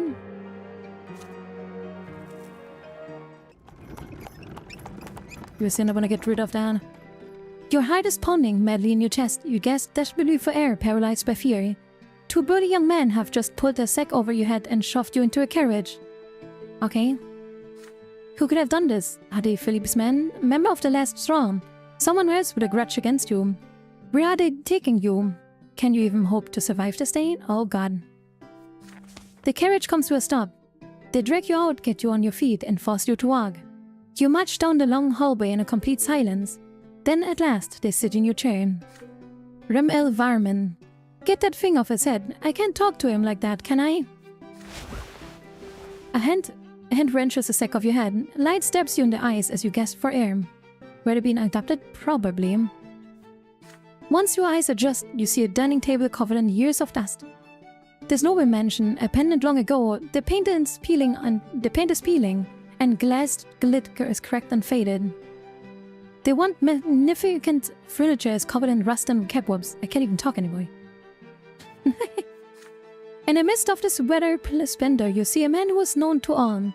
The magistrate of Anisode, Sir Remy-El Verma. Remy-El Verman, I suppose you've caught your breath by now, Herr Brante? Let's have a little chat, shall we? First, the obvious. I know what you are, and I know who you work for. I know your family. I have the power to ruin and your father, everyone else you care about. If anyone ever hears about this conversation, I will crush you before you can blink. But I didn't arrange this meeting just to threaten you. I'm prepared to offer you something salvation. Something salvation. A glib smile spreads across Elvama's face. Now, let's move on to the meat of our little Titi. Titi atatite. Titi atiti. What? You're in a real pickle, Brante. You will never escape Felipe's iron grip.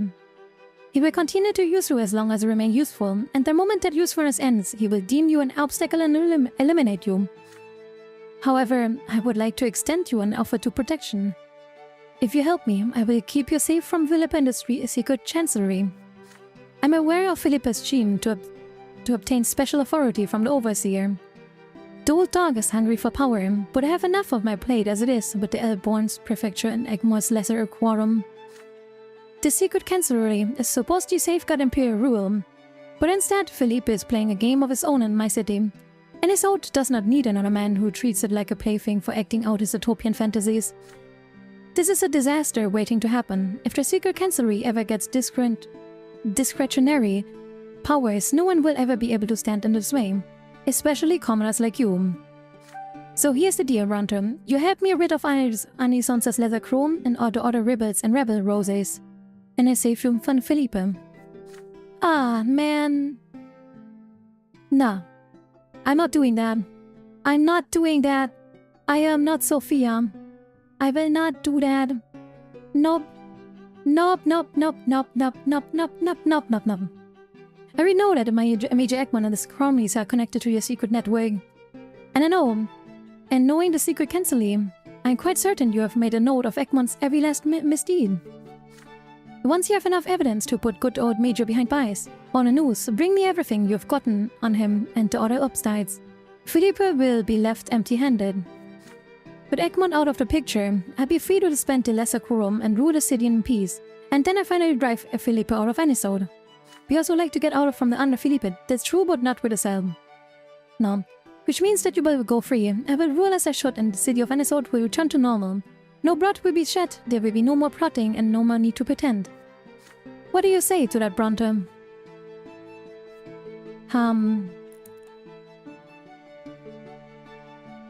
Wonderful in diplomacy and manipulation, none of them are high enough.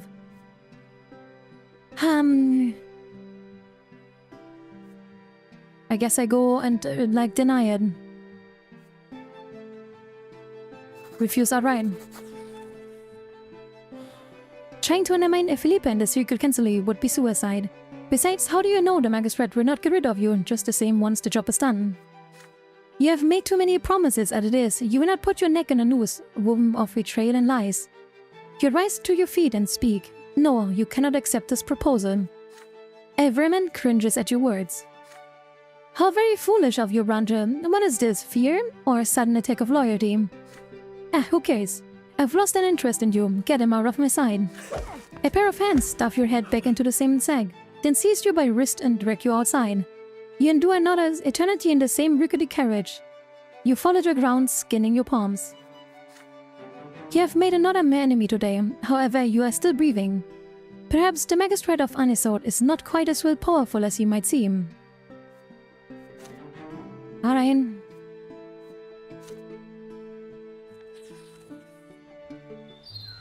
Pick for the hydrate. Your home has been much more peaceful for the last year. The fights between Stefan and Gloria are not as fierce now, but how long will this last? Your job takes all of your time. You see your parents and siblings less often. Sometimes you don't even know what they are doing while you're dealing with a constant stream of duties. This morning you head out on an urgent business. You take one step out of a gate and run into an uniformed gendarme. Captain Linard, Sagmar Brante, your presence is requested at the prefecture dungeon. When? Taken aback, you asked what is this about. We have your brothers Stefan and Nathan Brante in the cell. What? What? What? Okay, can I can see it. I feel Nathan was drinking, Stefan saw him, and like had a fight with him, and then they got like thrown into prison. I feel like that is a reasonable thing that could have happened. We have your brothers Stefan and Nathan Brante in the cell. They were arrested last night in the Steiner's Inn. They asked us to send for you. The cells in the prefecture dungeon are cold and damp. The guards lead you to the bars, and behind them you see Nathan huddled in a corner. Your younger brother is unshaven, more disheveled than usual and reeking of wine and filth. Yeah, Tranks. Near the cell you see Stefan grimly sitting in a chair. You guess that the gendarmes thought it best not to put him in the same cell as his low one brother. Upon seeing you, Nathan lets out a whimper, and Stefan cracks a bitter smile. The sheet on your brother's belt is empty. And then our brother says, "There you are, at last, Sagmar. Have a look at your younger brother. Yesterday he got drunk in the company of some dubious fellows. They are commoners, yet they dare to surrender to pleasure. They started to brawl, wrecked the inn, and harassed the waitress. As soon as he heard, I rushed to save his drunk rat from a shame." Nathan cowers into the corner, horror-struck. I walked in and demanded that Nathan come with me, but the cronies wouldn't let him go. Nathan responds, "That's not true. You just grabbed me by my collar and dragged me after you. You nearly suffocated me." Stefan says, "Shut your mouth, Corey." So, brother, they seem to have some sort of a sect. They all shouted defamation against the twin gods, and one of them grabbed me by the arm. I was forced to score this heretic with my... Yeah, of course, like, typical, like, reaction. Someone, like, touches your arm, kill them. Like... Yeah, I also do that. And like in the supermarket, I'm like, I'm like standing in front of like the aisle with like the pickles or whatever, and just someone approaches me and like suddenly like accidentally touches me. I'm like, "You want to die?" Just like pull out the death note, write their name in it that I somehow overheard. My God, what the hell, man? I was forced to skewer this heretic with my sword. I hope a lesser death will teach him never to lay his filthy paws on a nobleman. Man. Are you gonna pretend like you wouldn't do it if you could get away with it? I don't know. Sorry, I do that at least a dozen of times. True. Nathan says, "He was just trying to talk to you, Stefan." Stefan responds, "Silence." Then the gendarmes barged in, and here we are. I've been accused of an unlawful murder.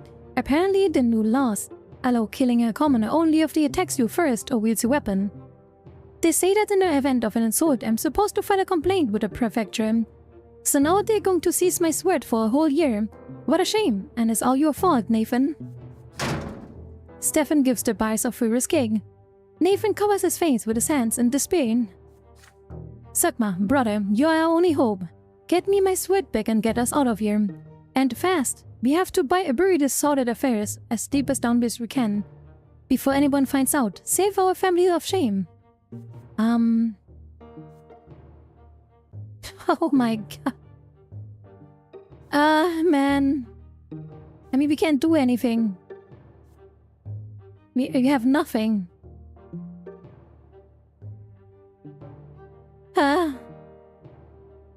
Yeah, we can. We can't do this. I mean... Oh god, I don't... Our reputation will, like... Our reputation will go down a lot. But, oh god. Like... I don't want to lose unity. Okay, wait, before I make my choice... How much unity do we need for our... People better oversee the family falls apart. Wasn't there one that, like, was... If you have high unity, we get, like, staff? A family of means. Well, of... Unity 8, okay. Yeah, if you don't do this, mother will not recover. Robert Agloya, and she becomes a full-fledged family at peace. A family at peace.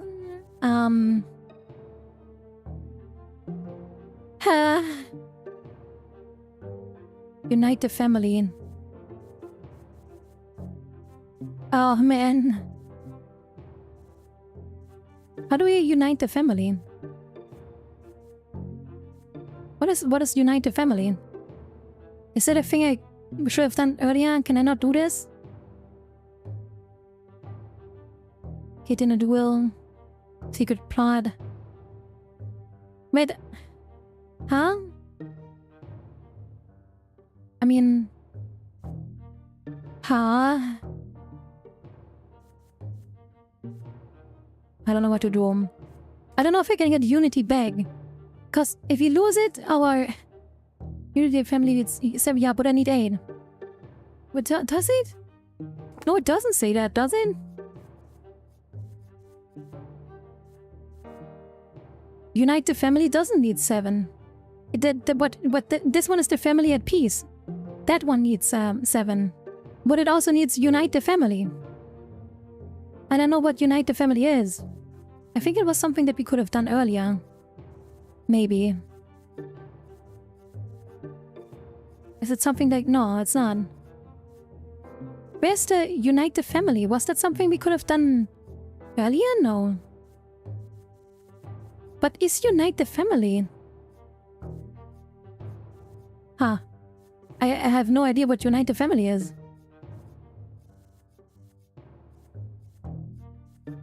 Like, is it not one of these? Is not nothing here in? No. And no, but it's weird. No. I'm very confused. Huh. I mean... Yeah, I don't know what Inobik by the family means. Unite the family. Nah. The problem is really that I do not know if we can go again. If we can go again and I get any more unity. If we give our unity up now, Mom dies. Like... Yeah, if we give up our unity, our mother probably dies. So I don't know. Oh, God damn it. Yeah, I guess. Yeah, the problem is that I just do not know. So let's go with this. You icily tell Stefan that he will have to bear the consequences of actions himself as it befits a nobleman. You will not interfere. Do you think I'm pleading for myself, Sackman? I can withstand any blow. That commoner's death was my fault. All I'm concerned about is our family's reputation. But you don't seem to care about it at all. Nathan stares dully at the stones beneath his reed. You turn around and leave. For the crime of killing a commoner, Stefan is publicly forbidden to carry a sword for a year. Disciplined father and the rest of the family finally become aware of the incident. After the verdict, Stefan spends his days secluded in his chambers. He does not travel or take part in the social activities. Your elder brother cannot be bear the shame of being seen without a sword. Nathan is sentenced to hard labor in order to pay for the damage he's done to the city and suffer accordance with his law. When he came home at dusk after a day of arduous toil, your younger brother does not speak with any of you and locks himself in his room. Well, that's your thing. Oh god.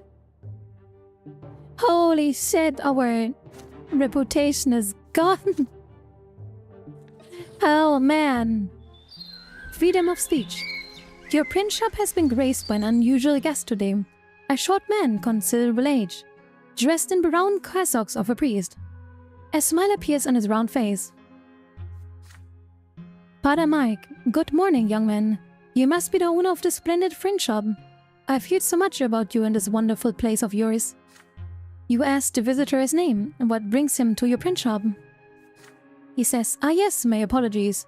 I'm Mark, Father Mark, if you will. There's a certain matter I hope you can help me with.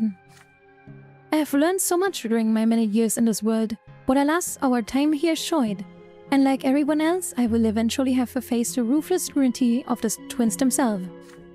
However, I would like the truth to have been revealed to me in life, to live on and after a shuffle of this mortal coil, which is why I've come to you. I've written a book, you see, and now I want you to help me print it. I want the largest print your run can possibly manage.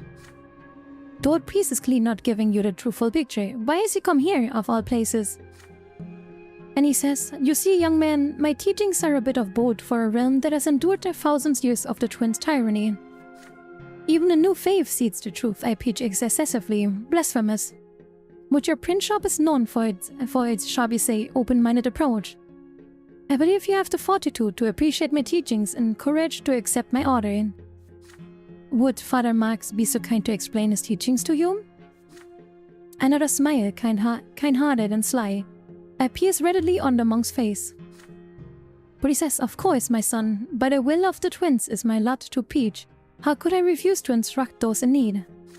Here's the fundamental principle of my doctrine. Our gods are shit. We don't need them. Wow. Like all those Greek philosophers and stuff? Like Greek philosophers? No shit against this dude. Like, he's like wordsmith. He preaches and speaks true poetry. Like, he is like a man of the masses, you know? Just like, our gods are shit, we don't need them. They say a tree is known by its fruit. Well, if the twins are a tree, then their fruits are will, love, and law. What their will is arbitrary, their love is cruel, and their law is ruthless. The twins don't know the meaning of the word mercy, and all they bring to their world is suffering. Everyone in this world is miserable, regardless of their state of stature. And we will continue to be miserable as long as we continue to accept the burden of their divine chains. There's only one path to salvation in this world. Think of it that bad. The rejected friends outright. You and only you must accept responsibility for your own life. Forge your own secure law, fill your height with secure love, exercise your own secure will, and forget all about the twins. But what about the hereafter, you say? What about the final judgment, eternal torment at the foot of the pillar, and never-ending bliss at the peak? Everyone asked me this, and here's what I tell you. What happens to you in the hereafter doesn't matter, because there won't be any you in the hereafter anyway. We all be dissolved into the twins' own endless will. Out there, one on the other sides of true death. Father Mike will cease to exist, and so will you, young man. You will have no will, you will not make any decisions. You will be incapable of action. In other words, your life will be over. Your existence ends when your true death, whatever happens to you after, won't really be happening to you.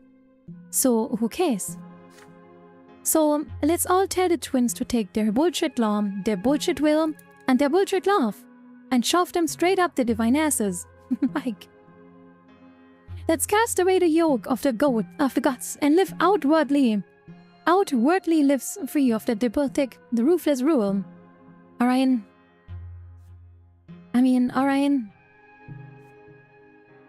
Okay, printed this and dismantle your book yourself. Okay, okay. This gives us more unrest. Honestly, I need that.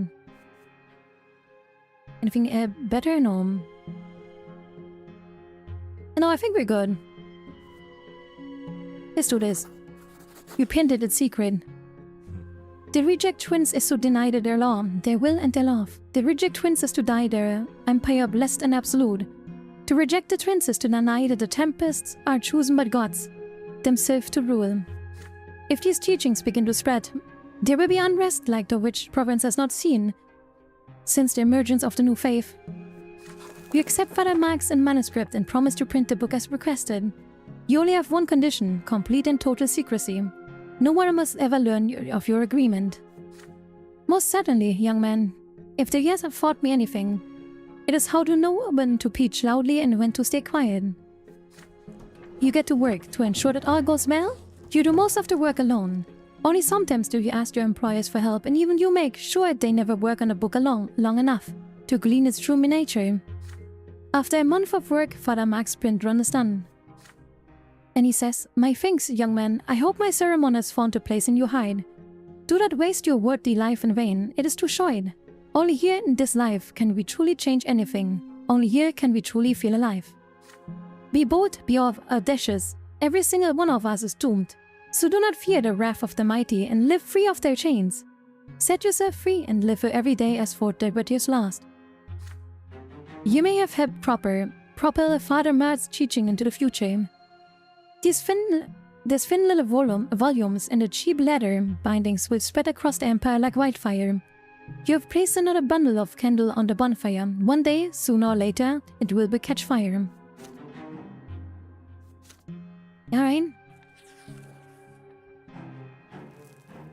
Sound and fury, this event and consequences of repudious actions, unrest, aid. Okay. Before we learn what it is, we're gonna do a short 5-minute break. You can grab a drink, maybe a snack. Or you, rebel right now.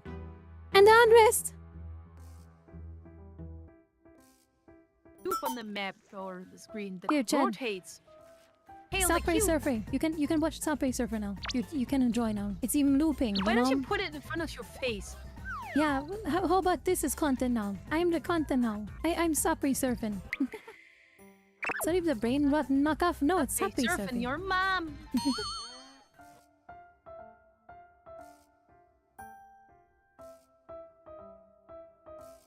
I also never really watch any couples channel. I always find them very annoying. I don't know. They always pretend to be so happy on camera. And I can just say to Terry that you're Cherry. You need to leave. That is rough coming from a Yeah. like you. What the frig? What the frig? What the hell? if one of us is the then it's you. Okay? You are the What? little sassy, emotional one that sometimes cannot control herself and lets the anger out at me. You're the okay? You're definitely the Cherry. Are you even fighting it? I am too tired to fight this. Please join our Discord that is linked under the YouTube or the Twitch or Streamo. We have very nice people there. You can get up on all the nude. You can. There's no nudes there. I misspoke, okay? You can catch up to all the news. That is the words that I wanted to say and didn't say. Any phrase. I was.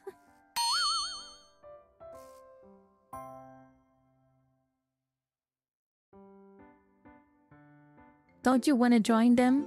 I have to honestly ask myself, what is this scene? Like, is this one of these guys with a tank top? You know, kind of big, burnt, bulky, kind of very heavy muscles? And then these two guys, very oiled up, you know? Like, what is this scene? And what are you doing? Left guy is really oily, yeah. Very oily. Yes. Right one too. Yeah, right one is very oily too. And he's just standing there. He's like, hey, go mind your own business. Wait, what? No, I don't wanna play Pokemon with you. Go away.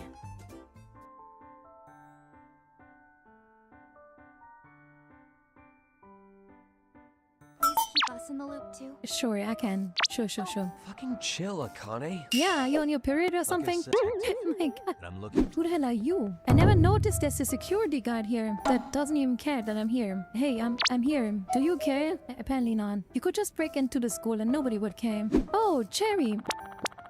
Cherry, you have things to explain. Cherry, you have things to explain. You have things to explain to me, Cherry? What is this? Does this look familiar? Crab. What? Okay, he just what is it with criminals in this game? Just directly confessing when you confront them. Are they that stupid? Like, are they that stupid? They can't be, right? Don't attack me. If you attack me, you're gay. Gay.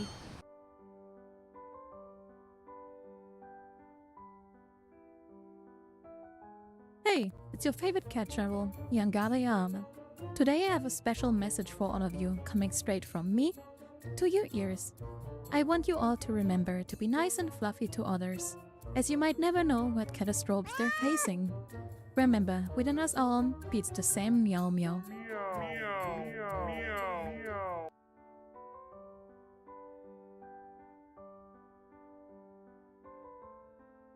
See you tomorrow. Bye bye.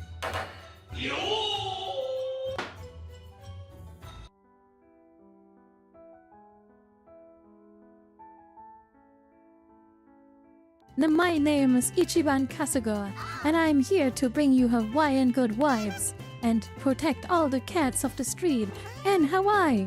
Let's go!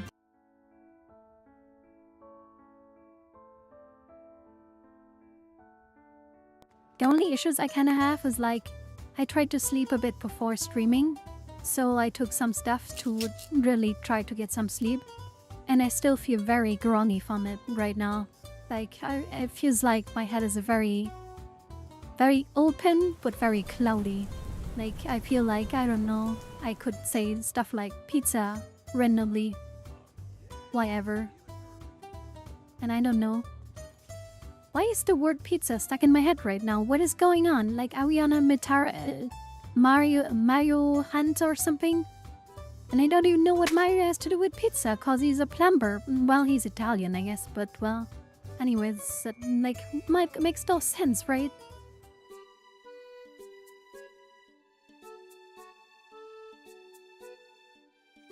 What was my sentence? I wanna know. You said that something happened to you that was bad. Yeah, and Chibi didn't know what to do about it. And then she was like, oh, I had a bad dream. I feel pretty bad about it. And stuff like that. That's all. There was nothing else, honestly. Did you want to specify that I had a heart attack? No, it's... In Cherry's dream, I had a heart attack, and she didn't know what to do. That is basically it. Okay, let's fill in the details. We were in a hospital because she was already ill and she was, like, about to die. And then she had a heart attack. I think you watched too much House lately. What the frick do I do now? But in that situation, I would probably grab a doctor and put him at gunpoint and be like, fix my girlfriend! I'm already down promoted to girlfriend? I see. I see. Girlfriend because, you know, for some reason, in the context, if you talk to someone who is some random person who does not know you, all right? If you say girlfriend, there is more love and spice than if you say mom, my wife. But I feel like that's just you. That is indeed just Cherry, cause I've never heard this before. I also died in a hospital, apparently. Hello! Alright, so we're continuing. We are with the chapter Sound and Furry. Riots in Canisode are reaching boiling point. The disgruntled crowds that took to the streets 2 days ago are protesting night and day. The pavement is littered with rubble and broken glass. I do not see what I'm supposed to see. Give me a second. My mouse. Thank you. Okay. The pavement is littered with rubble and broken glass. It seemed funniest considering you had a dream about me dying in hospital too. We keep dreaming of dying. Apparently there's a common theme. It is impossible to deny that you had a hand in this. The last straw has spent years helping the common folk finally so realize that they have a right to make their voice heard. Any attempt to silence that voice has led to paroxysms of rage in among the people. The Lesser Kurum petitioned Gaio's Tempest 3 days ago. The petition asked the overseers to suspend the nobility's ancient right to be exempt from taxes. This would ease the burden of the poor common folk. But the petition never reached the overseer. Several furious nobles barged in while the quorum was still in session. It all ended in a bloodshed. The next day, the commoners took to the streets. They demanded that the overseer adopt the quorum's proposal at once. They have clamored tirelessly for the nobles' disposition to be punished for 2 days now. The authorities remain silent. The city is on the verge of a revolt. And Mr. Felipe Alfaro, I need you to deal with this at once. Brante, stop this madness by any means necessary. If these disturbances go too far, noble blood could be spilled. We can't let it happen. Oh, I want to let it happen so much. So much. Oh shit, they're rioting. I hope so. Even when you sleep, you're to think of each other how loathsome, even with those beams sounding more like a nightmare. Yeah. But how are you supposed to stop the crowd? And for that matter, should you? Alright, I don't really want to, take care of it, do I? No. Take control of the disturbances. To prevent bloodshed, you take charge of disturbance yourself. Yeah. I guess we go that. I mean, that's not my fault.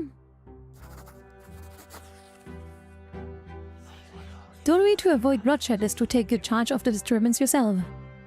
Finding the ringleaders of the protest proves to be a simple task. Excited by your offers to serve support, they are eager to talk to you. The meeting takes place at night. The dim candlelight casts shadow on their worn faces. You see an ancient-looking woman in a moth-eaten silk garment. So what's keeping us from making options? What stats are blocking us? Manipulation and something else. You see an ancient-looking man, a stout to middle-aged man. A grey-eyed old man wearing the white tunic of New Faith priest. You ask them whether they understand the massacre is about to happen. All the nobles need is a single attack by the commoners, and the overseers will sick the legion on them. Basil Young, yeah, you're right, none of us want to bloodshed. But what are we supposed to do if they won't listen to us? What are you suggesting? The commoners already live their lives buried beneath the staggering burden of their lot. The nobility rules over them without realizing how dependent they are on their own subordinates. But there's a way to remind them of this. And it will not require any bloodshed. All the commoners need to do is stop working. If the peasants do not take to the fields, if the merchants do not open their shops, if the miners abandon their pickaxes, the nobles will have to suffer alongside with them. It will not take long for them to see that province is on the brink of a ruin. The overseer will have no choice but to relent. They ponder your words. And then Anne Steiner, probably the old woman. Are you suggesting that we lose what little income we have left? Our children are starving as it is. Exactly, the people are already earning pathetic pittance for the breaking labor. If the overseer ignores the lesser quorum plea, many will not survive the winter. Good night, Bakim. It's a fighting proposition, but it will be worth it. Basil Young replies, we'll need time to persuade the others, but we will try. The next day, the city comes to a standstill. The colors any sort, including those who did not dare to take the streets, refuse to work until the overseer hears them out. Hey, Shoda. The streets are buried in the sand. The shops are closed. The factory is empty. Hair washed.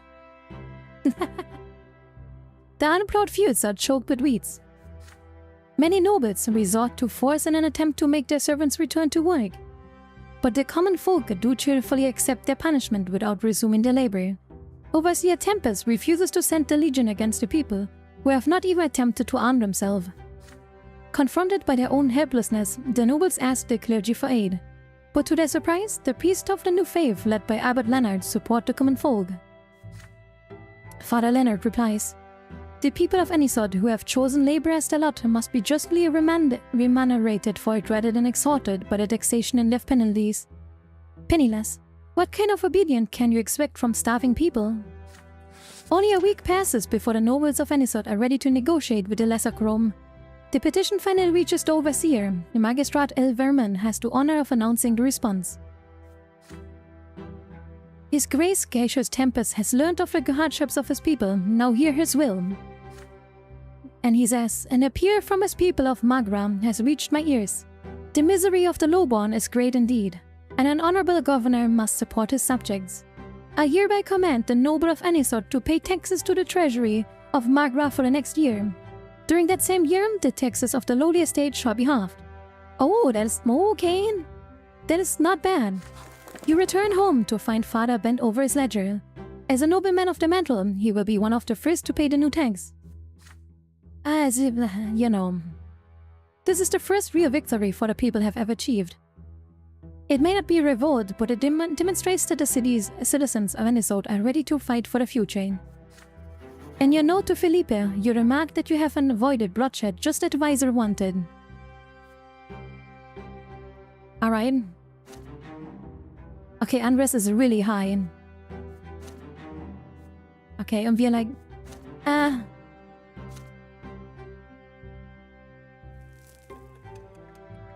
Okay, next year. Our money is not half Texas, yeah, that's pretty good. Magar has received an alarming news from the neighboring province of Illyria. The low-rung convicts toiling in the Illyrian mines have revolted against their noble masters. Alright. For the first time in many long, peaceful years, commoners have taken up the arms. Worse yet, the insurgents had guns and gunpowder, and no one knows how they got them. Gunpowder weapons are banned throughout the Empire as soon as they were invented. The lords deemed the firearms dishonorable and unfit for the nobles. Even Legion soldiers are forbidden from using them, but now gunshots were echoing through the mutinous Illyrian mines. The Imperial Legion was deployed to quell the riot. The legionnaires slaughtered the rebels without mercy, and the uprising choked to death on its own blood before it had even begun. The south of Illyria is now a forest of gallows. The convicts' corpses were left swaying in the wind as a warning to any commoner who might dare to take up arms. Alright. Although the rebellion quickly succumbed to the Imperial military's onslaught, many Legion soldiers and officers were slain by the insurgents' firearms. Their steel armor was no match for bullets. The rioters' weapons were destroyed in a public ceremony, but no one knows who built or smuggled them into the mines. All Imperial overseers soon issued public reminders in the provinces. The punishment for owning a gunpowder weapon is true death by execution. But the Emperor is still restless, still anxious. Somehow, guns found their way into commoners' hands, if only for a short time. Could gunpowder lead only when they endangered the old ways of the Empire? I see. I think we have an idea who gives it, but yeah, maybe. Authorities of Magra fear that unrest may soon spill over here. To the double-taxed peasants, farms and industrial manufacturers are facing harsh times.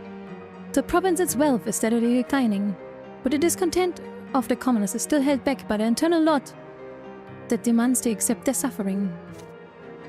Wealth is going down again.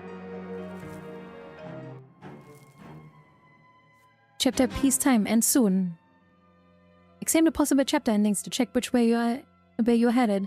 To achieve the goal that you have chosen, you will have to meet all of these conditions at the end of the chapter.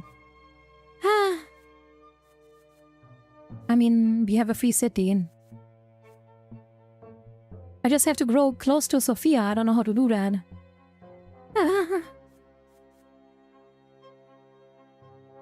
You know? I'm also sadly not a free man.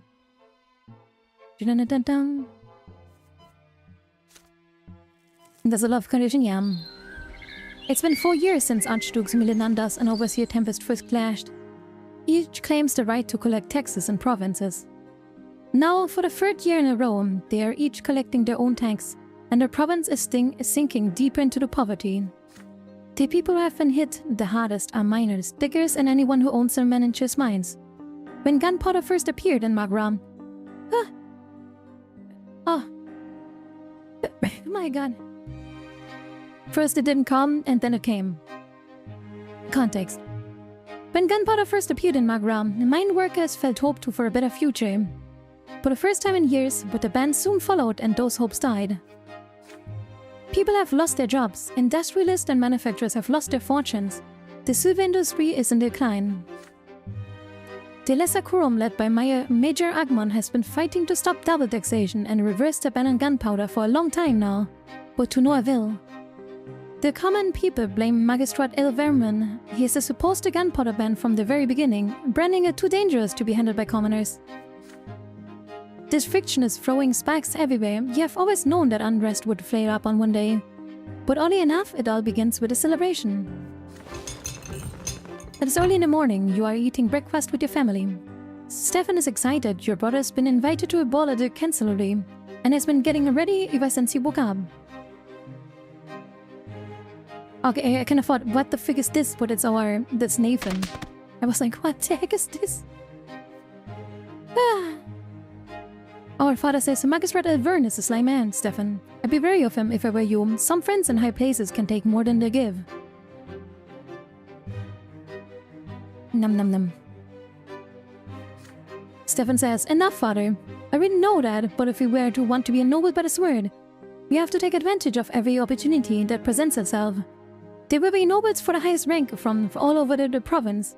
Besides, there's no risk in making a vermin acquaintance. Be nice to our destroyed Rune brother. The conversation continues. Bored, you excuse yourself to go to the pin shop. An ordinary day of work is followed by an ordinary evening. You're about to close up shop for the night when Alida arrives unexpectedly. She brings a letter. Oh, that's the one that died, right? It's an urgent report from Sophia. You glance through the hurriedly. The handwriting is not Sophia's. Philippa has taken a great risk by writing to you under her false name, which means that this news too urgent for caution. Alright. Our informers within Egmont's goons have warned us about a march tomorrow morning. There's trouble brewing. Miners, diggers, and even mine owners involved. They are coming from all over the province to demand all vermin lift the gunpowder van. This march has Egmont's name all over it. It is supposed to be peaceful, no bloodshed. Apparently the miners think all vermin won't have the guts to use force, so you'd have to listen to the demands. Their plan is to show up during the magistrate's party. They're mad because he's throwing money around while they're all starving. There's several hundred workers coming and they're fired up. They should get there early morning. You have tonight before get ready. Let's hope you know how to pull this into good use. As you burn a letter in the flame of candle, your paper turns to ash. You weigh your options. Egmont wants to protest peacefully, but will be able to keep the angry miners from crossing the lines? And Stefan will be at the damn party of his. This complicates the matters. Either way, Philippe is right. You cannot ignore this. And what will you do during an unexpected protest? Profit from the havoc, huh? I mean, okay. Did I die? Okay. Okay, I see. Okay. Into that one. I can go for this one and get some diplomacy, but like, it's really not worth it.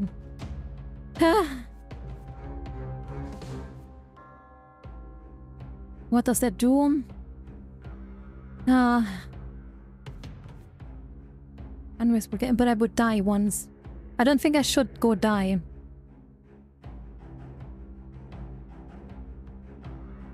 Do I know? I don't really want to.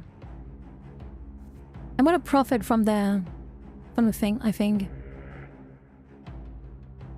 Yeah, let's go with that. Whose engine may you focus on protest tomorrow? The opportunity to enrich yourself at the expense should not go to waste. Imagine dying. I'm gonna die. You know, steal this shit. The unexpected march would be perfect distraction for the grand jams and the Rhodesian soldiers guaranteed in the city. You know, a chance like this does not come along every day. You could not ask for a better opportunity for a big score. You ask a leader to find moss for you, fast. Whatever arrives even faster. You're going to need the number of the last straw members for this. People who do not mind getting their hands dirty. They need to be ready by tomorrow morning. You are going to rob a noble mansion blind where the miners are busy raising ruckus at the chancellor's building. Oliver must ask, and I suppose Sophia doesn't have to know about this, eh? How about Sir Philippus? Good question. You're not greedy man, but you're willing to divide up your profits fair and square. Oliver, let's off a chuckle. A man in our line work never misses a chance for some coin. It's a deal then. The two of you spent the rest of the night planning the robberies. This will be a fast smash and grab operation. You will not have much time. Stefan mentioned the many names and list 9. Many names list 9. Last night, there's a typo again. So you know each and every noble family that will be attending to the magistrate's ball. You expect the servants to have the day off for the occasion, so you should not encounter any resistance. Once everything is planned and ready, you go to bed but cannot sleep. As the sun rises, you head to the north and gate to watch Egmont's march from a safe distance. There's way more typos than that. The miners are dressed in wrecks covered in soot and coal dust, hitting buckets with shovels and pickaxes with every step. The rhythm is loud as it's chaotic. The miners are led by mine owners and industrialists who are in turn led by Major Egmont himself. His voice can be heard above the incessant din of metal on metal. He says, Give us back gunpowder! Give us back our lives! If you want coal and silver, give us back our gunpowder! The entire procreation repeats after him, hundreds of voices chanting in unison. They are led by minors! No. The people of any sort echo from the refrain in the windows. Occasionally a grand jam finds himself in their path and scurries away. The thousands of protesters soon approach its cancel rebuilding. Their bodies cut short. Unable to flee the celebration time, most of the nobles are trapped, surrounded by enchanting miners. Stefan is somewhere among them. Caught by surprise, the magistrate barely manages to alert the city gendarmes. Their numbers are too small and disperse him up the size. But an Anisod Legion garrison will appear any minute now. This is no time to be careless. Sensing the strength, the mob continues to chant and bang on the buckets without any fear of the gendarmes. Amid a metallic cacophony, Egmont's words repeats again. Bring us back our gunpowder! Bring us back our knives! You want the coal and silver? Bring back our gunpowder! Egmont clambers upon a makeshift podium and says, Workers of Magra, our so-called protectors are having a feast today. Let them see you with your own eyes. Let them hear you with their own ears. You are the people who harvest the lifeblood of our province day and night in the darkness of the mines. You are the people hidden from the light of day. You are the people who earn the riches for our masters. The chant is deafening. Pickaxes and shovels clang against metal. This is the moment of truth. Either El Vermin concedes, or there will be blood.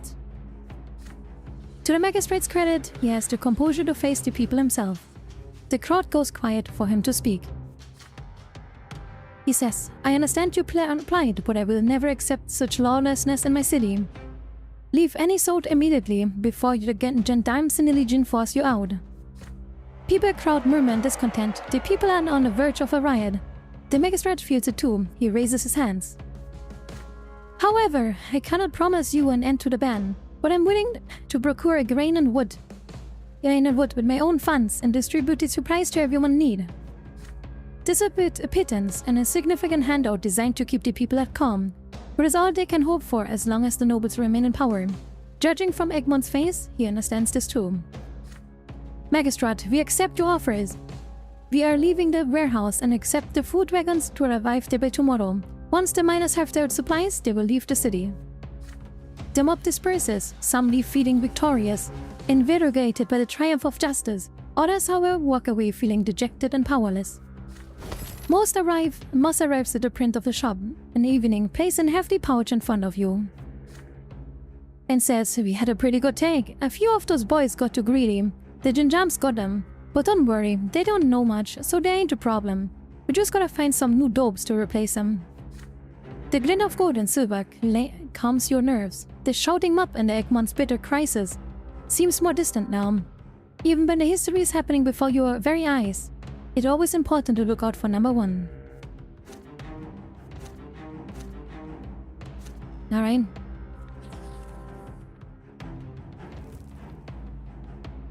A sound of thunder disappearing the concert of your few sections, okay? Oh god. Oh no. Oh god.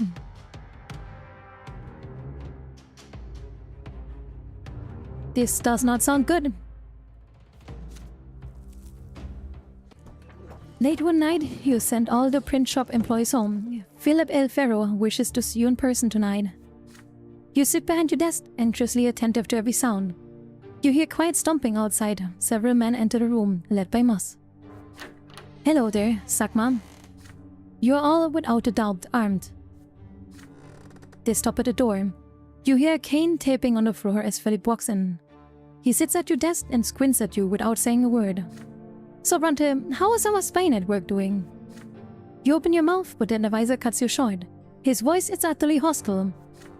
Why aren't you getting any results? Do you think you can fool me? Or are you just too stupid to be entrusted with such a crucial mission? How can I explain to you your ineptitude, Brante, betrayal or idiocy? Don't you understand that your job is the only thing you should be doing? Don't you see how important it is? I'm standing on the brink of chaos, and it is about to consume us all. The safety of the Empire depends on intelligence you're supposed to be gathering. I trust you, and what do I get in return? Idleness and waste of time. Either you are dragging your feet on purpose, or you two are witless and sluggish to obey my orders.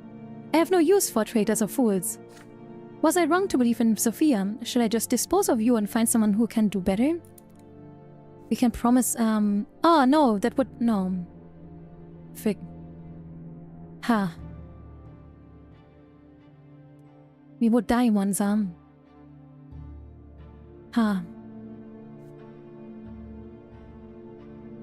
Ha. We need that level 9, right? Frick, what do I do? Because we need level 9. We need, if I want to, like, go for the free, not the free city,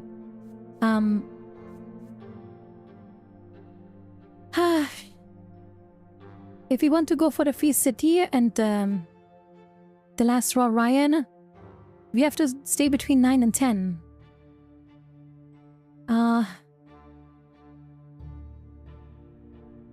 We should be able to get one more. I mean, we can die once, it doesn't matter. Did we have 5 lives? Or something like that? Like, it doesn't matter that much if you die. So it really doesn't matter. We have not died once yet, you know. Yeah, but whatever. We can just die once, you know. I feel like we could just die. But how much time does that take away? Do we die? Whatever, untouched would be funny. Yeah, but I don't know. I don't know. I feel like we should die. You asked the advisor to forgive your failure. Ah, man. Or you could lie to him.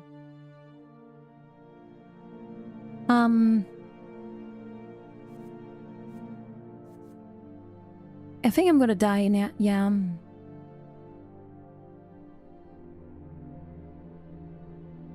gonna do it. Lowering your head, you implore Philip to forgive your failure. If the advisor could just wait a little longer. Billy taps the desk and now it then lets out a tired sigh. You don't seem to understand, Brante. There's only one thing that matters in our line of work, results. If you can't get results, you're of no use to me. Philip rises and snaps his fingers and points right at you. His gun sensibly rush to your side and twist your arms behind your back. They push onto the desk, papers and writing plans scatter across the floor. Oliver looks at you with genuine compassion. Tough break, Sukma. Philip towers you over you like a grim shadow. I don't tolerate failure from subordinates, Brante. The advisor gestures most. You try to say something to explain to assure the Philip of your loyalty. Moss puts one hand on your back of your head and the other on your chin. Your neck snaps with a sickening crunch. Darkness falls. Pressed F, you fall under the pain that embraces you like a soft feather bed. You feel like free. There's no restraints, just warm glow that envelopes you in a secure embrace. The waves carry you. They touch as soft, the delicately enshrouded that was once your body. It is feeling unlike anything you have ever experienced before, something absolute and complete. You touch something greater, the reason behind everything, the reason for your very existence. You were sculptured from this light, it was the first thing you ever felt, a boundless, sincere unity of the verse. Your beginning was a spark that cast light in all the directions, and now you're here again, one bit beginning of everything. The light gleaming over you resembles the light of the shining pillar. You still see it, and the north as always. The waves of light carry you to two figures, the elder's nearest. He is ready to accept you, he is quiet, wise and kind and pure. The younger waits further back, and do not know what he is yet. The waves pause at the elder's feet. He leans over you and plants a feather-light kiss on your forehead. Yo! The kiss spreads on over you. You are filled with unparalleled delight and bliss. You exist, you are unique, there's no one else like you. They know this and they love you. You will never be alone, you are part of them and part of our family. And part of the universe. The twin gods will never leave you, they watch over you constantly. The elder Sophie touches you as you lie spread amongst the waves, sending further down to the torrent of light. You float to the top of the silver tree's spreading crown. The closer you get to the silver tree, the heavier you become. The waves draws down along the trunk. but you do not wish to part ways with the warmth of the softness with love. You turn around, the elder is still watching you. He nods, all is as it should be. Go, your time has not yet come, you must return to the world. As you tumble down toward your body, you comprehend that the true meaning of your lesser death and the divine love that has been revealed to you. Love exists not only in their hereafter, it is present in the entire design of the twins, that is the origin of life in this world. What is the manifestation of this love in your immortal life?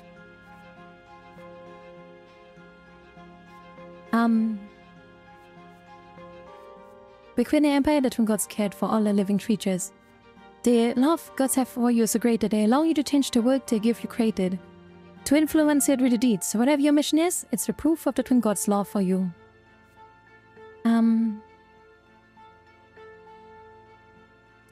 Family remains silent. I would say the cause. A sudden comprehension of love which with eternity wills imbued illuminates your mind, but then it fades away and vanishes. You regain the sensation of your flesh. It is heavy and wieldy. It lacks the lightness that light. It's a burden. It is so smothering you. You gasp with air. Your chest expands painfully. You feel as though your lungs are about to burst. The stagnant or odor crypts fill them, revolting but surreal. You are back. I said a cause. The sound of thunder. The crypt is quiet. A ray of light from the tiny window strikes your eyes. You awaken. So you sit up, your feet touching the stone floor. You instinctively reach for your neck. You are too lucky. This death was just a warning. You cannot expect Advisor El Fadoro to be merciful next time. Alright. I have a lot of willpower now. Alright, the possession of the tree. A holiday is coming, a day when the entire empire, thanks to the twins for the silver tree, the sign they left behind as a reminder of their eternal presence in this world. The momentous occasion is especially important for Ensiod, but the clergy cannot agree on how best to celebrate it. Father Leonard has called for all worshippers of the twins to approach the temple of the silver tree and kneel before the sacred relic. But all clergy balks at the idea of Leonard and the new believers leading the ritual. The day has come. The immense crowd is moving in a procession towards the temple near the silver tree, where Father Leonard awaits. But an inquisitor by the name of Jean stands in their way. She strikes a defiant pose. Confronted by a member of the Holy Order of the Inquisition, the procession reluctantly stops. She says, "People, turn back. Those who attend Leonard's rite will succumb to the new faith. Those who reject the lots will defy their divine design. You are about to bring the wrath of the gods down upon us all. Open your eyes, go back to your homes, and pray for the twins." The procession wants to move, but the people are confused until Father Leonard himself walks out of the temple to meet Jane face to face. People of Enizod, no one has the right to deny you the sacred ritual of the worshipping at the tree. Not even the Inquisition. Is such a denial not more likely to provoke the wrath of the twins? The Inquisition must know that the new faith does not seek to challenge or defy the twins. We are merely trying to correct the mistake of those who came before us. We do not anger the twins, we merely vex those who refuse to accept the dawn of the new age. Jean finds herself between a rock and a hard place. Seeing that there has no other choice, she lets the procession pass. The new faith's numbers have swelled of late. It cannot be stopped now. Narayan. Today is an important holiday. The entire empire is celebrating the festival of the silver tree, which commemorates the parting gift to the twin gods. The divine sapling they planted in our mortal world. In the middle of Ennisode, the families of the city spent the day in peace and quiet, contemplating the divine roots that join together all people, their bloodline and the entire empire.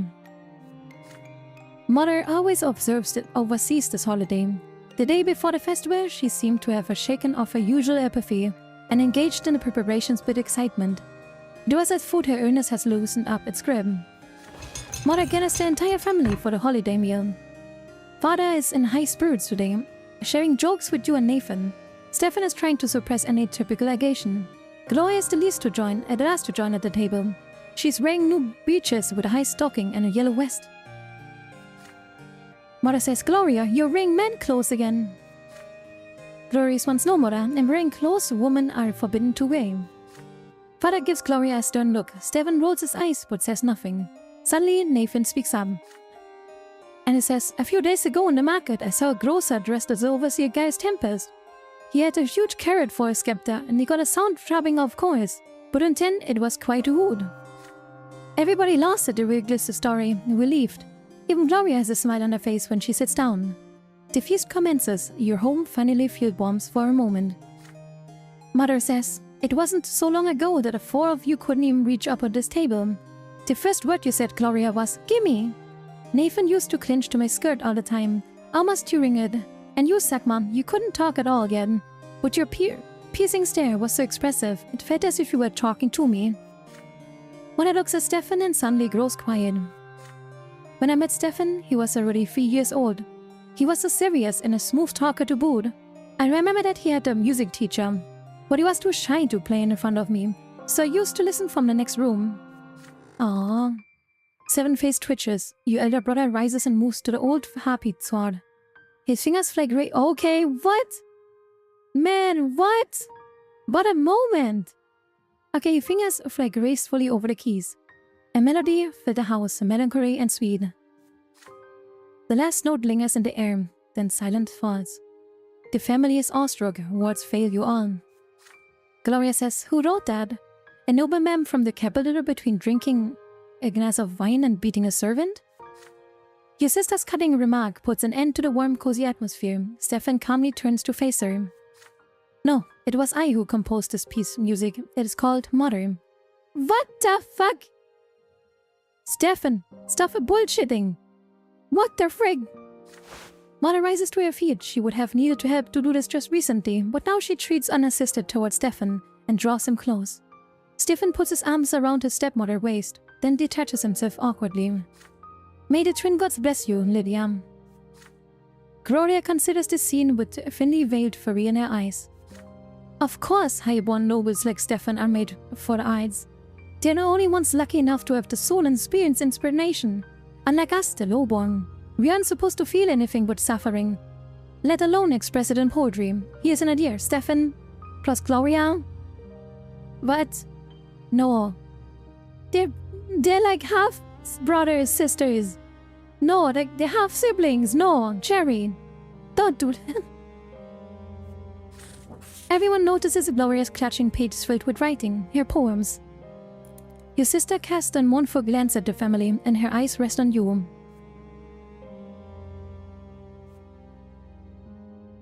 Let Gloria read her poems, okay?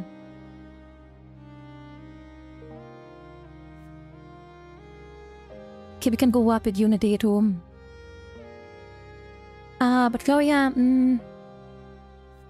I need Gloria to like me. Then mother and calm down Gloria.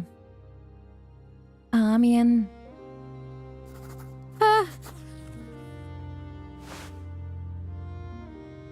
You talk up with mother to take your hand in yours and whisper in her ear, it is time for her to interfere and save the family celebration. Mother nods and understandingly. Gloria, my dearest child. Thank you for being in office for 6 months as a level tier 1 Meow tenant. Salant. Thank you very much, Salant. Thank you very much, Salant. Thank you very, very much, I hope you're doing well today. Hello, Zo. And thank you very much for the 6 months. Gloria, my dear child, since you were little, I have fought you to care for your soul. But I failed to convince you. Please, think about the family that took us in. I implore you, do not take any noble activities. Take on noble activities. Do not infringe upon the divine order. Okay, that's bullshit. Gloria's face flashes and red with fury. She grasped the pages to her chest. That's right, mother. Since I was little, do you think I'm not reminded of it every brief I take? Of all the things I'm forbidden to do because I'm lowborn? My dearest girl, listen to me. There's more to life than you and your aspirations. You're a member of the Brante family, and your family is part of the greater universe. Your actions affect all of us. We are not isolated. We are being watched by the city, by the empire of the twin gods themselves. So, I'm not allowed to bear your name, but I still have to bear all the responsibility that comes with that? What hypocrisy! Gloria runs out of the room, outraged and tearful. The family is left dumbfounded. Finally, Stefan speaks. I hope, Lydia, that you can still make her see in reason. Your words were wise, let us heed them ourselves. Thank you.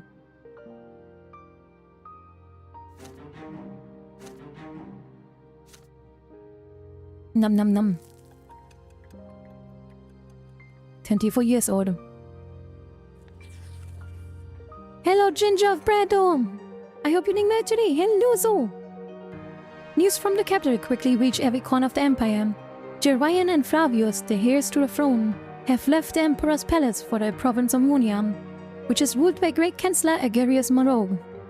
The Great Chancellor has accused the emperor's court of harboring malefactors conspiring against the imperial heirs. This is why he has offered them shelter and safety in his own impregnable citadel. What the fring? The common people are particularly worried by the news. They take it as a sign that the Chancellor is seeking to solidify his power by holding their heirs hostage. If this continues, Monroe could coerce the Emperor into revoking the imperial law, thus depriving the common estate of any and all rights. All hope for the reform in the empire has vanished. From farmer to rich industrialist, the commoners are growing desperate. In your province, the authorities are trying their best to put the people at ease. The magistrate of Anisode makes a speech from his balcony to the excited crowd below. He says, "Trust in your emperor, good people. The imperial heirs are the future of the great Tempest dynasty. The emperor has made the wise decision to send them away. Far from the scheming court, Great Chancellor Monroe will take good care of them and keep them safe. All glory to the empire, all glory to the Tempest." Now, Ryan. I don't like that power is going down again. I don't like that. An invitation to dinner. Commoners are still flocking to Anisode, refugees from a village that have been squeezed dry, miners who have lost their jobs, craftsmen who have lost their last coin. They all come to the city in search of shelter, safety and justice. Makeshift shacks litter the outskirts of the city, steadily growing into shanty towns. Every day the people of Anisode see more men and women hanging around the streets looking for work, leaving their children in the care of the utmost infirm and elderly of the refugees. Of all the powerful people in the city, Major Egmont is the only one who considers this a problem. He has ordered several of his warehouses to be converted into shelters and begun distributing bread to the refugees free of charge. You and Sophia are sitting on the roof of an apartment building, watching people huddle around wagons. The bread line stretched to the small squares between the buildings yesterday, but today it disappeared down the back street with no end in sight. Sophia says, "Look at those poor bastards. They've been betrayed by their own masters. Yeah, just like you did." Hello? Do you know who's talking? Hello? I wish I had like a phone recording or something of you. The nobles robbed them blind, razed their villages and left them to die. Back-breaking labor, endlessly suffering, dying gutter. But all they have ever given to them. Would any of them blasted nobles even move a finger to help the refugees? Not on your life. Major Egmont's the only one who cares, and he's the only chance for survival. Say, Brante, I hear Augustine Elborn and you and Major Egmont have both been invited to your house for dinner. That's true? How does Sophia know about this? Father asked you to keep it secret. What difference does it make? You should have told me. Do you have any idea what this dinner means? It is a sit-down, Brante. They could decide the fate of our city. The fate of the last straw. The fate of our rebellion. Yeah, he said bastard. Yeah, I did. You've gotta get me invited to that dinner. Tell him I'm your friend, your fiancé, your lover, I don't care. Just find some excuse for me to be there, okay? Alright? I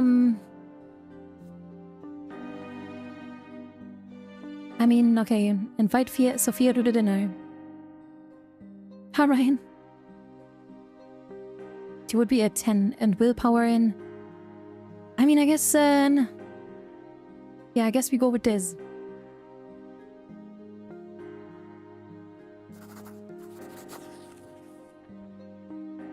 Of course, Sophia can come to the dinner tonight, but she is going to need a proper outfit. No worries, Brante. I can behave in noble society. Time for the dinner party arrives. The Brante house prepares for guests. You cannot remember the last time your entire family got together in like this. Father unusually focused on serious today. Mother is wearing Father's wedding gift, a precious brooch and adorned with gems. To her, it's a small act of defiance. Commoners may not indulge in luxury, but today is a special day indeed, and she has found the courage to dare this small transgression. Stefan is more carefree and high in spirit than usual. He always enjoys his uncle's visits. Nathan is as quiet, furtive, and inspirited as ever. Gloria, however, only smiles to herself. Sophia is sitting at the table to your left. The family casts curious glances at her from time to time. It feels so strange to see her here at the home, together with your family. Mother is the first to acknowledge her presence. Sophia, Sakuma told us he was inviting someone important to him, but he never mentioned that this someone was a charming young lady. Pray tell, how did you and my son meet? Mom, it's not like this. Like, Sakuma is definitely gay. Have you heard his name? Like... Sophia says, oh, it was a long time ago. We have known each other ever since we were little. We used to play in the neighbors' yards together, and then Sakuma helped me to, get out of any sort to go to the house capital. He was a real hero, you know.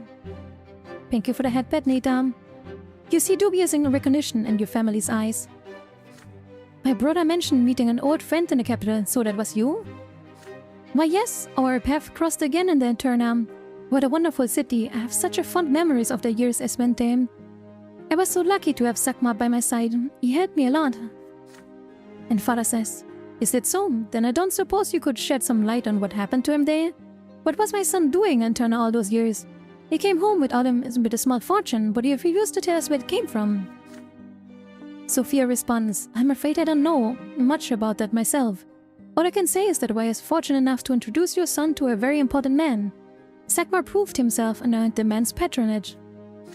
Well, our brother says, I certainly hope this man was a decent, honorable nobleman, not some upstart commoner with deep pockets like that Egmont. Stefan, could you please refrain from such remarks while Egmont is here? If only for my sake. Worry not, father. I would never embarrass you in front of Sir Elbron. I assure you, says Sophia, Sir Stefan. Your brother's benefactor is one of the most respectable noblemen I've ever met. I'm sure the two of you would have a lot in common if you ever happen to meet. You watch and know as Sophia charms your family, with polite small talk, effortlessly picking the right words, for everyone at the table. Her presence is so enchanting that your family enjoys a moment of peace and harmony for the first time in ages. The servants soon announced the guest's arrival. Baron August and Elborn and Major Egmont greet the master and mistress of the house, one after another, then take their seats in the dinner table. After the traditional exchange of pleasantries, you enjoy your exquisite dinner followed by wine. There would be ordinarily be dessert for Father and Stefan, but today the noblemen do with wine. Elborn and Egmont finally begin to discuss the droves of commoners seeking refuges in the city. August and Elborn says, I must confess, Egmont, I don't understand your motivation here. Are you moved by an honest desire to help people or expectation of some insurmountable profit? Regardless, you have to put an end to this before it's too late. The food and shelter you offer them only serves to attract more and more refugees to any sort. And when they finally fill the streets, what are you going to do then? What am I going to do then? The Archduke, the overseer. What are they going to do? Have you ever considered this? Please understand me, I harbor no ill will towards these people. But Gaius Tempest is concerned that they will eventually start causing trouble. Archduke Milandras is looking for any excuse to march his punitive battalions into the city. Major, is this really what you want? Augustine, he was always so charming, With all due respect, Sir Prefect, I cannot do what you ask. These people have nowhere else to go. No one else will help them. Here in Anisot, at least I can offer them food and shelter. Are you really asking me to let them starve to death? Do not deceive yourself, Augustine. I was one of those that welcomed new overseer at first. Just like all the rest, I could hope that the common estate would get a little more breathing room under his rule. But what did Gaius Tempest do? He started his power struggle with the Archduke. He made the double text possible and signed a ban on gunpowder. A ban on gunpowder, and in Magra of all places, a province that lives off the silver ore we mine. Which is why, Sir Ebron, I do not trust the Arcanians of the nobility anymore. No, sir. I will not rely on their generosity. The only way I can accomplish anything in this world is by myself. By the sweat of my brow, by seeking my neck out for the others. Augustine, you are the only noble in the imperial government I can still trust. You know you are known throughout the city as the protectors of the lowly estates. So protect the lowly estate, offer protection to the refugees, convince the overseer to let them stay here, let them save their lives. Augustine replies, I am very sorry, Egmont, but that is impossible. Gaius Tempest has made it very clear that if I cannot resolve this situation, he will bring the Legion into the city and deal with them himself. It pains me to say this, but those people would be better off leaving the city, or maybe even Magra. You must realize this. They should go to Illyria or some other place to start new lives. The only thing waiting for them here in Anisode is death. There's nothing I can do to help them. You glance at Sophia's wearily, her brows are furrowed and her hands are balled into fists. She interrupts Ilborn without warning. Enough! Oh, she slams her hand to the desk again. Everyone turns in a surprise. Did your low-born woman just leave the audacity to raise her voice while important men were talking? That is enough! You are Baron Augustin Ilborn, the prefect of Magra, the protector of the common folk, the last hope for the people like me. You all we have God! Major Egmont is right. The Arcanians don't care about us at all. As far as the Menendezes and the Tempers are concerned, we don't even exist. Every commoner in this city knows there's only one noble in Anisode who actually cares, and that is you, Sir Ilborn. Not the Overseer, not the Archduke, not the Magistrate, not the Patriarch, none of them. You're the only man who can change things in the city. If not you, then who? If not now, then when? The Overseer needs your support. He trusts you. He'll listen to you. You don't have to blindly follow his every order. You're free to make up your own mind and speak to him on behalf of the people. I'm begging you, please don't betray us. Don't betray all the trust we have placed in you. Help Major save the people. The amber candlelight glimmers and sparkles, reflected in Sophia's bruised eyes. Augustine replies, My apologies, ma'am. We have not been introduced. Sophia replies, Sophia, a commoner. A lengthy silence hangs over the room, and no one knows what to do. Everyone holds their breath, waiting for Augustine Ilborn to react. Then he says, Thank you, Sophia, your words. You ought to thank this young lady, Mayor. You will have my support. The refugees may stay. Do your best to give them the decent shelter and food, and see if there's any work they can do. If I see I can convince the Archduke that they pose no threat, and I take steps to keep the street safe. The guests thank their host for their hospitality and then leave one after another. He walks Sophia to the carriage. That was some night, Brante. You've got an interesting family. Too bad I probably never have a reason to get to know them better. The next day, August Ilborn makes a statement to the people of Anisode. The prefecture and the Lesser Quorum have reached an agreement. The refugees arriving in the city will be offered temporary shelter and provisions. No announcement from the overseers are forthcoming, okay? Alright.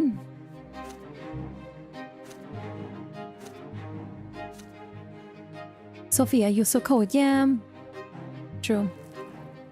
A moment of respite, the event is consequence of your previous actions. Unity 10. We will see what that means. In 5 minutes. Maybe you can find unity in yourself in this ad break. See you in 5 minutes.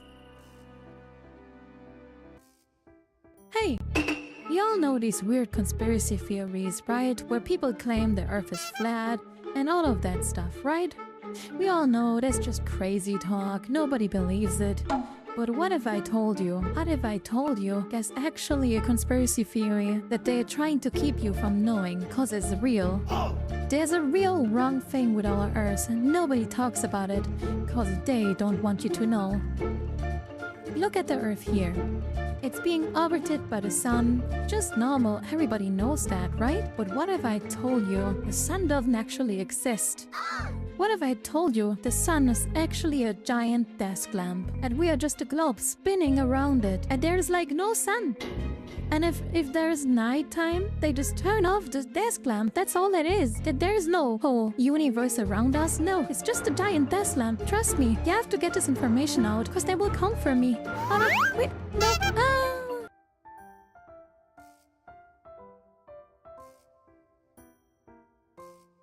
Oh, by the way, the story from yesterday. Oh yeah.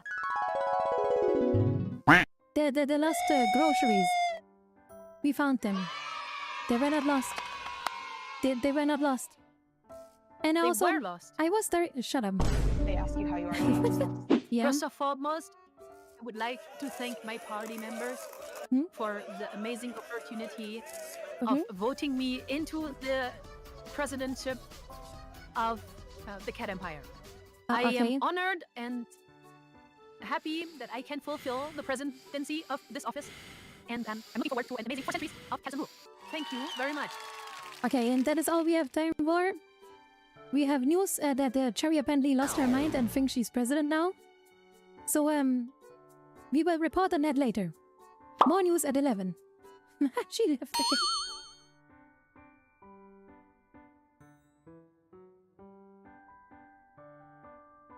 Yeah, praise Todd Howard for all that is good and bad. Are we doing a religion based on Todd Howard now? It's fantastic. Where we like call out of the things that are wrong in the world, just bugs Todd built into the game. We have to gamify it. And like, I don't know. Our fans are incredible. Politics are just dialogue options that are going wrong. And everybody's nice to each other. Is this what's happening? And if Todd would make a better games, other companies would need to step up their game too, thus increasing game quality overpace. So you're like kind of saying like Todd is like holding back so he doesn't tear down the whole gaming industry with him, because like no one could keep up with him and then everyone would go bankrupt. Is that what you're trying to say? All of this just works. Because I agree with you.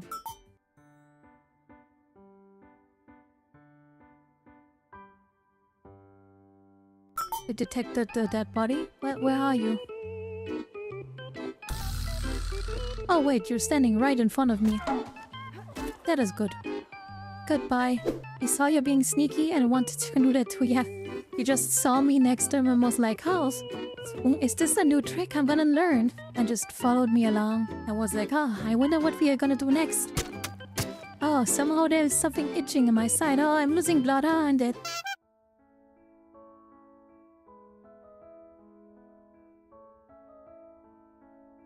It has 6 movies? No. You're like one of these people that actually believes Star Wars is real. Star Wars, the whole movie franchise and stuff, doesn't really exist. It's just fake. Have you ever seen Star Wars? No? You only believe that you saw it, but like, the movies don't actually exist. It's all conspiracy. Trust me, I'm a cat general. I know what I'm talking about. I know. This is a shocking revelation I'm delivering right at the start of the stream, but like, you know how it is. We have to hand you the hard true facts about the cat kingdom. Humans believe so many false things, so we have to cleanse their minds.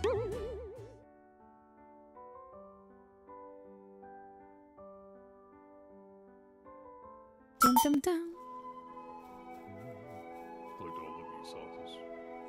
Hey! Vsauce, Michael here. How would you feel about enslaving weird animal things? Say power. Find out. Dum. You all just sound like to me, sorry. What? I sound like a man, thank you. I sound like a man? Damn it. No, you sound like a sheep. I don't even understand what you say. Yeah, just a meh. You're constantly just man right here, I don't know. Is that it? So I'm beating you up. No, not abuse. Come on, Don't let this abuse. Not But the I best built it can be a used when fire. I do it. It's just like discipline. Are you an Just Asian called discipline. parent? No, but I'm a general. Feel tough. It's basically the same. It's just tough love and she beats you. I just love you too much.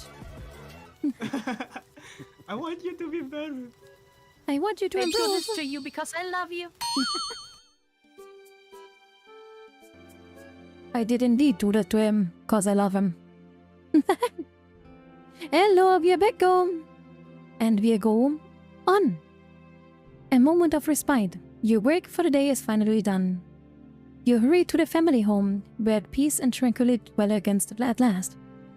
Still, you have grown used to the idea that this peace could be disturbed at any moment. As you enter, Father walks down the stairs to greet you. He smiles happily and warmly. Sukma, my dear son, you are spending so much time at work. Look, you can barely stand. You need some rest. Please, stay home for us for a while. Surely your work can wait. You've earned yourself a moment of respite.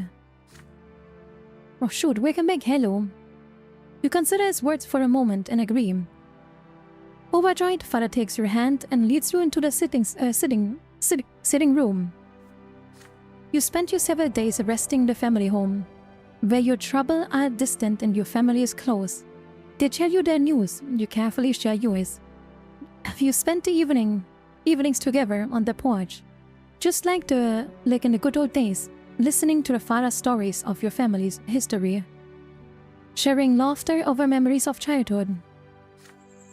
It is late now. Cicadas buzz quietly in the garden. The windows of the bedrooms glow with a warm light. You recline in a wicker chair with a glass of good wine. There's no place like home. Alright? Alright, everyone loves us again. Willpower. We'll be at the max anyways.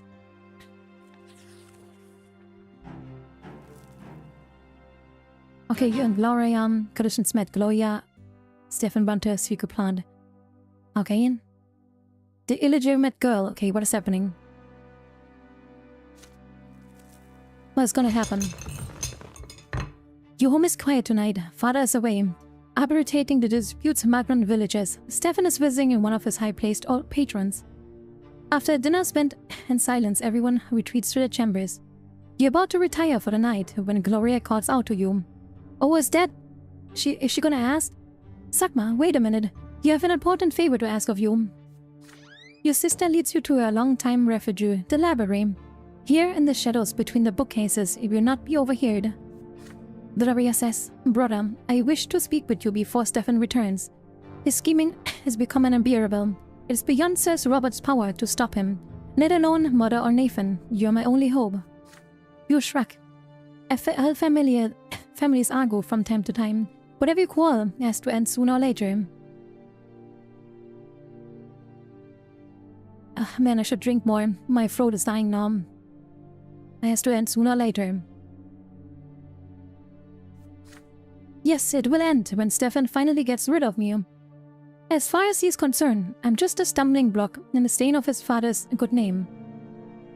He lets me stay in the house only to avoid causing a scandal in high society. But as soon as Brantes get his precious nobility off the sword, I'll be out in the street in the blink of an eye. Sakma, you don't want it for me to get kicked out of the family, do you? Please help me. I need to convince Sir Robert to adopt me and make me illegitimate. After that, it won't be so easy for Stefan to dispose of me. And then I won't bear the stigma of being a bastard anymore. I know Sir Robert would agree, if only a virtue of the love he has for our mother, but Stefan is standing in his way. Tell me, will you help me? An illegitimate child who has never known a father, a stranger in the family. Gloria looks at you with hopeful, pleading eyes. Seven didn't agree to grandfather's ghost to get rid of Gloria. I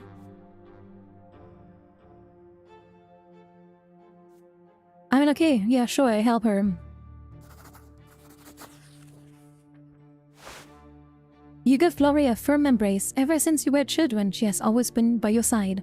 Two of you have different fathers, but she is your sister. And you must remain a member of this family. It is your duty to come to her aid. You will make sure Gloria becomes a Brante. Gloria lets out a sigh of relief and hugs you back. It makes me so happy to know you're on my side. You wait for Stefan to come home. Your brother returns from his visit in mirthful and high spirits. This is the perfect moment to have a talk. Yeah, but splendid, brother. Magistrate El Vermin himself will support us. I'm on a friendly footing with his son now. It won't be long before we become nobles of the sword, but why else to love? You raise your middle of your sister. The feud between Stefan and Gloria must end. Your brother seems to be unaware how much damage it is inflicting on the family. But you know how to remedy it. The reason for everything is Gloria's lowly station. She should bear the name Brante. Your brother assumes his board mean. Don't waste your time, brother. I know what Gloria is after. You mentioned damage to the family. Can you even fathom what this would mean for the Brante family? By allowing an illegitimate child into the family, our father would cover us all with an endiable shame. Several generations of Brantes to come would not even dare to dream of becoming nobles of this world. But the twin gods will not let this happen. You attempt to point out that Stefan that Gloria's desperate situation is leading her to more and more audacious escapades. If your sister becomes a member of the family, she'll stop. Believe in me, Sukma, I want to see Gloria at peace as much as you do, but not at the cost of our entire family's future. Absolutely not. I have a different idea for Gloria, and I'm sure the solution will satisfy everyone involved. Good night. You let your sister know of Stefan's vehement denial. Gloria is so vexed she's shaking. So he wouldn't even hear us out. Is that it? He is willing to do anything just to drive me out, isn't he? Sakma, we need to think of something. Roya will continue her battle for the right to stay with the family, and you have promised to help her. Sure.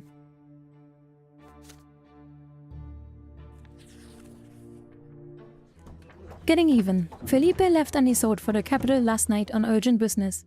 He gave you both direct, unambitious orders before he left. Cease all activity and wait for him to return. A month of freedom, an entire month of peace. Is this real? Can you finally stop and catch your breath? But unfortunately, you do not even get to enjoy the thought of freedom for long. As noon approaches, Sophia appears in the door of your office. She has risked a visit in the middle of the day. This must be urgent. What brings her here? Dorius Oten, ring a bell? You know the High Commander of Magram, an Arcanian, my former master rapist. Murderer and all of her own piece of shit. I've been keeping tabs on him ever since I go back to Anisot. Here's what it gets interesting, Brante. Turns out Felipe Ferro isn't the only guy trying to take advantage of the chaos to make a grab for power. There's a noble revolt brewing up, way up in the upper echelons. Millennia's followers are itching to rebel against Overseer's Tempest, and Dorius Orton is one of the heavies. You see where I'm going with this? Gaius Tempest's authority comes from the Imperial Legion's words, and the guy in charge of them, or the High Commander of the province, that is Orton. He can't wait to betray Overseer and hand all that power over to Archduke. If this revolt goes through, everything we worked with will go up in smoke. We can't let this happen. We need to expose Orton as the traitor he is and give Gaius Tempest all the proof. What about Felipe? What does he have to say about this? We don't even know where Felipe is right now. He's in a comunicado. We have to go against his orders and act upon our own. We have got no time to waste, either. They could spring into action to the drop of a hat, says Sophia. Alright. Sophia's voice is trembling. You're not used to hearing her like this. You asked her why she's so eager to take Orton down. Is she out for revenge? I'm more worried about last straw's future than revenge. But I'm gonna level with you. If I had my way, I'd love nothing more than strangle Orton with my bare hands. Size and oversee on him is the next best thing. As usual, Sophia sounds level-headed and makes a solid point, but you cannot help but feel that she's still hiding something. Should you defy Felipe's orders and aid her? Is it a good idea to get involved in the most struggle between the provinces, the two most powerful Arcanians? Alright.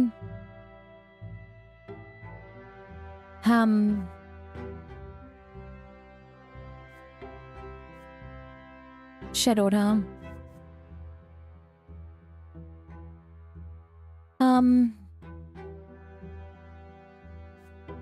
I mean, this one would just be fine, right? Cause, yeah. I mean, this one would be just fine, right? Yeah, I mean, there's not much difference, right? Yeah, okay, we go with this one. Ask her to explain herself. Yeah, okay.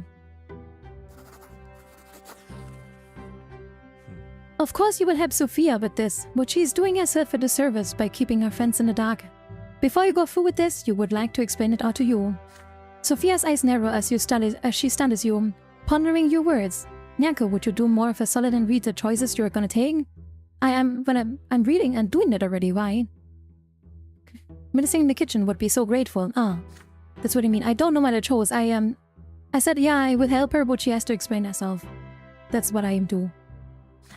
Sophia's narrow eyes as she studies you, pondering your words. You remain quiet, giving her time trying to breathe as quietly as you can. Over a minute passes before Sophia speaks again. Okay, Sakman, I trust you, so I'll live with you. But if you betray that trust, it'll just kill me, okay? I'm tired. I've been a pawn all my life. An Arcanian maidservant, a witch with no will of her own, stuck in prison. A toy in Felipe's hands, a tiny insect in a divine design. I'm just sick of it. I'm sick of being a thing. I'm sick of having owners. I'm sick of following orders. I'm sick of being used for someone else's goals. Well, I'm done. You got that? I'm done. We are doomed, and you and me, and you're not deluding yourself on that account, are you? Felipe is gonna see us hanged, just like you did in the Luckless in Eterna. We still stay alive as long as we are useful. No amount of loyalty to the secret chancellery can save us. But when he finally decides to get rid of us, I'll be ready. And Dorius Oten, you know, he's the worst Arcanian of all of them. I was his maidservant for years. It was the worst thing that ever happened to me, ever. Worse than the House of Humility, way worse than now. And now Oten is scheming to betray Gaius Tempest, just one of his many plots, business as usual. The thing is, he never had to pay the price for his own schemes. Other people did. Kids who lost their homes, who had to slaves away for scraps, and their fathers hanging themselves from despair. Sophia's voice trails off. She rummages around in her pocket, stuffs a hearty pinch of tobacco in her pipe, and puffs out a cloud of yellowish smoke. Then she continues, her voice calm, lifeless monotone. And now I have the chance to end it all. It means putting my life on the line, so be it. Because we are doomed, see? The moment I realized that, I became free. If I can make this word better, I'm gonna try. And I keep trying until I drop. And you're with me, Sakma. That means a lot. It means so lot. It means so much.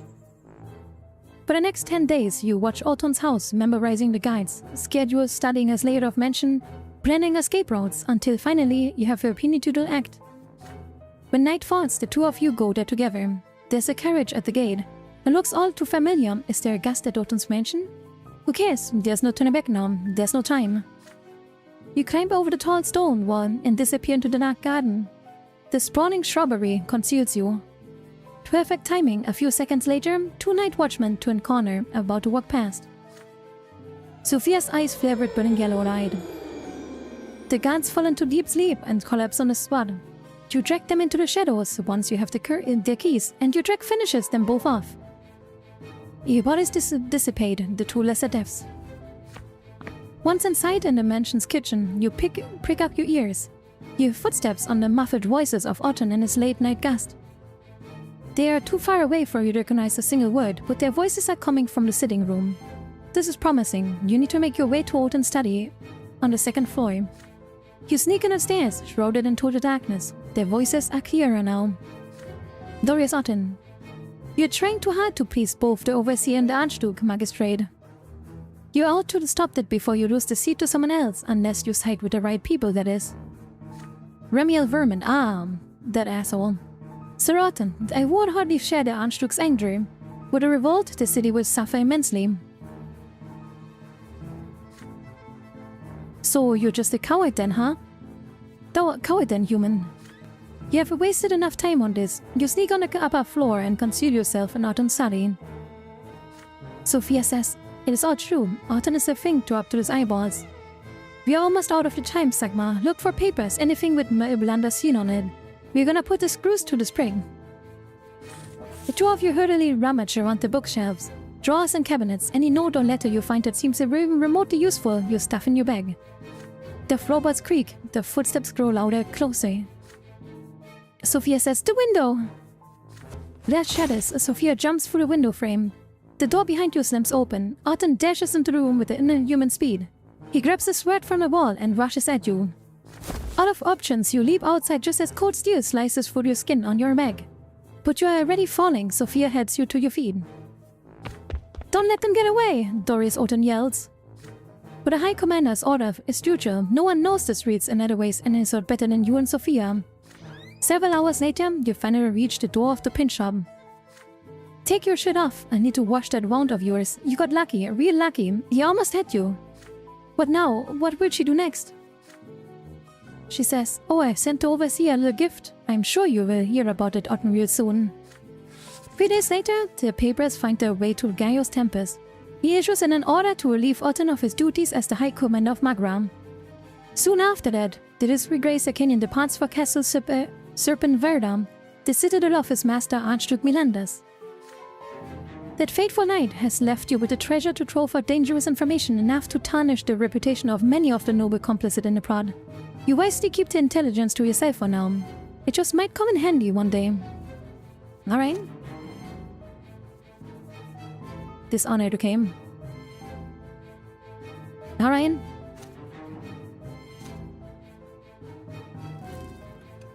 We are now turning 25 years old.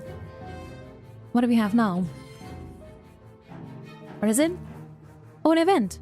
The mark of the dishonor. The event is a consequence of your previous actions. Conditions met. Reputation 0. Oh god.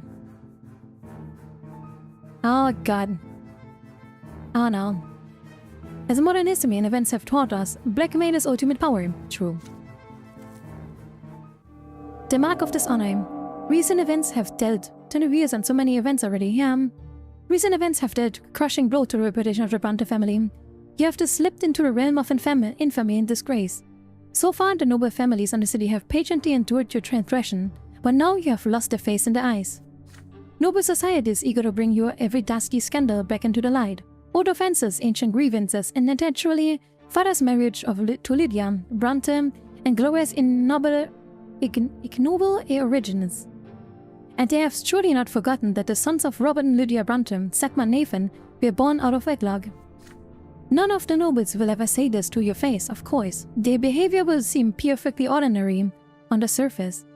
But no matter where you go, you will be followed by scornful glances and dismissive whispers. Father says, we have to accept this and humbly bear this burden. Alright?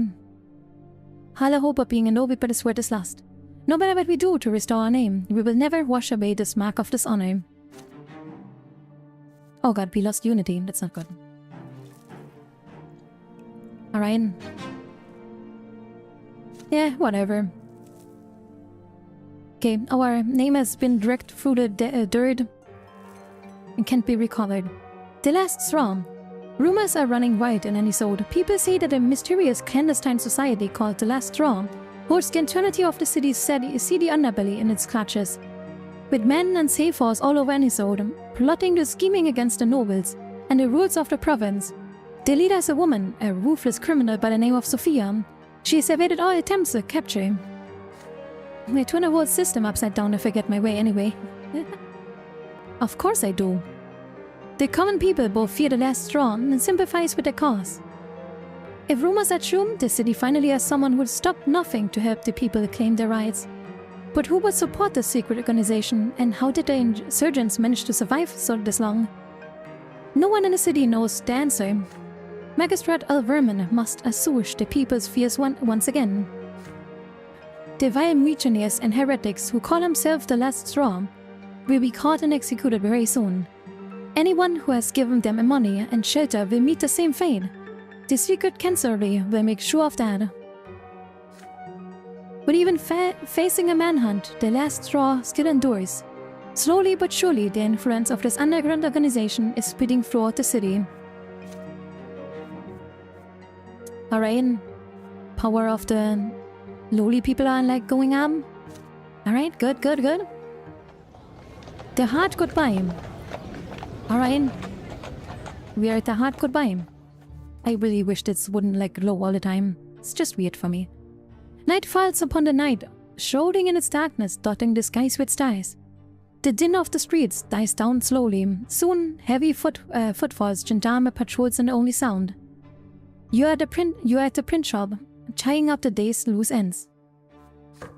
There's a sudden knock at the door. Sophia walks in without a word, holding a half-empty bag. She heads to the room containing the shop's records. Somewhere in there, under piles of paperwork, is a crate with her things in it. Sophia pushes her paper aside and starts shoving her things into the bag. She then looks at what she's doing. What is going on? She freezes, as though she noticed you for the first time. Then she puts up a chair, sits down, and lights her pipe. What is it like? Is there weed in there or something? Why does she always like smoke this thing? I was with Felipe just now. I'm leaving. For a long time. Could be a whole year. Gotta recruit pissed off people for the Last Straw from all over Makram. He thinks we have already found her everybody again and sold. Is she going alone? Sophia nods, exhaling smoke. Yep, Felipe's orders. Says it's safer that way. He needs you here. Her eyes are trained on you. Hello, product yours. Hope you're doing well. You notice yellow lights glimmering deep within them. Even without the underground movement, Sophia's just as dangerous on her own. And Felipe actually thinks she's going to recruit hundreds more people to die for his scheme. Sophia puffs out a ring after ring. They slowly dissolve in the air, filling the room with acrid smoke. There's no hiding from her light blue eyes. A gentle smile plays on her lips. Just don't botch the whole thing while I'm gone, okay, Brante? You're not. An awkward silence follows up. Deep inside Sophia's pipe, a red spark flares back to life again. She knew you would be at the print shop alone tonight. Did she really come here just to tell you this? She does not look away.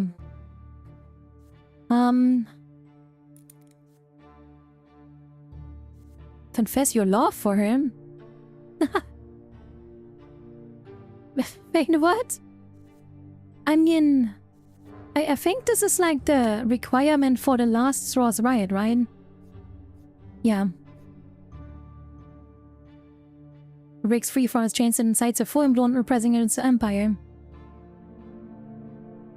I feel like we got into the mess because Amy wants to save her the first time she saw her on the streets and she wants about to be run over. You need that, yeah. So I need to like tell her that I love her?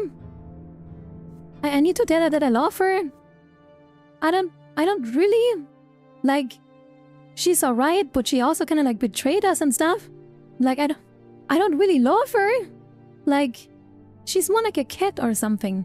Like, I know that she's doing her thing, but like, you know, like, okay, I will confess my love to the woman I don't love. You know. Okay. Time to, do it. Become the one person for Sophia trusts. You take a moment to think, then sit next to Sophia. After another pause, you finally speak your mind. I was trying to see what this is. Look, it's like her hand and his hand. My God. Yeah, I've had this feeling ever since you were a child. You have tried to fight it. No. You tried to ignore it. No. But it was all in vain. And now there's no reason to hide anymore. You remember every moment you spent together. The games you used to play, her escape from the city, your chance to encounter Eternal. You have both experienced plenty of misfortune in your lives, but you're still happy because you have always been together. No? Like what the hell? Then you say it, I love you. I will always be there for you. I will keep you safe from the rest of the world. There's nothing I will not do for you. Sophia freezes, as though she has forgotten how to breathe. She interrupts you in a hushed whisper. Why are you... This can't be happening. This isn't real. It's never real, and nobody stays, and everybody leaves, one way or another. I'm leaving right now, and then you leave me too. You get down on your knees before Sophia and kiss her tobacco-stained fingers. You embrace her with great care, holding her close, stroking her hair. No, you will never leave her, not ever. Her back grows stiff, but then Sophia's shoulders begin to shake. She's crying you never thought it's possible. You wipe the tears from her eyes. She holds your face in her hands and kisses you on the lips. There's nothing to say, she feels exactly the same. I don't feel invested in this romance, cause I don't like her. You cannot stop, you do not want to stop. Your head swimming in a blissful daze. Your mind all but gone, dissolved in those kisses. The warm caresses so gentle, the whispers so soft and sweet. The beating of your heart, the sound of the sky, clothing falling arm. Maybe she was only so cold and cruel cause she didn't know love? No, I think cause what happened to her, I kinda get it, but like, I don't know. She's so vulnerable, so amazingly impossibly defenseless. You never thought she would open herself to you like this, and yet here she is, right by your side, smiling and crying, laughter and kissing, touching and caressing, looking at you so tenderly all at once. The night lasts an eternity, you were with her, she is yours. Okay. The sun rises, she has to leave. You can barely force yourself to let her go. Your kisses follow her to the doorstep. You promise to wait for her, you swear to remain by her side until the very end. Just before the door shuts, Sophia gives you a sheet containing a misery cord, a long, slender dagger. Here, it is for you. May give it you the strength. You can do anything. I know it is just the way it is. That was amazing, Sakma. The memory of our night together is the most precious thing. I'm bringing with me. It'll tide me over until I come back to you. Take care, and don't be afraid of nothing. Our cause is just. She gives you a long, slow kiss, then leaves at last. The door closes quietly behind her. What the frig? The last straw is on your shoulders now, but you're no longer alone. An affair with Sophia. You have become the closest person to Sophia. Affair? Why an affair? What? Sudden affair? He's love, baby. The legion in the city, the unrest in Makras growing by the day. More and more commoners flock the streets and squares, trying to make their voices heard by the nobility. The crowds have become too large for the gendarmes to disperse. They can no longer be ignored. For the first time in years, the ruler's estate seems to have seen the people offer the terrifying power they represent, and they have decided to fight fire with fire. In spite of all the resistance offered by the prefect Ilborn and lesser quorum, the magistrates and the magistrate finally get their way. Overseer Tempest deploys the troops to the city. The streets and squares are packed with the ill-fated day.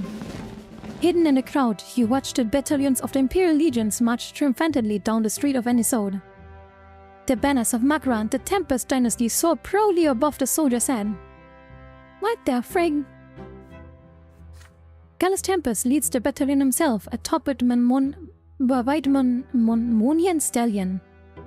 To his right, you see the young captain of the battalion. He looks familiar. It is Thomas Guerrero. Not Thomas! Ah, goddammit, Thomas. What did you do, Thomas? No, Thomas, no. Oh god, is this the moment where like our friendship will break? Is this the moment? Is this where it will happen? Is this where it will happen? We will lose our friend? Huh? Thomas. In a progression reaches the golden square, it stops so the overseer can address the people. Thomas Guerrero, our bro. Battalions, defensive formation! The Legion soldiers spring into action, slamming their weapon against their shields as they move. Their ranks shift in an eerie harmony down to the last man, like an enormous uncanny machine. And then they all stop once in an instant. Join us, Thomas. We have tuna cookies and tuna smoothies. I don't think he wants that. I don't think that's good propaganda for a human. The square grows silent. Overseer Booming's voice echoes for all to hear him. Gaius Tempest. People of Anisode, I have heard you cry for help and come to the city accompanied by loyal soldiers. The Imperial Legion will bring order to Anisode and put an end to all of the riots and crime. These soldiers will protect you from the schemes of rebellious nobles, insidious insurgents, and anyone who seeks to spark unrest. Thomas is a soldier, they follow orders. What if I give him an order? We have bro-code orders, you know. I'm Gaius Tempest, the overseer of Magran and Anisode. By the Emperor's decree, I rule this land. Those who question my rule question the Emperor's rule, and they will be executed as rebels and insurrectionists. You hear the whispers throughout the square. The Legion's arrival is a harbinger of change, but how drastic will this change be? Even at home, the Legion is the only topic of conversation during dinner. Thank the twin Gaius Tempest has finally decided to act. Those low-born scum have grown far too insolent of late. They ought to remind of their place within an iron fist, says our asshole brother. Gloria says, intimidating the people won't do anyone any good. Stefan, they have a valid reason to take to the streets, but instead of hearing them out, the overseer is hiding behind the soldiers. It is disgusting. Disgusting. Nathan responds, I think Gloria is right. Everyone is really scared, and a lot of my friends want the Legion to leave the city too. Stefan responds, those friends of yours know nothing, Nathan. Their lot is to work and suffer, not wage their tongues. Gloria says, oh, we are so sorry, Sir Stefan. We forgot that only blue bloods can rule. Too bad all that inbreeding hasn't made any of the smarter. Oh, the bird. Raging, says our father, enough bickering, you two. You clearly don't understand what's going on here. The purpose of the Overseer's move is, first and foremost, to thwart the plot against him to see an emotion by Archduke Melandus, the loyal clique of nobles. The commoners are the secondary matter. 7. Why aren't you in lowborn suffering like you're supposed to? What's everything? By the way, Sakma, I've heard the battalion is being led by an old schoolmate of yours. He hasn't told you anything about what Gaius Tempest is up to, has he? You have not seen Thomas in a long time. He has not told you anything. That is too bad. Oh well, I suppose time will tell. Whatever the reason the Legion is here, Anisode and its forest must be reckoned with. And luck would have it, Thomas is in a comment of it. Is there any way for you to turn the situation to last star's advantage? Narayan. Can we could incite the common people to riot against them?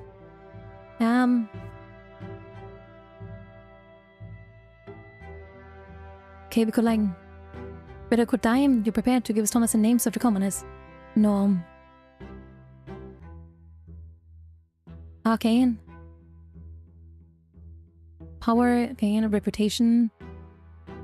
You asked him to violate his order and let the people protest despite his incurring overseer's wrath. Thomas, I'm so sorry. But, I am very sorry to tell you this, Mr. Thomas. But, I cannot think, yeah.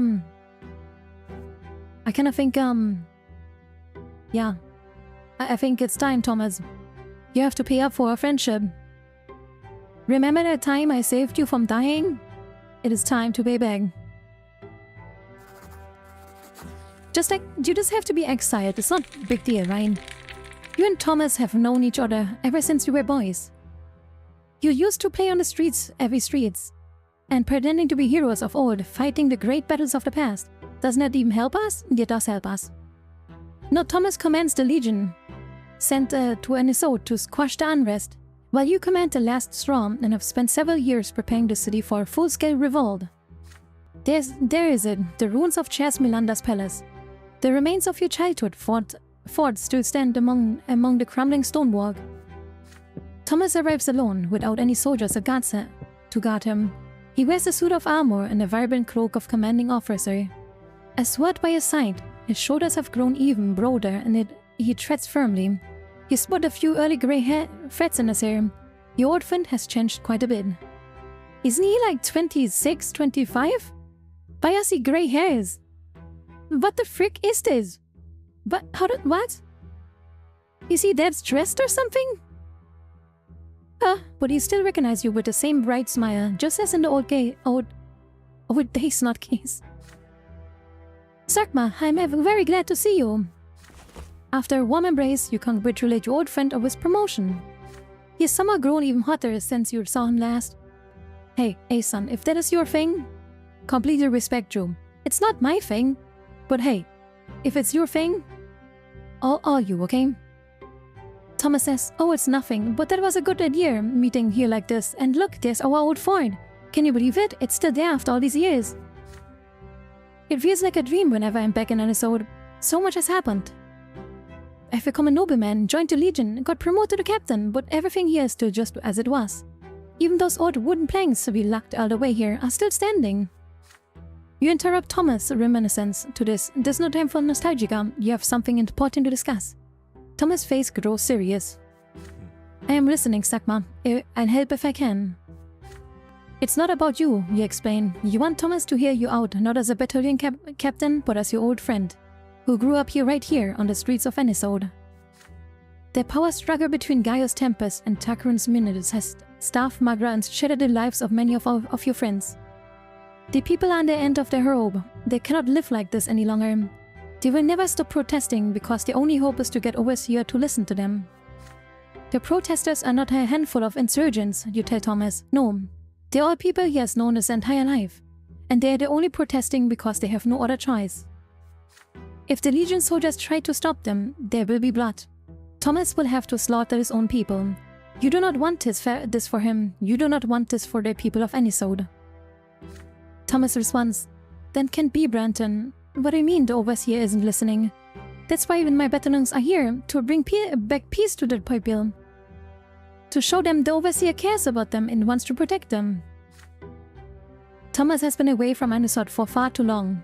The people have grown desperate. They now see Legion soldiers as enemies rather than protectors. Sooner or later, they will clash.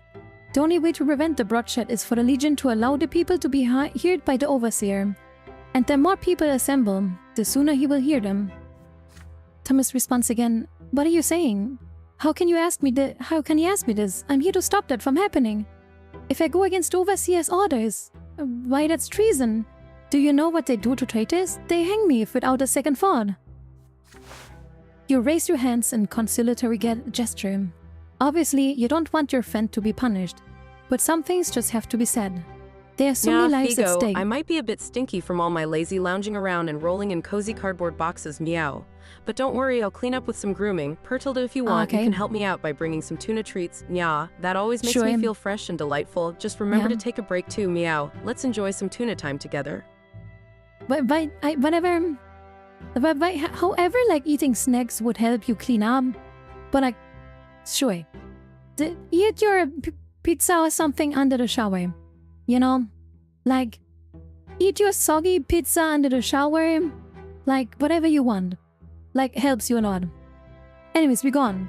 There's so many lives at stake here, and Thomas is in a position to make a difference. Thomas sighs anxiously, rubbing his forehead. You are right about one thing, Sakma. I haven't been back to Anisot in a long time.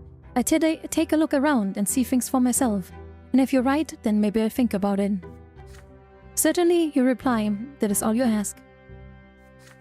The city is quiet for the next week. The people slowly grow accustomed to the sight of the Legion soldiers patrolling the streets, but remain nervous around them just the same. The forthright after the conversation with you, your old friend, a letter arrives. And he writes, Dear Brante, you were right. I spoke with my friends and family, acquaintances, simple folk, and it's true, they've got nothing left but hope. I also met with nobles, including the overseer himself, and none of them even want to see how they're driving the city off our cliff. I'm a warrior, not a butcher. I will not allow Legion to silence the people with steel, no matter what.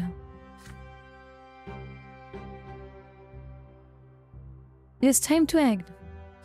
A sea of people fill the Chancellery Square. Legion soldiers stand between the mob and the Chancellery itself. Thomas' ribbon cloak flashes here and there.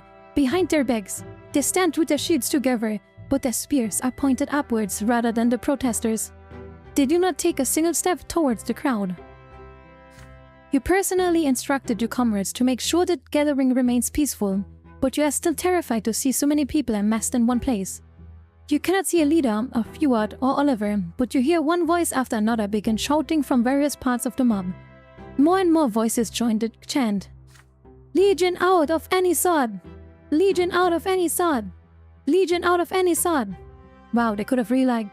I feel like the people that make their chants and stuff could like really use some work. Like, I don't know, just copy like Michael Jackson or something. This is not it. The Legion battalions remain frozen in place like stone statues. They do not let the commoners reach the Chancellery walls, but they do not disperse them either. An hour passes like this, then another. The chanting dies down, only to begin again and again. God damn it, I can't even read. Father Ford's speeches keep them up on the edges. Oliver's paid barkers to do the job. Elida's voice stokes the fire in the hearts of the young, but the people are getting tired. Did you miscalculate? Has the overseer left the city for the day? The Chancellery doors swing open. The overseer is here after all. He raises a hand and shivers run through the horde. The square falls silent. And he says, Good people of Anisot, your voice has been heard. In the name of the Emperor, you have my word that if you all leave the square quickly and peacefully, my battalions will vacate the city. But if any of you are still in the square on our own hands, my battalions will restore order. Once the overseer finishes his speech, he turns around and disappears inside the Chancellery. Silence follows. For a brief moment, the people are dumbstruck, then they begin to disperse. Their elations grow. They have been heard. They have won. You leave the square along with them. The last straw has won the day. You got what you wanted. The battalion leave the city by night, and Arcanian always keeps his promise. The next day starts with yet another fight in the Brante's household. Gloria gleefully gloats over yesterday's events. Stefan responds with an outburst of rage. He is still furious. Thank you for the headpad. Over the overseer's perceived weakness. Your head begins to ache from their shouting in full language. Is one day of peace too much to ask? Several days pass. There's a knock at the door. Thomas is standing there, dressed in plain clothes. No verb in officer cloak, no sword by his side. What happened? Your old friend chuckles. See what I forget for listening to you, Brante? We're in the same estate again, just like in the good old days. You do not know what to say. You never wanted this. But he says, "It's okay, Brante. You didn't force my hand. It was my choice. And I don't regret it. I'd rather be a commoner than a butcher. I came to say goodbye. I've been ordered by the overseer to leave any sort and never come back. Oh well, beats getting executed, Ryan. I hope we'll ever see each other again." Thomas offers you his hand. I have to, sorry, I don't need yours. You can keep it. It's kinda weird you give me his hand. I really don't need it. Farewell, Sakma. You stay in your path, no matter what. You shake your friend's hand for the last time. You ruined Thomas's life for your own ends. How much more will you have to sacrifice before this finally is over? What the frig? It's a handshaking, Nyanko? Then say he wants to shake my hand, not give me his hand. The secret canceller fears the brunt of the overseer's fury as well. Philip El Perro, a fellow Brante, I need to execute a few people to convince Gaius Tempest. My dear General, some of your catizens have asked me to request a favor. They say it's called a chancellery, not a cancellery. I hope you understand this message, as I, being a humble cat, do not meow meow but sad. Sure. Meow meow but happy. I have no idea what that means, but sure. We're gonna cancel Larry. Sure. Brante, I need to execute a few people and convince Gaius Tempest that instigators of the protests have been found. Pick a few people you want mind losing. It's not an easy choice to make. After thinking long and hard, you decide to go the safe route and hand over several more of Moss agents to the authorities. They were miss those drunks and degenerates. Yeah, I guess. Good riddance to that bad rubbish. But don't go thinking I can replace them just like that. I ain't made of goons, yeah? Guess Sir Philip will have to get by without reports on his enemies for a bit. He's your favorite rat boss. Thank you. Just put it over there, okay? Just over there, okay?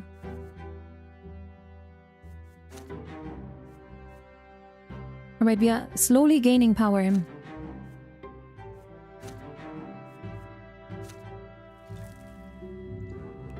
Well, Thomas, this is kinda your fault.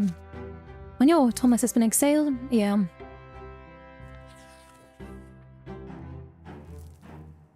An event at midnight. The event of Hanson's previous actions. Conditions met. Spine or... Frick! Are we gonna die again? Okay, come here, you little rat.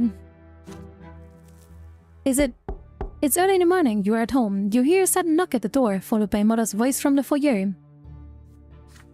Sakma, you have a visitor. Oliver Moss appears in the doorway, flashing his predatory smile. What is he doing here? Morning, Sakma. I've got a letter for you. It's about the print shop. Well, it's about the business. I'll leave you to it. Oliver follows your mother with a curious look, then leans on the doorframe and casts a searching glance over the house. You snatch the message from his hands. You tell Oliver to empathetically that he should not be here. Moss responds to your reproach with a meaningful nod at the letter. You hastily open an envelope. It is Philip's handwriting. The letters are uneven. He was clearly in a rage when he wrote this. Enough, I'm done wasting time on you. Frick. Your family's safety isn't a gift from the twins, Brante. It's a payment for a job well done, and you haven't done your job. You're nobody, nothing but dirt beneath my feet, and it is high time to shook yourself off. Your spies get no results. I've been accused of the religion of duty. My enemies mock me, and it's all because of you. Listen, Mr. Oliver, Mr. Moss. Mr. Moss. You and me. I have money. Kill him. Okay? You have one day to fix this, and you will fix it. You will represent your solution to me by the roots of Silver Tree at midnight tonight. Your time is up. Cold sweat runs down your back. Oliver takes the letter with a nonchalant gesture. He shrugs in mock sympathy and leaves your house.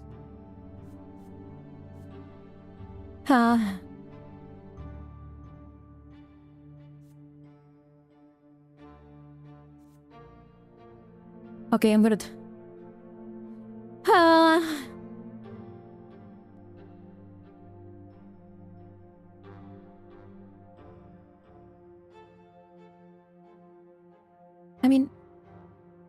I mean, this one would be okay, I guess. We lose wealth, reputation, unity. What this one is like. Get to the meeting hoping to beg Philippe to one last chance. Like, yeah, no, we go for this. We go with for beg for mercy.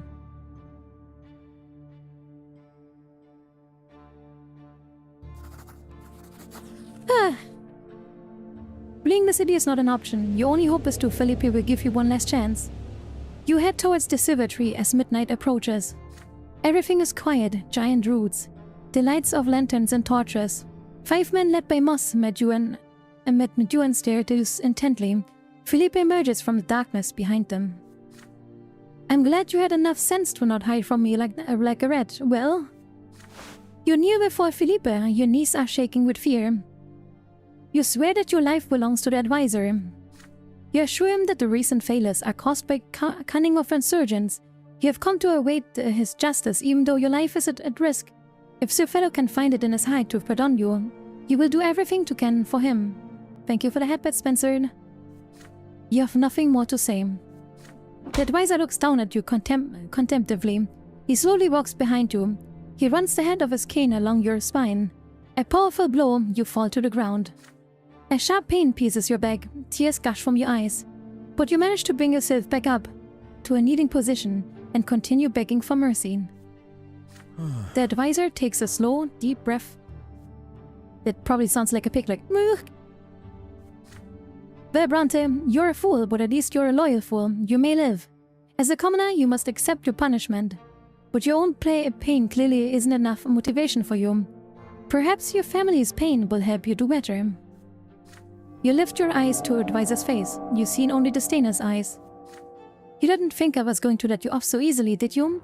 If you say anything to your family, it'll just make anything worse. Be back so good, yeah. You're the only one who can see things right, Brante. You return home but cannot fall asleep. For a long time, you are still trembling. You have managed to save your own life, but what a price will your family pay now? The punishment comes the very next day. Nathan is the first to be targeted. You find him at your doorstep, badly beaten. His clothes are soaked with blood, his nose is broken, and some of his teeth are missing. The bruises on his face render him barely recognizable. Mother says, "Who did this to you, Nathan?" "I don't know, Mother. They just appeared out of the darkness." The second target is your home. Someone sets it fire to the west wing in the middle of the night. You manage to put it out, but the building is severely damaged. The repairs will be extremely expensive. An air of wistful desperation permeates your home. The last blow strikes your father, whose work at the prefecture suddenly grinds to a halt. The intervention of some unknown authority causes all of his cases to be taken from him. Still goes to the office every day, returning more and more dejected each time. There are rumors amongst his colleagues that he's about to be expelled from the prefecture. Your family's trouble are all your fault. But could you have acted differently? Hell no.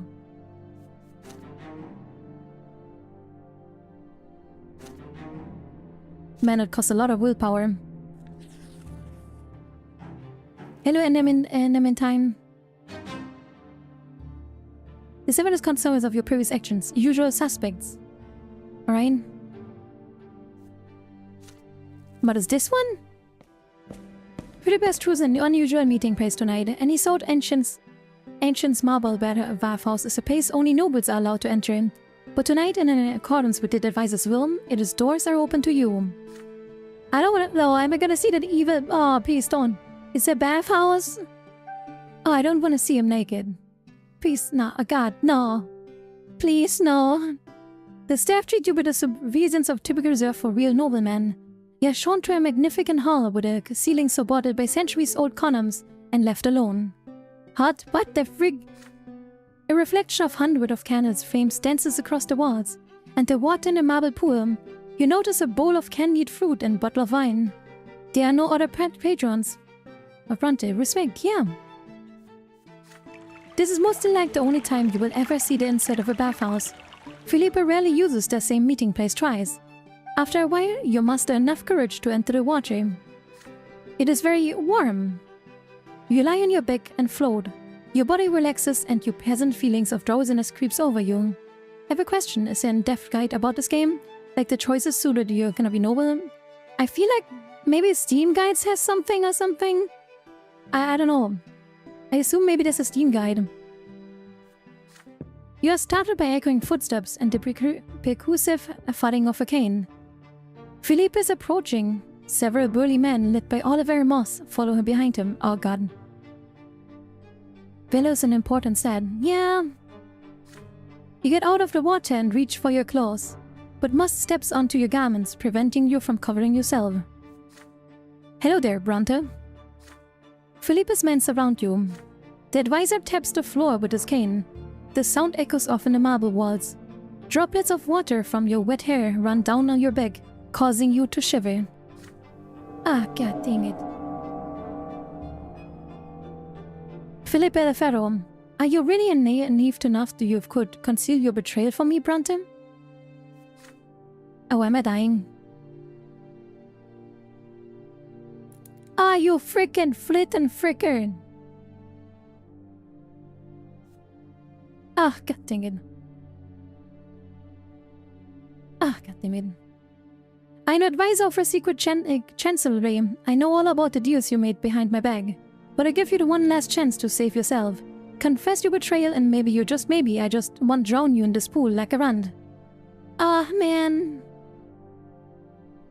Frickin' frig. God dang it. It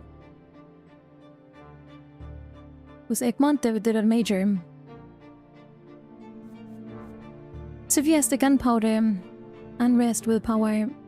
Nah, man.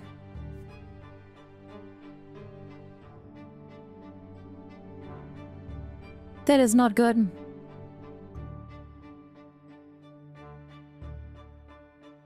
Yeah, we can't betray Sophia, so... Ah, man. Frickin' hell.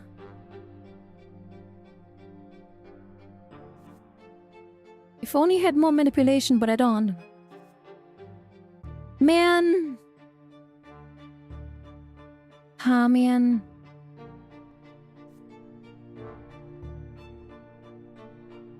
Ah. Man. Okay, I guess we're dying. I guess we go with Egmont. Cause I can't do that with Sophia. So let's go with Egmont. It is what it is, you know. It is what it is. You the Sunspeak, you close your eyes and take a deep breath. Yes, Major Edmund did indeed offer you a bargain. He wants to set a real revolt and force Gaius Tempest to make Ansiot free a city. Philippe's lip begins to cruel, but you do not let him interrupt you. You made a mistake by not reporting this offer. You regret it, but you had no intention of working for Egmont. Your loyalty lies with Philippe and Philippe alone, and you will do whatever it takes to prove it. Yes, Brante, you are correct. Your life does belong to me, and you will never make a mistake like this again. Egmont was a fool to trust someone like you, but I will use that to my advantage. Continue pretending to be a cahoots with him. I want to know what he's up to. You have a sight of relief. You will live. Phillips needs you. But you didn't think I'd let this go unpunished, did you? The Baron takes a few steps back and snaps his fingers. His thugs push you to the marble floor. The first blow hits you in the head. The word spins around you several times. Blinded, you try to pull into the bore to protect your stomach. They continue to kick you until another finger snaps his ear. You cannot breathe. A powerful hand holds your head into the water as you struggle. Then you are pulled out of the moment. And soon as you can take a convulsive breath, you are submerged again. Dark spots dance before your eyes, your mouth is filled with blood. Footsteps fade away into the distance, you lie naked on the white marble. Man! Ah, man! Kicked out of us, yeah!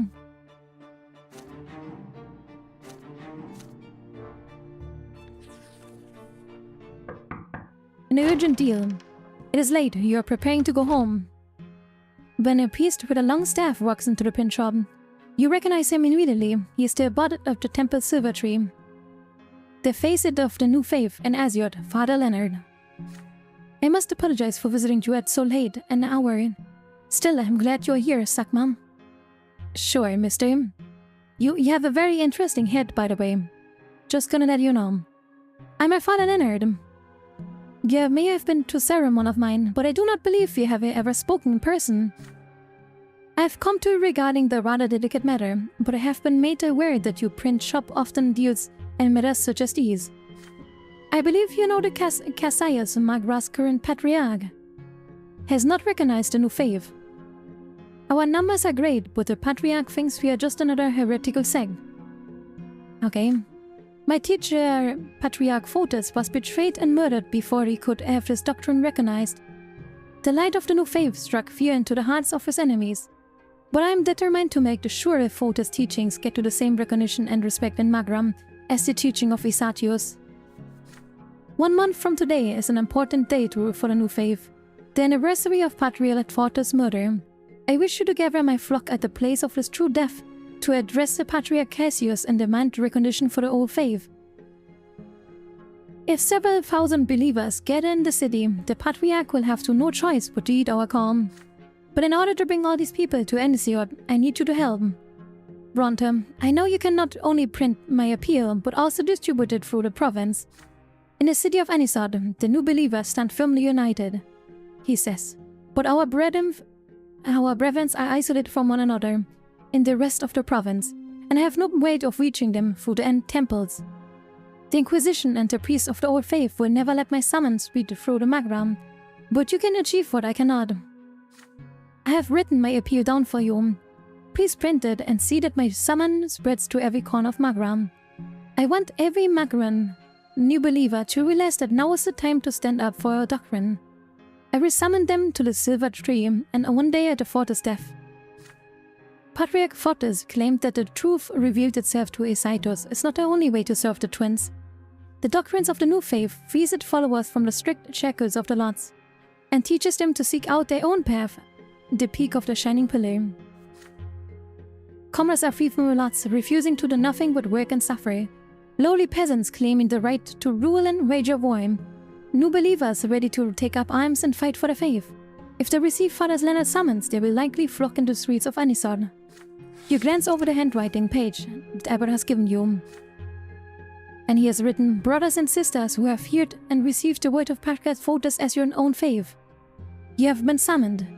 Come to the place where our teacher's life was tragically cut short on the day of his demise. We will meet at there in the shade of the Silver Tree to honor the memory of Patriarch Photis and complete his life's work. We will make ourselves heard by Patriarch Cassius. We will demand that the Church recognize the new faith equal as the teachings of Saint Isatius. We will make camp in the city and we will not leave until demands are met. Okay. Father Leonard has a great following among the people. His summons could have insignificant repercussions in Asiod. What should I do? Arraign of a Cimarron to recruit people into Nulam. Frick, I don't have willpower for it anymore. Ah! Am I gonna die again if Spywood Network reaches solo again? Frickin' hell. Oh, I can't do this. Do I die if I... Oh my god. I hate this Spy Network bullshit. Ah! I mean... apparently the throwing thing doesn't work anymore, but I will still drink. Ah, okay, let's go fulfill his request, whatever. If we die, we die. All of the orders are cancelled. You focus all your efforts on printing Father Leonard's summons. Once the leaflets are done, they are spread through the province by people you trust. New believers soon begin to leave the small Magran towns and villages to head to Anisod. The city authorities soon take a note of the pilgrims arriving in greater numbers every day. 1 week before Patriarch Photis' memorial, the Anisod shuts its gates. But the founder of new believers already inside is once outraged, and the guardsmen are forced to reopen the city. The Prefecture, the Inquisition, the Legion, none of them are ready to contend with the masses of new believers united by a common purpose. On the day of Patriarch Photis' death, Father Leonard addresses his flock with a ceremony. He leads of the inspired followers to the residence of Patriarch Cassius. One against an immense crowd, Cassius has no choice but to accept the demands. He recognizes the new faith as equal to the teachings of Saint Isatius.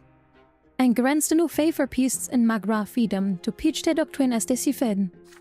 Most of the new believers soon leave the city for their homes, however some commoners choose to remain unisod. These several days of sun and chaos have ruined several of the secret cancellery's best laid plans. Your spy network's operations are interrupted. But most of the people eventually learn that your pen shop was involved in an affair. As a consequence, your family falls out of favor with the gentry, who still respects the teaching of your satires. Father Leonard and his flock, on the other hand, are sincerely grateful for your assistance. He says, I could never have assembled so many people without your aid. Brante, if you ever need help, we'll be gladly stand by your side. Alright.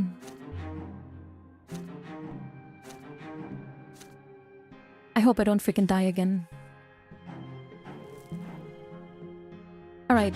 We're gonna see whatever this is. In 5 minutes, you can grab a drink, maybe a snack. Or you pray to me. I don't know. See you in 5 minutes.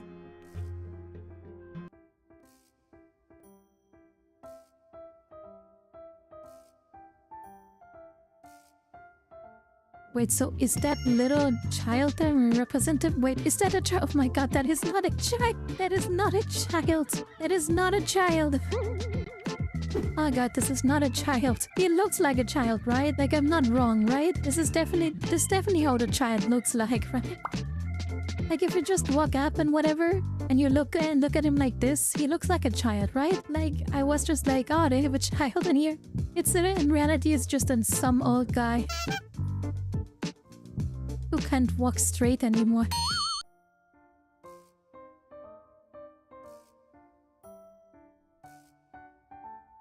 Hey, have you ever wondered how an empire full of cats would run a VTubing channel? No? Well, okay. Anyways, cats make for great content. Like, she has a knife. So cool. And also, when you're walking up to someone on the street and like you're just saying, "Hey, you look tired. I hope you have a good poop today." So tune in to see more cat-tastic adventures of our band of cat-powered VTubers.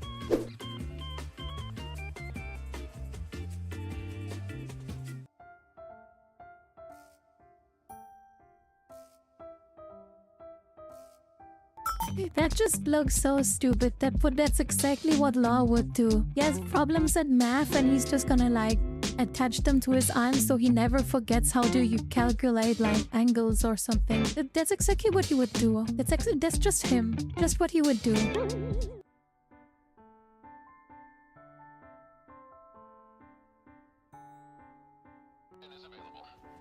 Right. Darn mad. Just here, take the grenade, okay?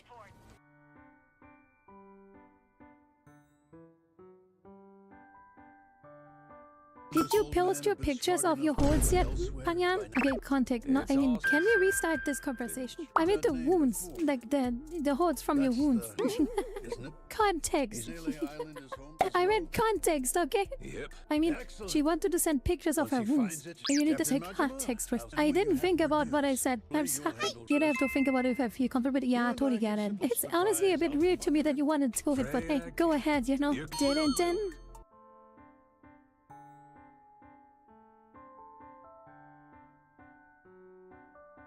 Joe, can we, like, okay, like, chat, look away, okay?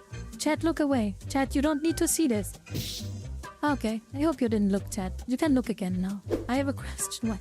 I was interested if you could, like, you know, I didn't want to shoot it. I just wanted to bump it down. Okay? Like, you have to be interested in the world, okay? To do science. To do science, you have to be interested in the world, okay?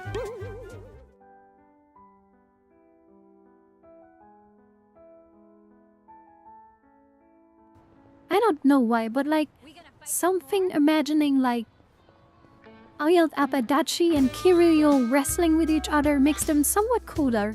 You know, like just wrestling in oil and just like and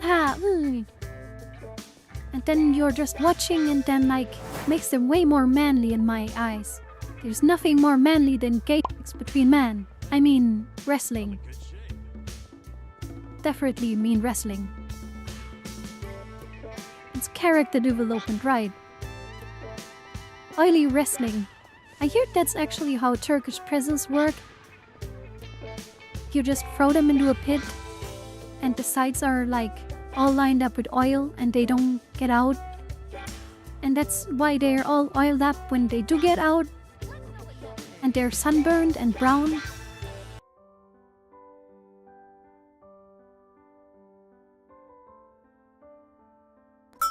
You're gonna sniff it? That's so disgusting. That is weird. That is weird. Don't sniff my armor, please. I don't even want to say no. I don't even want to say this. I don't even want to say don't sniff my armor. No, I don't want this. I think our first merch idea has been created right now. I didn't even hear they wanted to sniff my armor. Yeah, they already paid 30K for Yame's armor. Yeah, they wanted to sniff my armor. What was Craig's idea? It was a bottle of vomit. Like, my friend left me a voice message. Good to know. What did he say? Ah! If I know how cute. Was that a sheep? Yeah, I didn't get it at first. I thought that was a scream. You made a boss sound. Are you kidding me? Nah, that was a sheep. So cute. Okay, I'm gonna kill myself. I mean, what? You have to talk to it first before you kill yourself. No, I only did that once.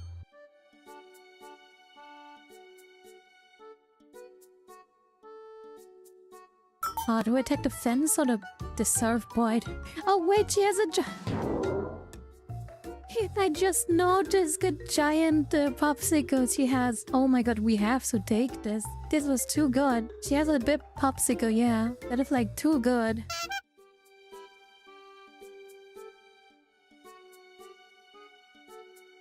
Hello! Oh god. We are done Zono with the break Zono. And we're gonna continue Zono. I don't know what that means. Anyways, the lesser evil. The event is consequence of your previous actions. Gloria secret plot. Okay. Continue. Let's see what happens. The lesser evil. A year has passed since the day Gloria asked for your protection. You have brought up her lowly position several times in conversations with Father. But every time his face darkens and he asks you to stop. You can feel Stefan's influence behind his refusals. Your only option is to wait for something to change. Meanwhile, emotions are running high in the family. Gloria disappears for days at a time. She is often seen in company of young citizens of low estate. Father constantly lectures Gloria to telling her that her friends are libertines and troublemakers, and connections like these will be her downfall. Your sister obediently lends an ear to her speeches, then vanishes again. You're relaxing in the bath after a long day when you suddenly hear rapid footsteps in the hallway and Stefan's angry voice. The door to the bathroom bursts open. Sakma, get dressed. We are waiting for you in the sitting room. It's urgent. I can like 5 minutes? Like, you know. Perplexed, you get out of the tube and makes yourself presentable. Father and Stefan are waiting for you in the sitting room. Gloria is huddled in a chair in the corner. Your elder brother swiftly locks the door behind you. This bodes ill. Oh god, what happened? So, I was on my way to the ball, says our brother again. To a ball at the Liberer's mansion. I was already on the doorstep when a servant told me that he had been ordered to turn me away. They will not have anything to do with a family whose offspring is a member of the secret society. Father, Sakma, whom do you suppose they meant? Gloria looks at Stefan defiantly, her lips pursed tightly. This is the last straw. You will make... yeah. That is the last straw. That is indeed true. You will make pariahs of all of us, Gloria. It will not allow you to ruin everything Sir Gregor worked for. Stefan is nearly screaming, but then he pulls himself together and continues in a more composed manner. I'm afraid Lily Gloria cannot remain in this house. But by being honorable people, we must provide for her future. Sir Josel Pelletier is willing to take her as a lawful wife. Gloria, you will be accepted into a household of nobles of the sword. I have been negotiating with your suitor for quite some time. Who gave you the right to decide my fate behind my back? You aren't even the head of this family. Gloria, you must abide by the decision of your elders. Your family has done so much for your body. Now I'm even going to provide you with a good match. But you are acting like a spoiled child. You will be a nobleman's wife, and you fool. You will be able to write your poems, you will want for nothing. You'll be able to enjoy your life.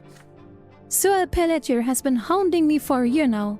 I can't believe he's in love with me. A lowly con girl. Sure, he's easy on the eyes. He's a skilled warrior and respected nobleman. But he needs a wife to give birth to his years. Follow him around obediently and his social gatherings and praise his chivalry. Can't you see that I don't belong in this family? Stuff and nonsense. Father, here's the letter to El Pelletier, signing it as the head of the family. We should invite our future relatives to our house and introduce ourselves to Gloria's future husband and his parents. I hope that Sakma will do this part as well. Father reluctantly skims the letter and frowns. Stefan, Mayuri have never spoken to me about a matter of such importance. No match can be made without my consent. Have I announced my wish for Gloria to be married? Father, she leaves us no choice. You know that we cannot make Gloria a Brante, but our family reputation still suffers because of her rebellious ways. Don't you see that this marriage will be a benefit everyone? Gloria springs to her feet, choking with rage. You'd do anything to prevent me from joining this family. This marriage will bring nothing but sorrow to me and Sir Pelletier. All you ever think about is your own interests. Wake up to Wublins? What the frig? Hello. Ingrate, I'm looking out for you and this is how you repay me? Or would you prefer to be cast out for your disgraceful antics? Father, please sign this letter and free us from this debacle once and for all. Gloria rushes towards you in desperation and claps your hands. Brother, please, you promised you'd never let them kick me out. Ha! But pressure on Father. Our mother's gonna die, right? Amen. Freak. Oh man. Ah. Our father's also gonna hate us. Ah man. Mom is gonna die. Yeah, it's Joe over now. Mom is gonna die. There's no way that no. That's no. No, that is freak. I cannot let her just get married off. That's just... No. Ah, man. Ha. Ah, man. Ah. Okay. Why are you an idiot?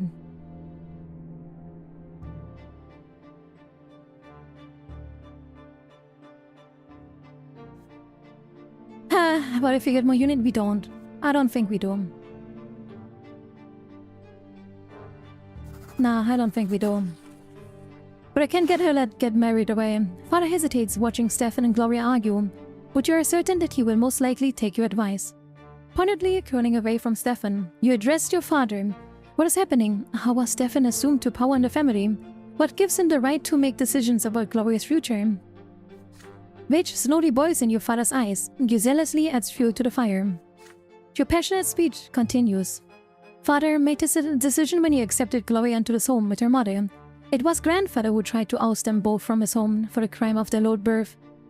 The old man may resist in his tomb, but his machinations have been taken over by his favorite grandson, Stefan. Father has truly had enough of his tyranny under his own roof. He has the right to choose his own family.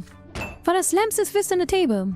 Stefan instinctively steps back. Gloria gives the head of the house a look full of hope. You are right, Sakma. Enough. I did not earn the noble lot to be ordered around, Stefan. I'm the head of this household. You are not Gregor Brante, and you never will be. He takes the letter to the groom's family and tears it to shreds. Stefan's face grows crimson. He can barely contain his rage. If you cannot keep the family in check and defend our honor, Father, then I will have to do that myself. Stefan's words sent you into a long vermin speech. How dare he? Father has dedicated his entire life to this family. Only he knows what is best for it. You're right, Sakma. My fear of your grandfather was too strong. But those days are over. Gloria is Lydia's daughter and the daughter of my wife. And she is my daughter as well. Gloria is shaking now. She cannot believe her ears. Father, what are you saying? Come to your sense. Are you dishonorable? You ruin our entire family. Father, that's not dignified. And what if you get more unreal later? But what the frick? Oh, Godard? Sure. Sure, Figo. Or maybe Game Maker. Or RPG Maker. Shui. His eyes are fixed solely on Gloria. Dishonor does not frighten me. Gossip does not frighten me. Come to me, my daughter, Gloria Brante. Gloria falls on their adopted father's shoulder, wrecked by sullen tears. Father! You join the embrace. Gloria squeezes your hand in hers, you sisters glimmering with joy and gratitude. The door slams loudly. Cry engine. What the frick? Seven rushes down the steps, saddle horses, and is gone. Long time passes before he returns.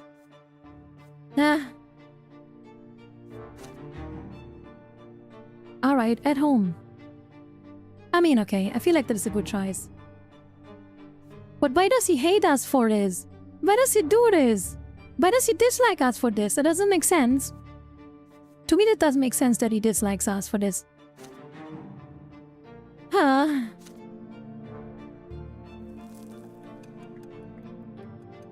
This does make sense that he disagrees with us.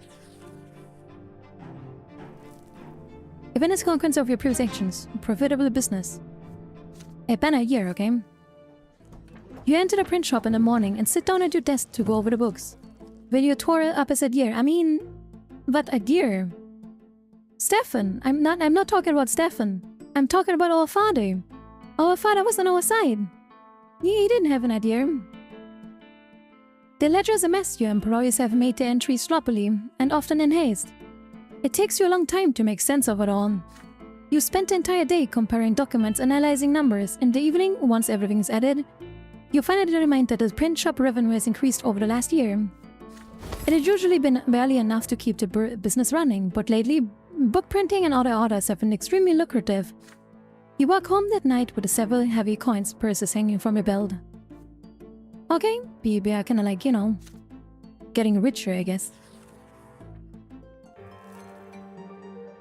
The Archduke relents. After many years, the simmering, unceasing hostiles between Overseer Gaius Tempest and Archduke Melendez have finally come to an end. The Archduke has abandoned all attempts to collect additional taxes from the people.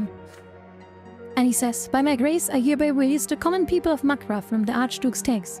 All hail to the dynasty of Milandias, which protected you since the time immortal. The farmers and merchants can finally have a sigh of relief. Unexpectedly, the Archduke soon withdrew from all the provincial affairs, sequestering himself in his ancestral castle of Serpenvender. The gentry who remained loyal to the Archduke are baffled. Has he accepted defeat at the hands of Overseer, or is it just an elaborate ruse? Either way, with the Archduke out of the picture, the senior gentry of Magram have lost some of their influence to the Overseer, and this retinue of budding dynasty and nobles of the mantle. The feud of the two Arcanian rulers has ended, but over their noble estate has been split nonetheless. The common people see this as yet another reason to demand change. Alright, commoners and power. Alright. If you get like one more, we got in the reign of power? Reign of terror? What the frig? What if we get more unity later? Why do you always mock people? Stop being mean, I'm not. A dangerous home. Now that Archduke Melendez has yielded in his struggle for power, the city of Ansiot is enjoying a momentary respite. But your guts tell you to stay on guard. The powerful Arcanian noble has relinquished some of his power, and someone will surely make an attempt to seize it. You tell your people to watch this city closely and report anything even slightly suspicious to you right away. At first, they mistake your unease for unfounded paranoia, but your gut feeling soon proves to be true. Later one night, Elida walks into the print shop, clearly excited. Fuad's found something big, you've got to see this! She takes you to the north gate. Fuad waiting for the dark back street next to the sizable wooden crate. The old man lifts his heavily lit with a groan. I still feel like this guy is high on LSD. He definitely looks like a guy that just goes in the wood and is like, I have not seen that mushroom before, and goes down and just up. You know, he just eats random mushrooms. That's just what he does. You know? He probably is. Yeah, he probably is like high on something. Here, my friend, take a look. You take a step closer and freeze involuntarily. Alida manages a nervous chuckle. Fuad wipes beads of sweat from his brow. Inside the crate are at least 24 gunpowder muskets, along with the bullet pouches full of lead balls, with a couple of kegs of gunpowder. This would be enough to arm a full squad. You cannot help but recall the convicts' revolt in Illyriad 3 years ago. Nowadays, anyone even suspected of owning a firearm similar to the guns they used to ascend to the gallows at once. Where did Fuad found all of this? The old man lifts a finger, eager to enlighten you. So I was doing my watch, just like West, in a nice little place by the gate, and then I see a loaded wagon and 3 sturdy fellows on it. They look every bit like your ordinary workmen, except there's something funny about them. They keep whispering and fidgeting, and all out like, so I think maybe they are last straw, right? I went to shush them, to tell them to calm down, but the twins told me I better wait, and then, bam, they get stopped by a patrol. The gendarmes keep asking them questions. Before you know, they asked to see what is in the crate. Well, that was that. The youngsters were over the gendarmes before I could blink, and did a real number on them, I will tell you that. The gendarmes barely managed to cry for the help before they all got knocked out. Then the guys started bickering. They ended up dumping the crate down an alley and scattering. The gendarmes came to and stumbled after them. Everybody forgot about the crate. I thought I ought to see what all the fuss was about. When I saw what was in there, I dragged the crate off to the side and called you for right away. You've given the packing crate a closer look and notice a trademark branded on the side. This is a crate from Mayor Egmont's mines. They usually contain silver. So Egmont is smuggling firearms into the city now, and the men who know about it are being hunted by prefecture. They will not be able to hide for long. And once they all finally caught, it will not be long before Felipe hears about these weapons. You stare at the guns, lost in thought. Where did Egmont procure these weapons? Are there more of them in the stashed throughout the city? You might not have all the answers, but you still have to do something. I mean, okay,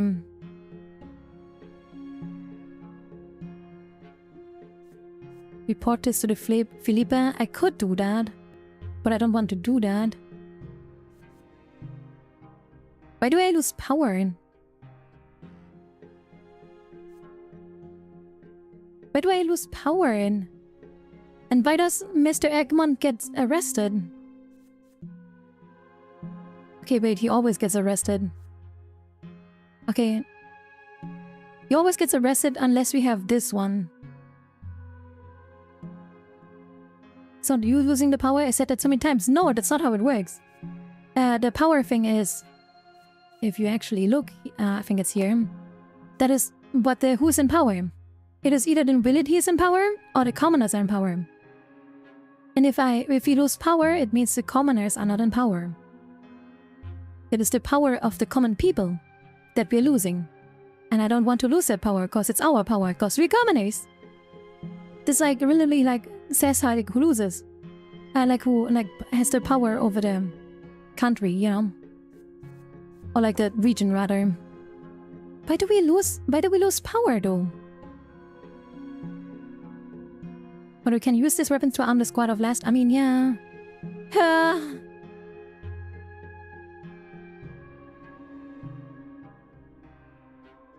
Do I do this? I feel like this could very bad for us. I feel like this could go very, very bad for us. We do it. You cannot do a revolution without guns. These firearms are incredibly valuable. They ought to be put to good use. Do you tell Fuad? You find a wagon of your own so you can hide the crate somewhere safe. And the gendarmes? They are patrolling the city. They'll be sure to search us if they see us. Let Alida take care of it. A few carefully orchestrated street brawls along your route ought to distract the gendarmes long enough for you to pass. Got it, Alida says. A few hours later, you reach your safe house. You hide the crates and guns under some sackcloth in the same cave where you kept the gunpowder. With weapons like these, your loyal men will transform into a powerful army. But for now, you have to keep them a secret. We return to the print shop at dawn, tired and aging after a sleepless night. Moss is waiting in your office when you arrive. Tired, Brante? Well, no rest for the wicked. Sir Flimter wants to meet you in the Archduke's garden in an hour. Don't be late, he ain't in his best mood. Felipe seldom ever meets with anyone in person. If you need not to muss and send them away. Train to keep your hands from shaking. Send scraps beneath your heels. The shade from the trees in the city garden provides barely any respite from the beating sun. There's no one here. Sir Felipe waits you on a little bench on the far end of the garden. The advisor is surrounded by a flock of birds, muttering softly. Felipe feeds them tiny scraps of bread from a small loaf. You take seat next to him. When Felipe finally speaks to you, you're surprised to hear sincere, friendly warmth in his voice. You know, Sakma, life has taught me an important lesson. When somebody does their job and does it well, that's worthy of respect. It's a shame that doesn't apply to you. You tamp down the rising panic. You cautiously asked what you have done to disappoint Sir Felipe. Major Ekman tried to spark an armed uprising under your nose, you see. His men have been smuggling firearms into the city. He was hoping to arm his miners and send them off to demand justice. Were you aware of this, Brante? The friendly warmth in his voice is gone. No, you are not, and you tell him, trying to keep your voice steady, not in the slightest. Felipe seems to believe you. He sneers at your reply. I know you weren't, but it's your job to be, Brante. You're the ringleader of every riot in the city, are you not? But you didn't catch this, Brante. Egmont would have slipped through your fingers if the gendarmes hadn't reacted to time, and then the twins alone who know what he would have done. But now we own Egmont, head to toe, thanks to twins. I integrated him myself when he realized that the accusing of, he didn't even try to hide it. He gave up all his men as soon as he pressed the issue. What? They've been smuggling guns here for several months, all the way from the Illyria. They are stashed all across the city, even Egmont doesn't know where all they are still. What? You just gave them up? What? It won't be easy for my agents to find them all. Even the crate the smugglers brought here last night has disappeared. So you and the last straw need to keep an eye out for those guns, got in? You avert your gaze and nod.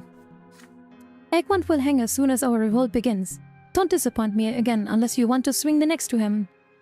Brante, you're only alive as long as you're useful.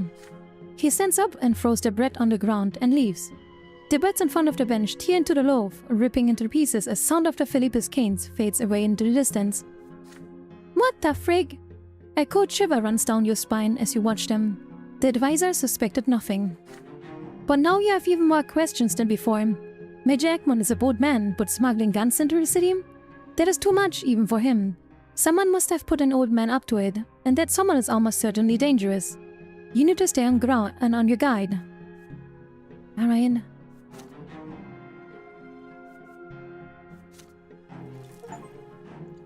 Okay, event has happened. Stockpile of arms. Even if we happen to arm a squad of rebels loyal to you alone. Egmont's arrest. The industrialist was arrested by the secret chancellery. No.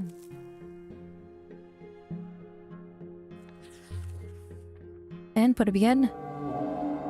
Oh no! Ah. It's happening, Chad. Unity fell too low. It's happening. It's happening. Ah! Deafening silence fills your home. You're standing by Mother's bedside, so are Father, Gloria, and Nathan. For the entire day, Mother has been feverish, barely conscious. Gloria never leaves her side, not even for a minute. Nathan has even stopped drinking so he can even offer your sister his awkward help. Ah, man. Mother's health deteriorated greatly over the past year, and the fighting in the family home has dealt a great blow to her. She has been bedridden for a month. You have been in every doctor and folk healer, but no one can help her. They all tell you the same thing. Lady Lydia's life is in the hands of the twins now. If she passes away, she will not come back. Ha. Thank you for the hydrate.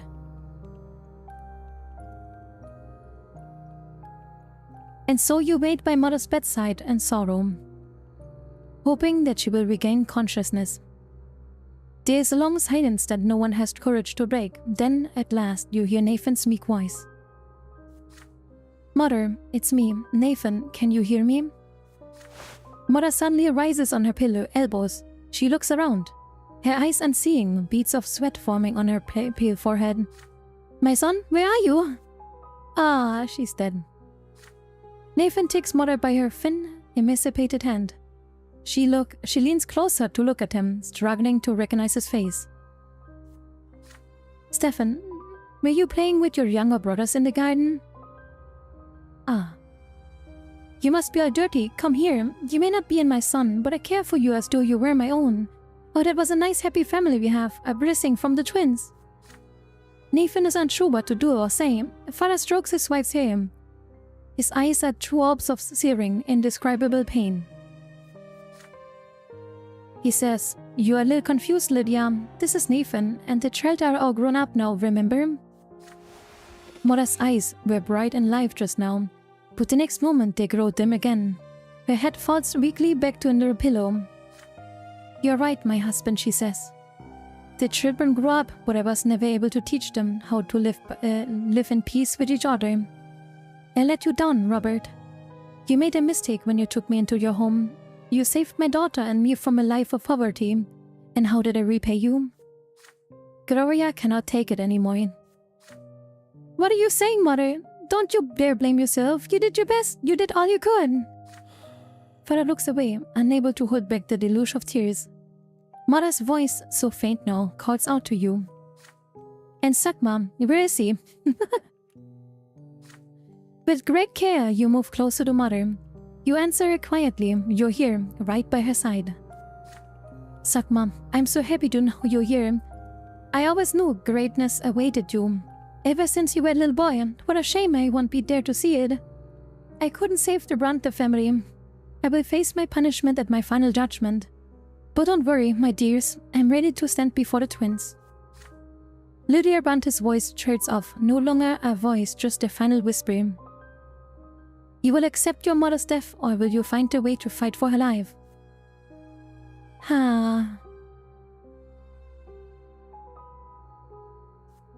Well...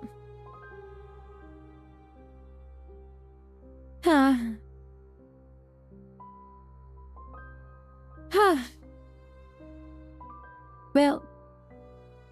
It is just dead, Ryan. Use unity, we lose real power that we don't have. Ah, boy. Man.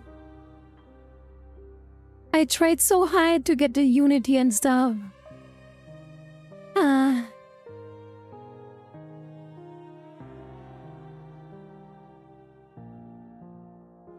Well. Man. Well, I guess we let her die then, because we can't do anything else, Ryan.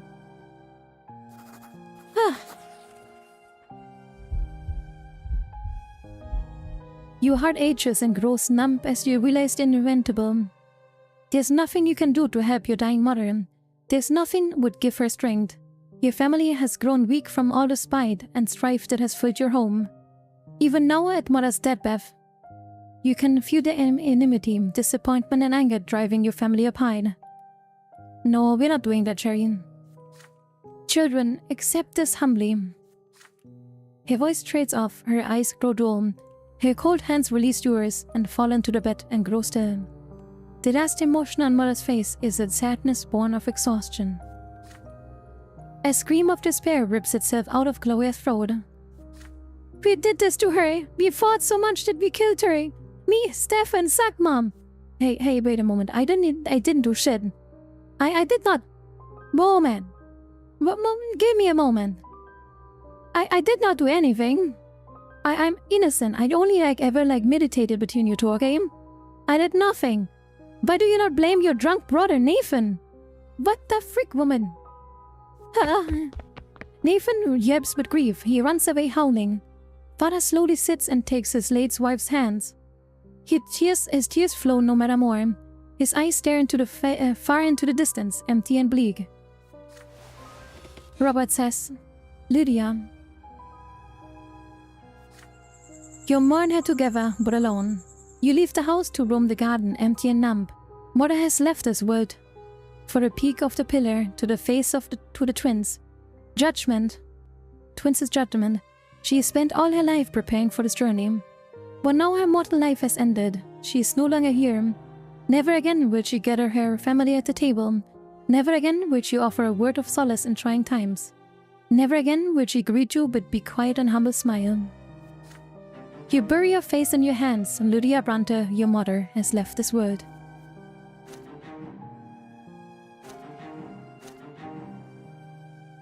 She's dead. God, we lose so much. Oh boy. Oh God. We have so much low, willpower too right now. Is there any consequence of your previous actions? Stefan Brante, bad blood. Ah, God, what's happening now? A broken branch. The sitting room is brightly illuminated by 2 of candles. Today, the tapestry, being the Brante's family crest, an oak branch wrapped in chains, hangs above the fireplace. The petitions have been granted and the paperwork is ready. Today, Gloria will join the Brante family and become your father's lawful daughter. The entire family is gathered together, except for Stefan. Ever since you and Gloria got your way, your elder brother has spent less and less time at home, preferring to take prolonged trips or visit his noble friends. Gloria is standing by the fireplace, clothed in a modest black dress and quite unlike her usual trousers and man jacket. Even her hair is braided today. For the sake of this momentous occasion, she is behaving as reserved as she can, though she often glances at you with gratitude. Father steps forward solemnly and makes a speech as the family watches profound silence. Come closer, Gloria, and become a branch of the Brant's family tree. Gloria kneels humbly before the man she has called Sir Robert all her life. He holds his hand in front of her face, as the ceremony demands. From this day forth, you shall be full member of the family, your fate now bound with ours. Wear your name with honor, and may the Brante family prosper with you. Gloria leaves a filial kiss on the fingers of his outstretched hand. Now rise, Gloria Brante. Slowly, gracefully, and confidently, Gloria rises to her feet. For the first time since childhood, she looks and seems like your older sister. With a smile, father at last embraces his adopted daughter as his parent. Gloria warmly responds to his embrace, then hurries towards you. Sakma, we are legally brother and sister now. I owe it all to you, I swear. I never forget what you have done for me. I promise I'll be more careful from now on. I'll only do what is best for the family whose name I bear. You answered her without hesitation. Gloria has always been your family, and all you did was make it official. Your sister squeezes your hand in your excitement. This is her day, the day she has been waiting for all her life. Ah, God, Chad, I feel like something horrible is about to happen. I feel like Stefan is gonna storm in and kill everyone or something. Oh God. Something is gonna happen. I feel like something's gonna happen. Loud thudding steps echo in the foyer. Doors swing open. Stefan stands on the doorstep. Your elder brother, now haggard and looking covered in the dust of the road, casts a tired gaze over the face of the family gathered around the fireplace. Stefan Brante says, "So, it seems I've arrived at a very moment of triumph. Would you look at that? Already celebrating the day after Brante family lost its honor, are you?" Gloria stands between you and him, brave and confident, hands on her hip. She has no reason to be afraid of Stefan's fury. Ah, no. This music is too sad. Ah, no. Oh, Chad, no, hold my hand. Chad, hold my hand. I don't want to do this, Chad. Chad, I don't want to do this. Ah, Chad, hold my hand. Not you, Cherry. Do not let my hand go. God damn it. Anyways. Ah, okay. Okay. I'm ready, Chad. It's gonna happen. We are celebrating the fact that no member of this family can now toss another member out on the street. Stefan allows himself a bitter chuckle. Gloria, how typical of you. You have cut off your nose to spite your face, and my brother Sakma is just the same. You all robbed our bloodline of our noble future. You have ruined it, everything Sir Gregor Brante paid for in sweat and blood, If it weren't for him, we would have nothing. Is she gonna say anything? Yeah, gingerbread. Of course I'll hold you. Pertla, come here and let me snuggle up close. I'll make you feel warm and cozy, just like cuddling a soft pillow. We can share some tuna treats while we relax together. Meow. Remember, it's always good to have a buddy to hold when things feel tough. Very so true. let's purr it out together, Nya. Very true. So true. So true. Ah. Man. Ah, man. Ah, okay. If it ran for him, we would have nothing. Stefan's face grows crimson as he says these words. It takes him a moment, albeit a brief one, to compose himself and continue. But what is done, our honor is already lost. From now on, I will have no further connection to your family. He's not killing us? Okay. I am leaving for the capital. Nothing will ever make me visit this home again. I suppose it's time for my farewell then. Stefan, wait. Don't be ridiculous. You're still my eldest son and heir. And what, pray tell, am I to inherit, father? You robbed us all of an hereditary title right when it was within our grasp. But I don't blame you. You're just a victim of perverse schemes. Or do you disagree, Sakma?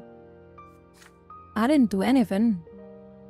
Stefan delivers his furious tirade from the doorway, one step away from leaving. Ah. Well, can't do much, I guess. Ah, man. At least I become the heir, I guess? You know, I guess I become at least the heir. And our father hates me even more.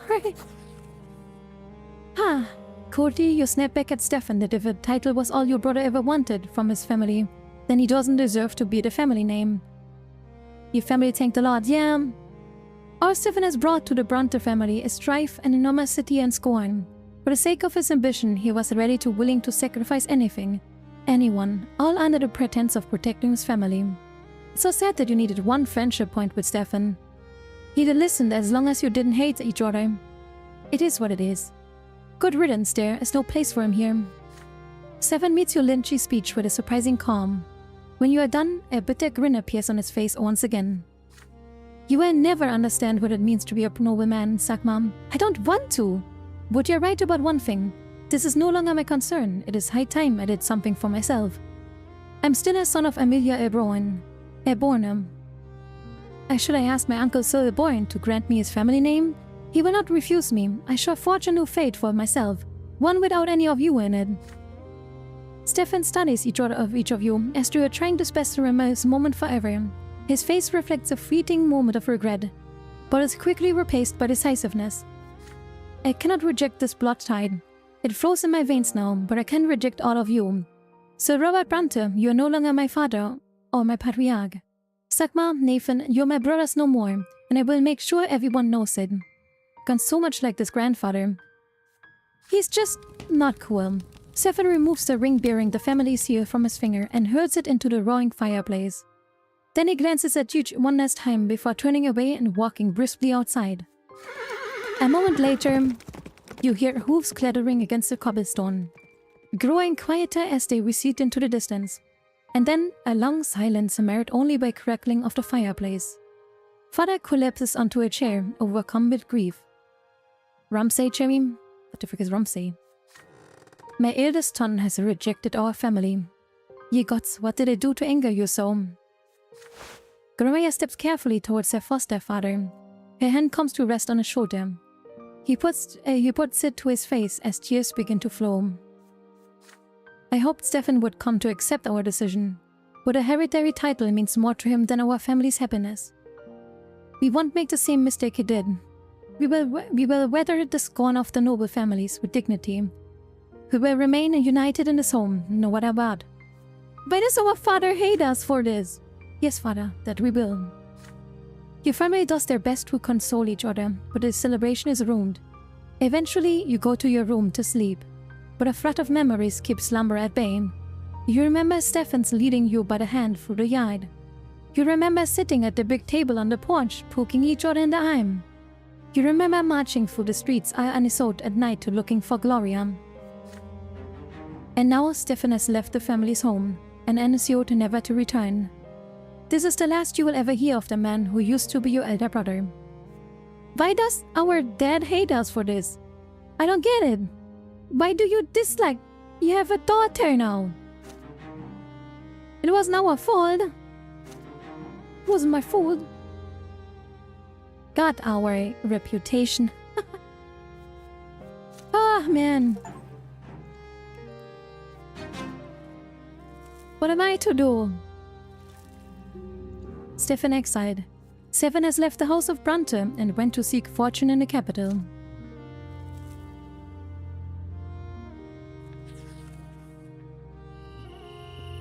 Ah, man. Repentish. Repentise? I don't know. The last few months have been marked by a welcome absence of calling in the Brante estate. Your only concerns these days is the price you have had for pay for this piece. Today you come home late, wrung dry after a day of work and worry everyone is sound asleep. You are making your way to your bedroom when you hear a suspicious noise coming from Father's study. It is too late for Father to be working. You go to the door of the study. Are you freaking kidding me?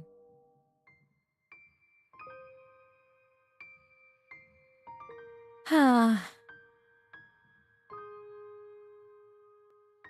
You didn't kill him, Ryan. You didn't. Ah, god damn it. You go to the door of the study, trying to tread softly and turn the knob.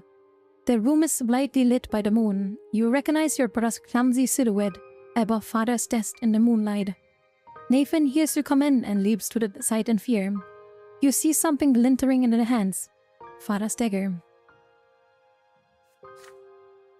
He says, "Oh, Sakma, it's you. Shush. I just took the dagger for a moment. Don't worry, I know holding a weapon is against my lot. I don't mean anyone harm. It's for me, actually. I just have to go to the twins." Your younger brother clumsily turns the dagger around, holding against his own body. You try to remain still. Nathan wants to take out his own life. One of his own lives? But why? I'm not even sure how to say it, brother. I just can't find place in this world. I'm always an outsider, always a waste of space. Isn't there some place for me and the twins? In the twins' design? I can't stop thinking about it. I've been trying to understand them for so long. How am I supposed to live in their world? What my place is in their great plan? But I've only made the things worse. Nathan never really achieved anything, did he? No, he just was like the smallest child nobody cared about, and he got into bad friends and stuff. I think he just really got depressed. I think he just he popped out of his mom and was like, ah shit. He was like, ah shit, I didn't vote for this. But I've only made things worse. I met up with a Machian sect. The fighter rejected my lot, indulged in vice, but I found nothing there.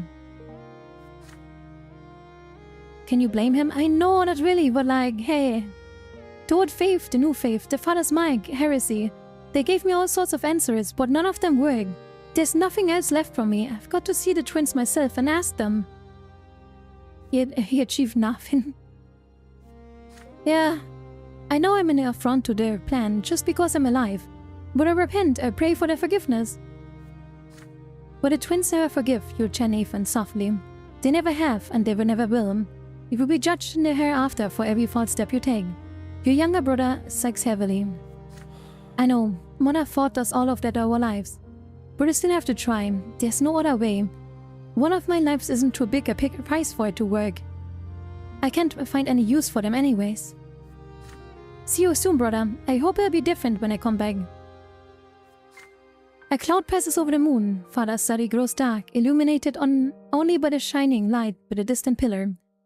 Nathan's body contorts awkwardly. He raises a dagger, aiming it at his own hide. Well, Mother is kinda dead. My God.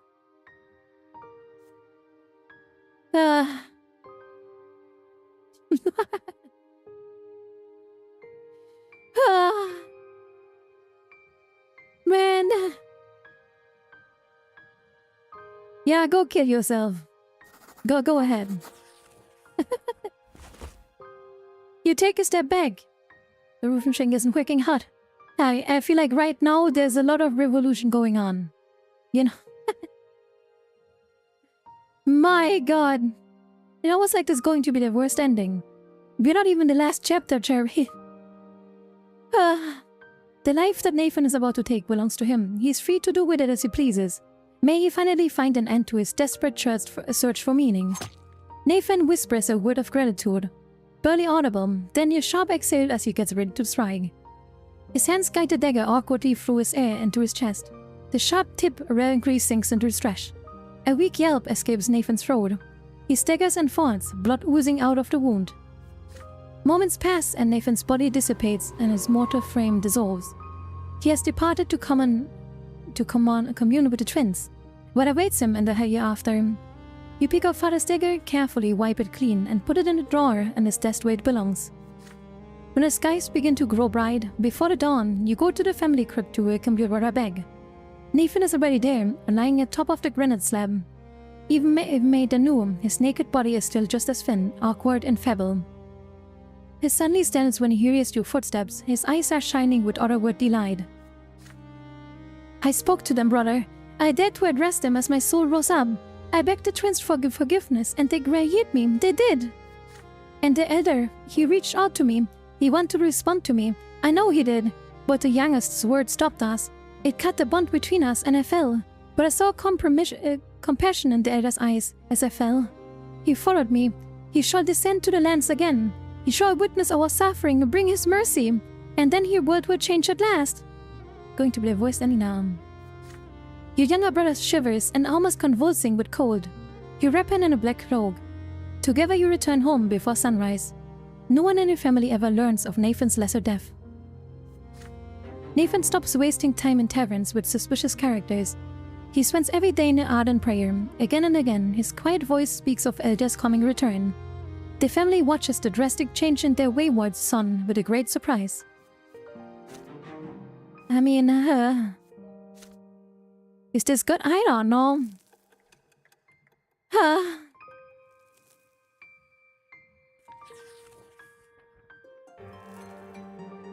Storm on the horizon. Alright. For over a year now, Antizote has been steadily simmering in unrest like a soup pot over a well-stoked flame. Commoners flock to the squares in droves. The mobs grow bolder and demanding new freedoms. I mean, haha, yeah, haha. Sure, Nita. The commoners flock to the squares in droves. The mobs grow bolder and demanding new freedoms and protections under the law. The last straw insurgent commit brazen acts, hoping to overthrow the authorities. The noble gentry insisted that every mob in the Spicerberry forest, they are ready to the fight for their ancient privilege. Sword in hand, in spite of this enormous pressure, Overseer Geis's Tempest remains highly reluctant to allow any bloodshed. But the Khan people are ready to desperate. Even the age-old fear of the military might be barely enough to keep them in check. More and more people are rejecting the lots and converting to the new faith. Not to mention other strange and more esoteric teachings and beliefs. New secret societies and clandestine gatherings appear every day. Printed pamphlets litter the streets. Yet no one is rushing to subdue the citizens or punish the city, for now. Father Leonard has transformed. Yeah, Figo, alright, here goes. What do you get when you cross a cat with an unfunny joke? A Sugma joke. You know when the cat asks, hey, have you heard of Sugma? And you say, what's Sugma? Then the cat pounces and says, Sugma toes, perhaps it's not the best joke, but it sure makes for a giggle, meow. Just remember, even silly jokes can brighten up our day. Keep smiling, nya. That Sugma toes thing I didn't expect. The Sugma toes thing I just didn't expect. And you say, when a cat asks, hey, have you heard of Sugma? And you say, what is Sugma? Then the cat pounces and says, Sugma toes. Yeah, I also thought she avoids it, but no, she went for it. Sugma toes. My God. Father Leonard has transformed the Temple of the Silver Tree into a new believer stronghold. He is no longer afraid to break the ban on preaching the new faith. His ceremonies openly challenge the old faith. It seems the Church of Twins is unable to recognize its great mistake. The lots must be abandoned as relics of the past. The twins granted everyone the freedom to choose their own path in this world. I will not stop until their freedom is recognized through the Empire. We found out Mitsumi has a foot fetish at home. Hey, leave her alone, okay? The next Patriarch of Magra must be chosen by the parish. not a clergy. This is the will of the twins, and it must be ours as well. Leonard intends to amend the old order of the church and become patriarch. His opponents, however, are beset by the internal struggle and strife. The Inquisition is fighting a myriad of heresies, more of which appear every day. Not even the highest ranks of the faith are free from suspicion. In the new faith, meanwhile, is steadily growing in numbers. People no longer fear being damned to the foot of the pillar for rejecting divine design. The streets are restless and dangerous. Minds and souls are best by confusion. The authorities argue and bicker among themselves. Conspiracies plague the city. Time marches on and the changes is coming. It cannot be stopped. Can you find a way to guide in the right direction? The weight of a new age now rests upon your shoulders. Alright.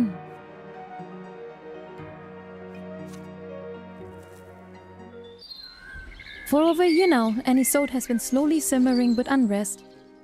The feud between the estate, between the old faith and the new faith, between the law of the empire and the noble traditions.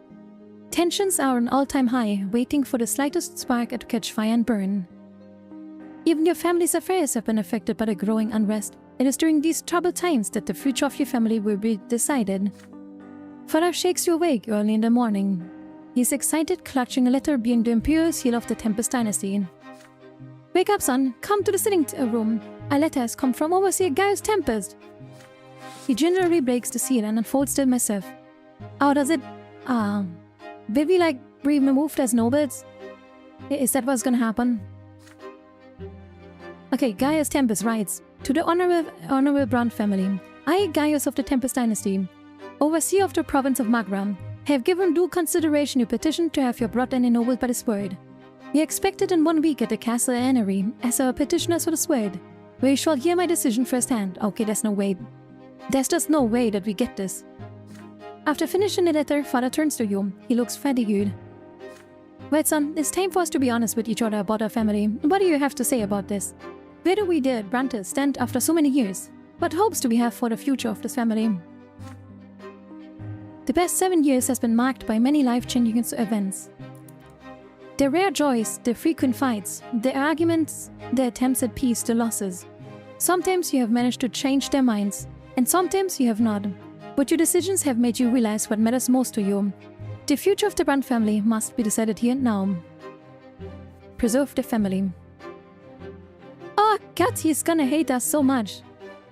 Oh my God. Huh. Oh man. Oh boy. Oh boy. Why does he hate me for this? Why does he... I had hope of being aborted, but his word is lost. But the Brante family will remain united. Why does he hate us for everything? Wait, no, that's Gregor Brante. That's not our father, Ryan. That's okay, I don't care about that guy. It is Gregor? Our father's Robert, Ryan. Our father's Robert. Yeah. Does our father hate us? Okay, can he hate us. I mean, he can hate us, I don't care about this. You reluctantly confess to Father that you both already know. Is it clear that you guys' Tempest decision will be... Your family's hope of being ennobled by the sword are long gone. The rebel and the family fell apart. Whatever. You had to maintain your family's reputation and fortune, and peace at home. It all proved too much to handle. After expending too much energy resolving your strife with your family, you had little strength left for the rest. Which aside, Father agrees. You're right, my son. We couldn't weather the storm that came upon us. We could have hoped for a hereditary title after that. I can only imagine how your grandfather must be raging in the hereafter. The Brante patriarch uneasily considers what comes next. But our family is still together, still whole. It pains me to think that there were so many losses that could have been prevented. I must confess, at one point I even feared there might be nothing of us left. But we are still a family. Very well, we will abandon the pursuit of the nobility of the sword for our descendants and tend to the Brante family itself. Nathan peeks into the sitting room, where his hair are tousled. Father, Sagma, what happened? Nothing, Nathan. Life goes on, that's all. Your brave father embraces his two sons. The last of them embers that were once in a letter from Gaius Tempest smolder away in the fireplace. It was almost too much to bear, but your fan-made ties have been preserved. The Brante family will live on. At least we got some willpower, bang.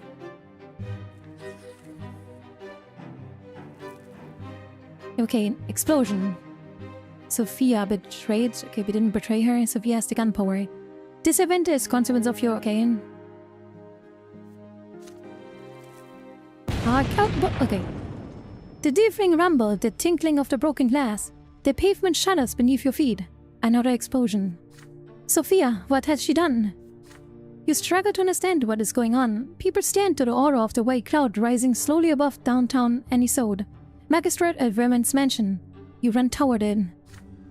The impact of the explosion is visible from several districts away. The houses and fences are crooked, and a grotesque mosaic shattered glass litters the street. Shrieks of terror, moans of pain. There is still a massive cloud of dust and gunpowder. Smoke blankets the entire noble district. People stumble out of the haze covered in grey dust. They look like shadows. Everything seems colorless, only the blood oozing from the victim's wounds is the vivid scarlet hue. A crowd of onlookers has already gathered around the ruins of El Vermon's mansion. You notice Alida among them. She can hardly suppress a smile. This is the most powerful blow against the tyranny of the Empire I've ever seen. Not a good time to say this out loud? Like, nah. Where the magistrate mansion once stood, there's now only a gaping hole full of rubble. Ripped from the ground by the blast, the pavement around the house resembles a cracked eggshell. The neighboring homes have lost their exterior walls, their rooms are exposed. Gendarmes pull the bodies out of those who have met it through death out of the wreckage, wrap them up in a coarse fabric and load them into wagons. You feel sick. You have never seen many dead bodies before. Mutilated in the explosion, they look only vaguely human. You force yourself to not avert your gaze. Are we gonna see Sophia and them? How many of them deserve this? How many just happened to be in the wrong place at the wrong time? Servants, coachmen, simple passerbys, most of them must have been quite old, but still. Did they really have to fall victim to Sophia's plot? Sophia chose the perfect target. The murder of El Vermon, an extremely powerful nobleman of an ancient lineage, will not only remind the simple folk that the last straw is fighting tyranny, it will also instill the fear in the defenders of the Empire. Did you make a wrong choice? Okay, he's dead. Cool. Should you have refused Sophia and prevented this disaster? It is too late to change anything now. No, I think it was good that we did this. Like, duck that guy, okay? No, I think that was good. Vermon's demise. The magistrate died in an explosion arranged by Sophia. What goes on now? The greater good. The event consequence of your previous actions. Sophia Gronkos, soul your loyalty in. This event consequence of your previous actions. Okay, what is this? Wait, what is this one? The greater good? Was this a thing here? No, what is this event? What is this event? It is nighttime. The print shop is empty. You sit by a little candle awaiting Sophia's arrival. She finally returns. The door creaks. You can barely discern the smoldering embers of her pipe in the darkness. Her languid footsteps approach. The glow of the candlelight falls across Sophia's face. Hey there, Sakma. You take that name every time. You take a step forward. The familiar smell of tobacco tickles your nostrils. Sophia glances at the miscorrided, her farewell gift. Still got it on you, huh? That's good, you'll need it soon enough. You raise your eyebrows inquiringly. It is time I told you everything. Sorry I couldn't confine you until you the last minute. I see, I was wrong now. What in the world is she talking about? That moron Felipe had no idea there was a real revolt brewing right under his nose. Well, everything is finally ready. We are ready, Sakma. The last straw is tough now. Real tough. We have got firearms, manpower, an idea, and most importantly, the people's rage. There's no stopping it now. We just need to point it in the right direction, and bam! You ask Sophia where she intends to direct this mage. She stares at you. You cannot tell whether she's surprised or dismayed. What I mean, we're at the Empire, of course. We're gonna declare war. We're gonna fight until there's nothing left of the old order. We're gonna fight until all of the nobles are wiped out. Until the world finally changes. The half-measures guys like Ermonk ain't. What? The half-measures guys like Egmont ain't. Brother, please check your text. Want ain't gonna make that a world better. You know. I'm okay in a way that kinda does make sense, but there's like, isn't it like missing a comma? I feel like that's why I was struggling with it. Anyways, we're doing this for the entire greater good. We're gonna take the first step tomorrow. They forgot the word of what? Yeah, in a sense or something. We're gonna take the first step tomorrow. Felipe thinks he's achieved his goals. He'll order us to start this fake revolt. But we're gonna start on our own revolt, a real one. We'll take Felipe out and then we finally be free. Sophia takes your hand. She clenches it so hard it hurts. I want you by my side, Sukma. It is payback time. Her eyes are fixed on yours. The golden reflection of the candle flames flicker in them. Orion. You will be here until the end. Sophia's secret plot. Sure. You tell her that you will be by ours be together. Tomorrow you will kill Felipe and be free at last. I feel like we're gonna die. Sophia pushes you onto the desk. The entire world disappears except for a smoldering her lips and the flame of the candle. I didn't need to notice. Alright. A sleepless night. Even late at night, the streets of Anisote echoes with chatter. The city cannot sleep. You cannot sleep tonight either.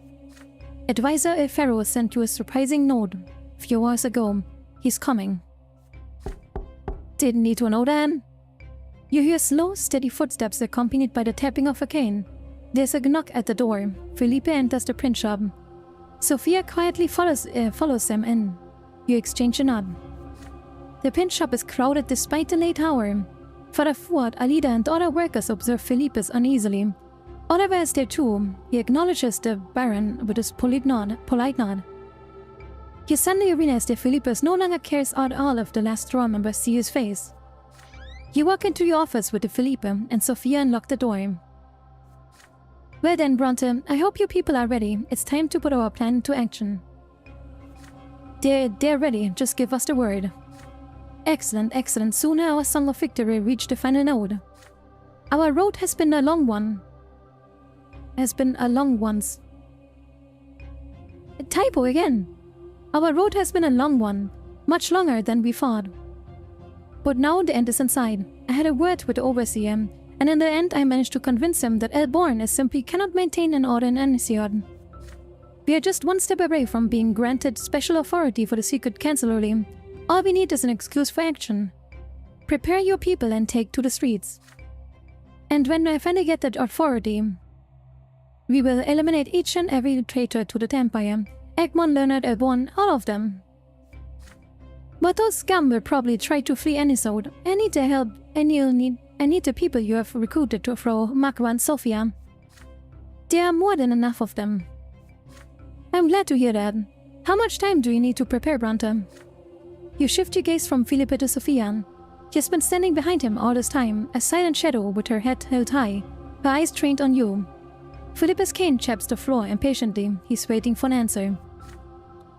The advisor's right. The day you have worked all hard for is finally come. Are you ready? What will you do now?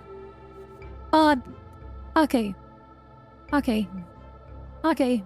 I'm ready for this one. Okay, for this one, I'm ready. For this one, I'm ready. For this one, I'm so freaking ready. Break this dude. Get rid of him. Bam, bam, bam. Shank him. Give him London experience. Come on. Shank him. Kill this dude. Let's go. Kill this dude, finally. Do it. You met Sophia's gaze. You're not. It is time. Welcome to London, mother fluffer. I'm asking you a question, Brante. How much time do you need to get your people ready for the revolt? You people have been ready for a long time, you're saying. Sophia walks to the door and slides the bolt open. It clangs loudly. Your loyal people enter the room one by one. Elida, Fuad. Each of them is accompanied by two muscle-bound, well-armed young men. We are so gonna like tear you apart, dude. What is the younger's name? What is the younger's name? Who are these people, Sophia? What is the meaning of this? Have you seriously decided to start before you even leave? You low-born punks can be so difficult to work with. When Cheryl is looking at you, would you say she's gazing at you? Yeah. Exactly like that. Exactly like that, Figo. That's true.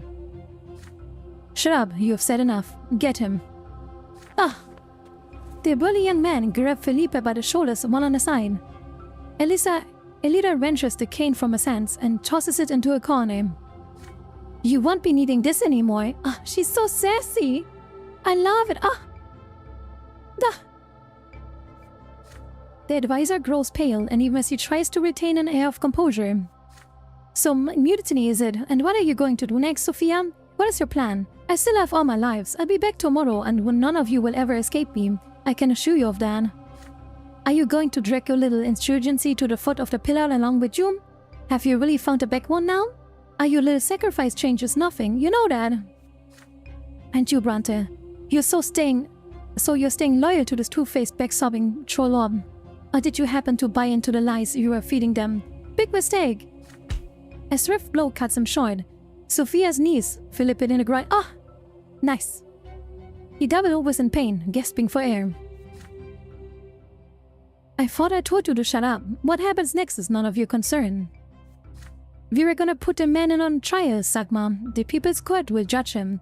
I want you to carry out the sentence. You unsheath Sophia's gift, the misericord. Misericord? I don't know how to pronounce this. It's a French thing, I think. The people's court. What kind of dog and pony show is this? Man, I wish I could like click with my keyboard because I would like to fill my glass. Another blow convinces Philip to remain silent. He can be going to fill my glass with water.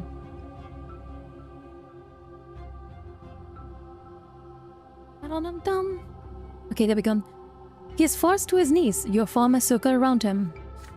Philip El Ferro, for crimes against the people, for tyranny, for the murder of innocents, we the people of court here, we the people's court, hereby sentence you to true death. What say you, judges? Your people gathered around you, threw their fists in the air. They shout as one. Death! The people's court has spoken.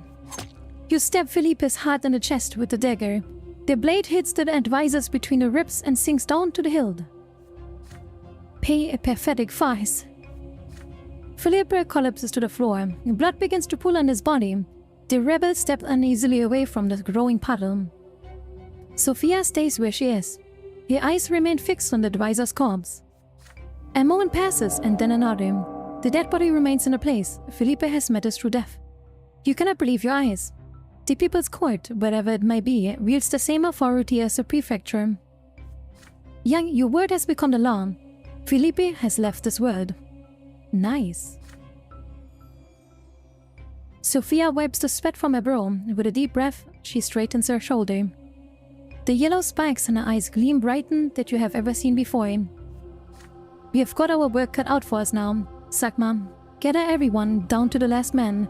The new believers, Egmont's miners, the homeless, the farmer. Tell them all to get ready. Anyone who supports us needs to hit the streets and unleash their rage against the nobles in the Empire. We'll use the ruckus they raised to deal with the rest of the secret chancellery agents. First things first, we'll purge the last straw of Felipe's bootlickers. Retribution is inevitable. That's the law of the land. And now it's time for all of the nobles and Arcanians to pay for their crimes and stand trial before the people's court. But what will you do with Felipe's body? Nail it to the Chancellery's gate. We don't need to hide it anymore. With that, Sophia leaves the print shop with the several young men of your men. Different context. The fringe of her dress, still soaked in blood, drips a crimson trail on the floor behind her. Felipe El Ferro, true death. Nice. And now we are lovers. I see. By the way, like use Belv. Is it for like hiring the dudes or something? Freedom, so intoxicating, so easily sliding into lawlessness. The desire for freedom infiltrates minds and hearts like a poison, leading people to commit monstrous crimes. Freedom is like fire, and unentrained hands, it can burn everything down. The Cancellarian now bears the banner of the last straw, a hand clutching a lantern, its beaming cleaving the darkness. The body of Felipe Alfaro was changed to the Chancellery's gate for all to see. There's a wooden wheel on his stiff neck, the mark of the secret Chancellery. The mob is eager to pelt the advisor's corpse with stones. The gendarmes seized the Major's Egmont in the first few hours of the revolt. He was swiftly sentenced to death for treason against the Empire and beheaded. What the freak? A racially will consume the blood, yeah. It's reading as a bedtime story. True. Vigo 20, yeah, that's true. His head was put on a stake in front of the lesser Chrome to frighten the people into submission. But it did not work. The common people have seen Major Egmont as their protector for years now. His death has only enraged them. The people fill the streets, tempers run high, thanks no small part to the last straw provocateurs. A spark has fallen on the dry and tinder, and now the entire city has caught fire. With Felipe's death, the authorities are helpless against your uprising, just as planned. And we liked Egmont, yeah, he was okay. The Legion, the noble militia, the prefecture in arms, they can do nothing to stop the revolt. Your guns and gunpowder have crushed their every attempt to restore order. Sophia's little army has defeated the Empire's first attempt to resist your movement. And now, for one brief moment, the lost straw holds sway over the entire city. Together with Sophia, they step out on the Chancellor's stairs on the evening sun.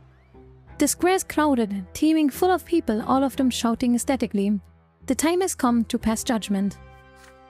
Sophia raises an arm. Her eyes are growing brighter than ever before. The crowd has fallen silent. Listen, everybody, she says. The nobles will never dare to oppress the commoners again. We've got weapons, we've got men.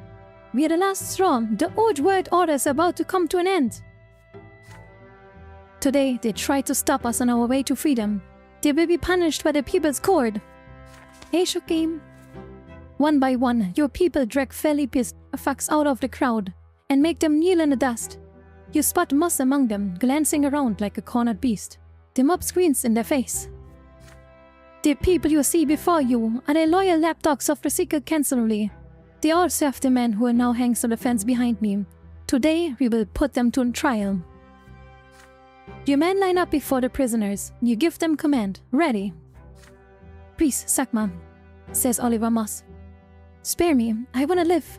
I was always faithful to you. I don't deserve to die. Nah, I don't know. Sophia says, enemies of the freedom, for crimes against the people of Anseod. We the people's court hereby sentence you to true death. You raise an arm. Aim! The gunmen train their muskets on the prisoners. What say you, judges? The people in the crowd pump their fists in the air. The cacophony of disparate voices emerges into one. Death! The people's court has spoken. You drop your hand. The guns fire all at once. I can't wanna be honest with you. I see this going south very quickly. They are already so bloodthirsty. I feel like I cannot already see where this will go horribly wrong. Bodies fall to the ground. Their mob watches in awe as blood begins to drip down the Chancellery stairs. Their bodies remain forever dead. And then the scream in terror and glee, a choir of voices so deafening it makes the nearby windows shake. The word of the people has become the law. We can have a little part first. I feel like I will take over them entire movement. Sophia, we cannot be stopped. We have tolerated the tyranny of the Empire for far too long. The time has come to take our destiny into our own hands. Those imperial bastards can't stop our righteous revolution. Arm yourself, people. Your freedom is in your hands. You walk down the stairs, accompanied by the cries of the people. Sophia says, Friedmund, take the men, I'll tell everyone. Take the men and tell everyone to leave the square, then get to the city walls. We need to get all the gates under control. Garrus Tempest is probably already on his way here with his battalions. Aye aye. Friedman Smith. Sophia turns to you. Arthur, utterly exhausted, she still manages to smile. I told you I was nothing but trouble. Even I don't know what's gonna happen next. If it doesn't matter anymore, you tell her, now you will either win or hang. No two ways about it. Sophia nods. Well said. I got an urgent job for you, Sagma. We have done well, but our foothold here is still too weak. If our enemies decide to work together, we will be crushed. We need to split up. I'll arm the new recruits. Friedmund will defend the walls. You keep an eye on the city. We have to finish off our enemies here in Anisot to find new allies to support us. You promise to do everything you can. Sophia's fingers slightly brush against your cheeks. Her lips find yours briefly, but there's little time to waste. I love you, she says. She leaves the square before you can manage to reply. You leave as well. The reassembled gendarmes and garrison battalions soon retake the Chancellery and most of the central districts. Night falls, and for a brief moment the city is quiet once more. Alright. There's unrest. We are now in power. We're nearly like fully in power. Our wealth has gone down. The new church is going up. Event has happened. The last straw is riot. Alright, good. I mean, the bloodshed is fine, but like, you know. The peaceful years are over. The storm of the revolt is brewing in Anisot. Tomorrow will be the day when you will reap the harvest of all your deeds during the 8 years. Alright. Continue. At last, the day has come which would decide my fate, as well as that of my family, and perhaps the entire empire. The day exactly. of the revolt.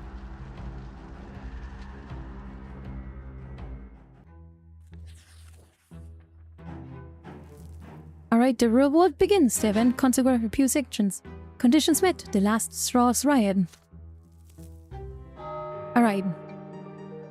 We are in the last chapter, I think? I don't know if this is the last one. But we will call it here. We are gonna end here now. It has been 8.5 hours. My throat is killing me. I cannot talk more. I hope you understand. I hope you had fun. I don't know how much the rest of the game is. I don't know. Damn, this second playthrough was exhausting. I hope it was good though. I don't know how much, as I said, the rest of the game is. But, I don't know. If there would be enough, maybe we finish it next week. If there's enough to, like, play him. We could look into it. But, yeah. I hope you had fun. I had fun with it today. We had some difficult things, right? We had some difficult things happen. Our mother dying, even though I tried so hard to get her the unity and stuff.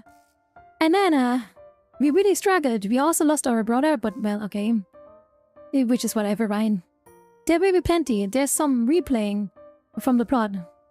I mean, I will not replay the game. I only play, like, once. So, we will, like, probably just, like, finish this one story playthrough. Right? But, I hope you liked it. I hope you had fun with it. I feel like today was pretty rough for us, in a sense. Like, goddamn, so many things went wrong, you know? It's why we have to remind us for him. What the frank? It's a reminder to do something here. Sure. But, I hope you had fun, regardless. I hope you had a good time. Give me a short second. I wanna reset my tracking again. Come on. Okay, there we go. Set a reminder for 10 minutes. Do something. Anyways, I hope you had a good time. It was a good story. A tragic one, but good. Yeah, there was tragic. There was good stuff. Like, I don't know. I feel like it was a good mix, you know? I feel like it was a good mix. Anyways, oh, man. After 8 hours of reading, I'm just like 7 hours of reading. I did 1 hour of yapping. Man, I'm just kind of like exhausted now. I mean, the game is fun. Just, it would be so cool if stuff was a little bit voice acted at times, but like, I get it, like budget and stuff, right? And whatever, right? But, it is definitely a good game. I enjoyed it a lot. It was good. I enjoyed it. It was good. But, yeah, I don't know. I hope you had a good time. At the start of the stream, I almost said something about reminding her to do something, but I don't remember cause I'm a potato. Was it the polls or something? I can't remember. Anyways, I hope you had a good time. And, you know what comes next. I will go upwards to, like, get my head. And then, you know what comes next. I salute to you. I hope you salute to me too. I hope you're a great day or great night today when you are without me. I hope you had a good time with us today. If you want to, you can join our Discord that is linked under the YouTube or Twitch stream. I hope you have a wonderful time. I see you all tomorrow if you feel like it. If you feel like it. I love you all. Bye bye. I love you all. Bye bye. Have a great time. Bye bye.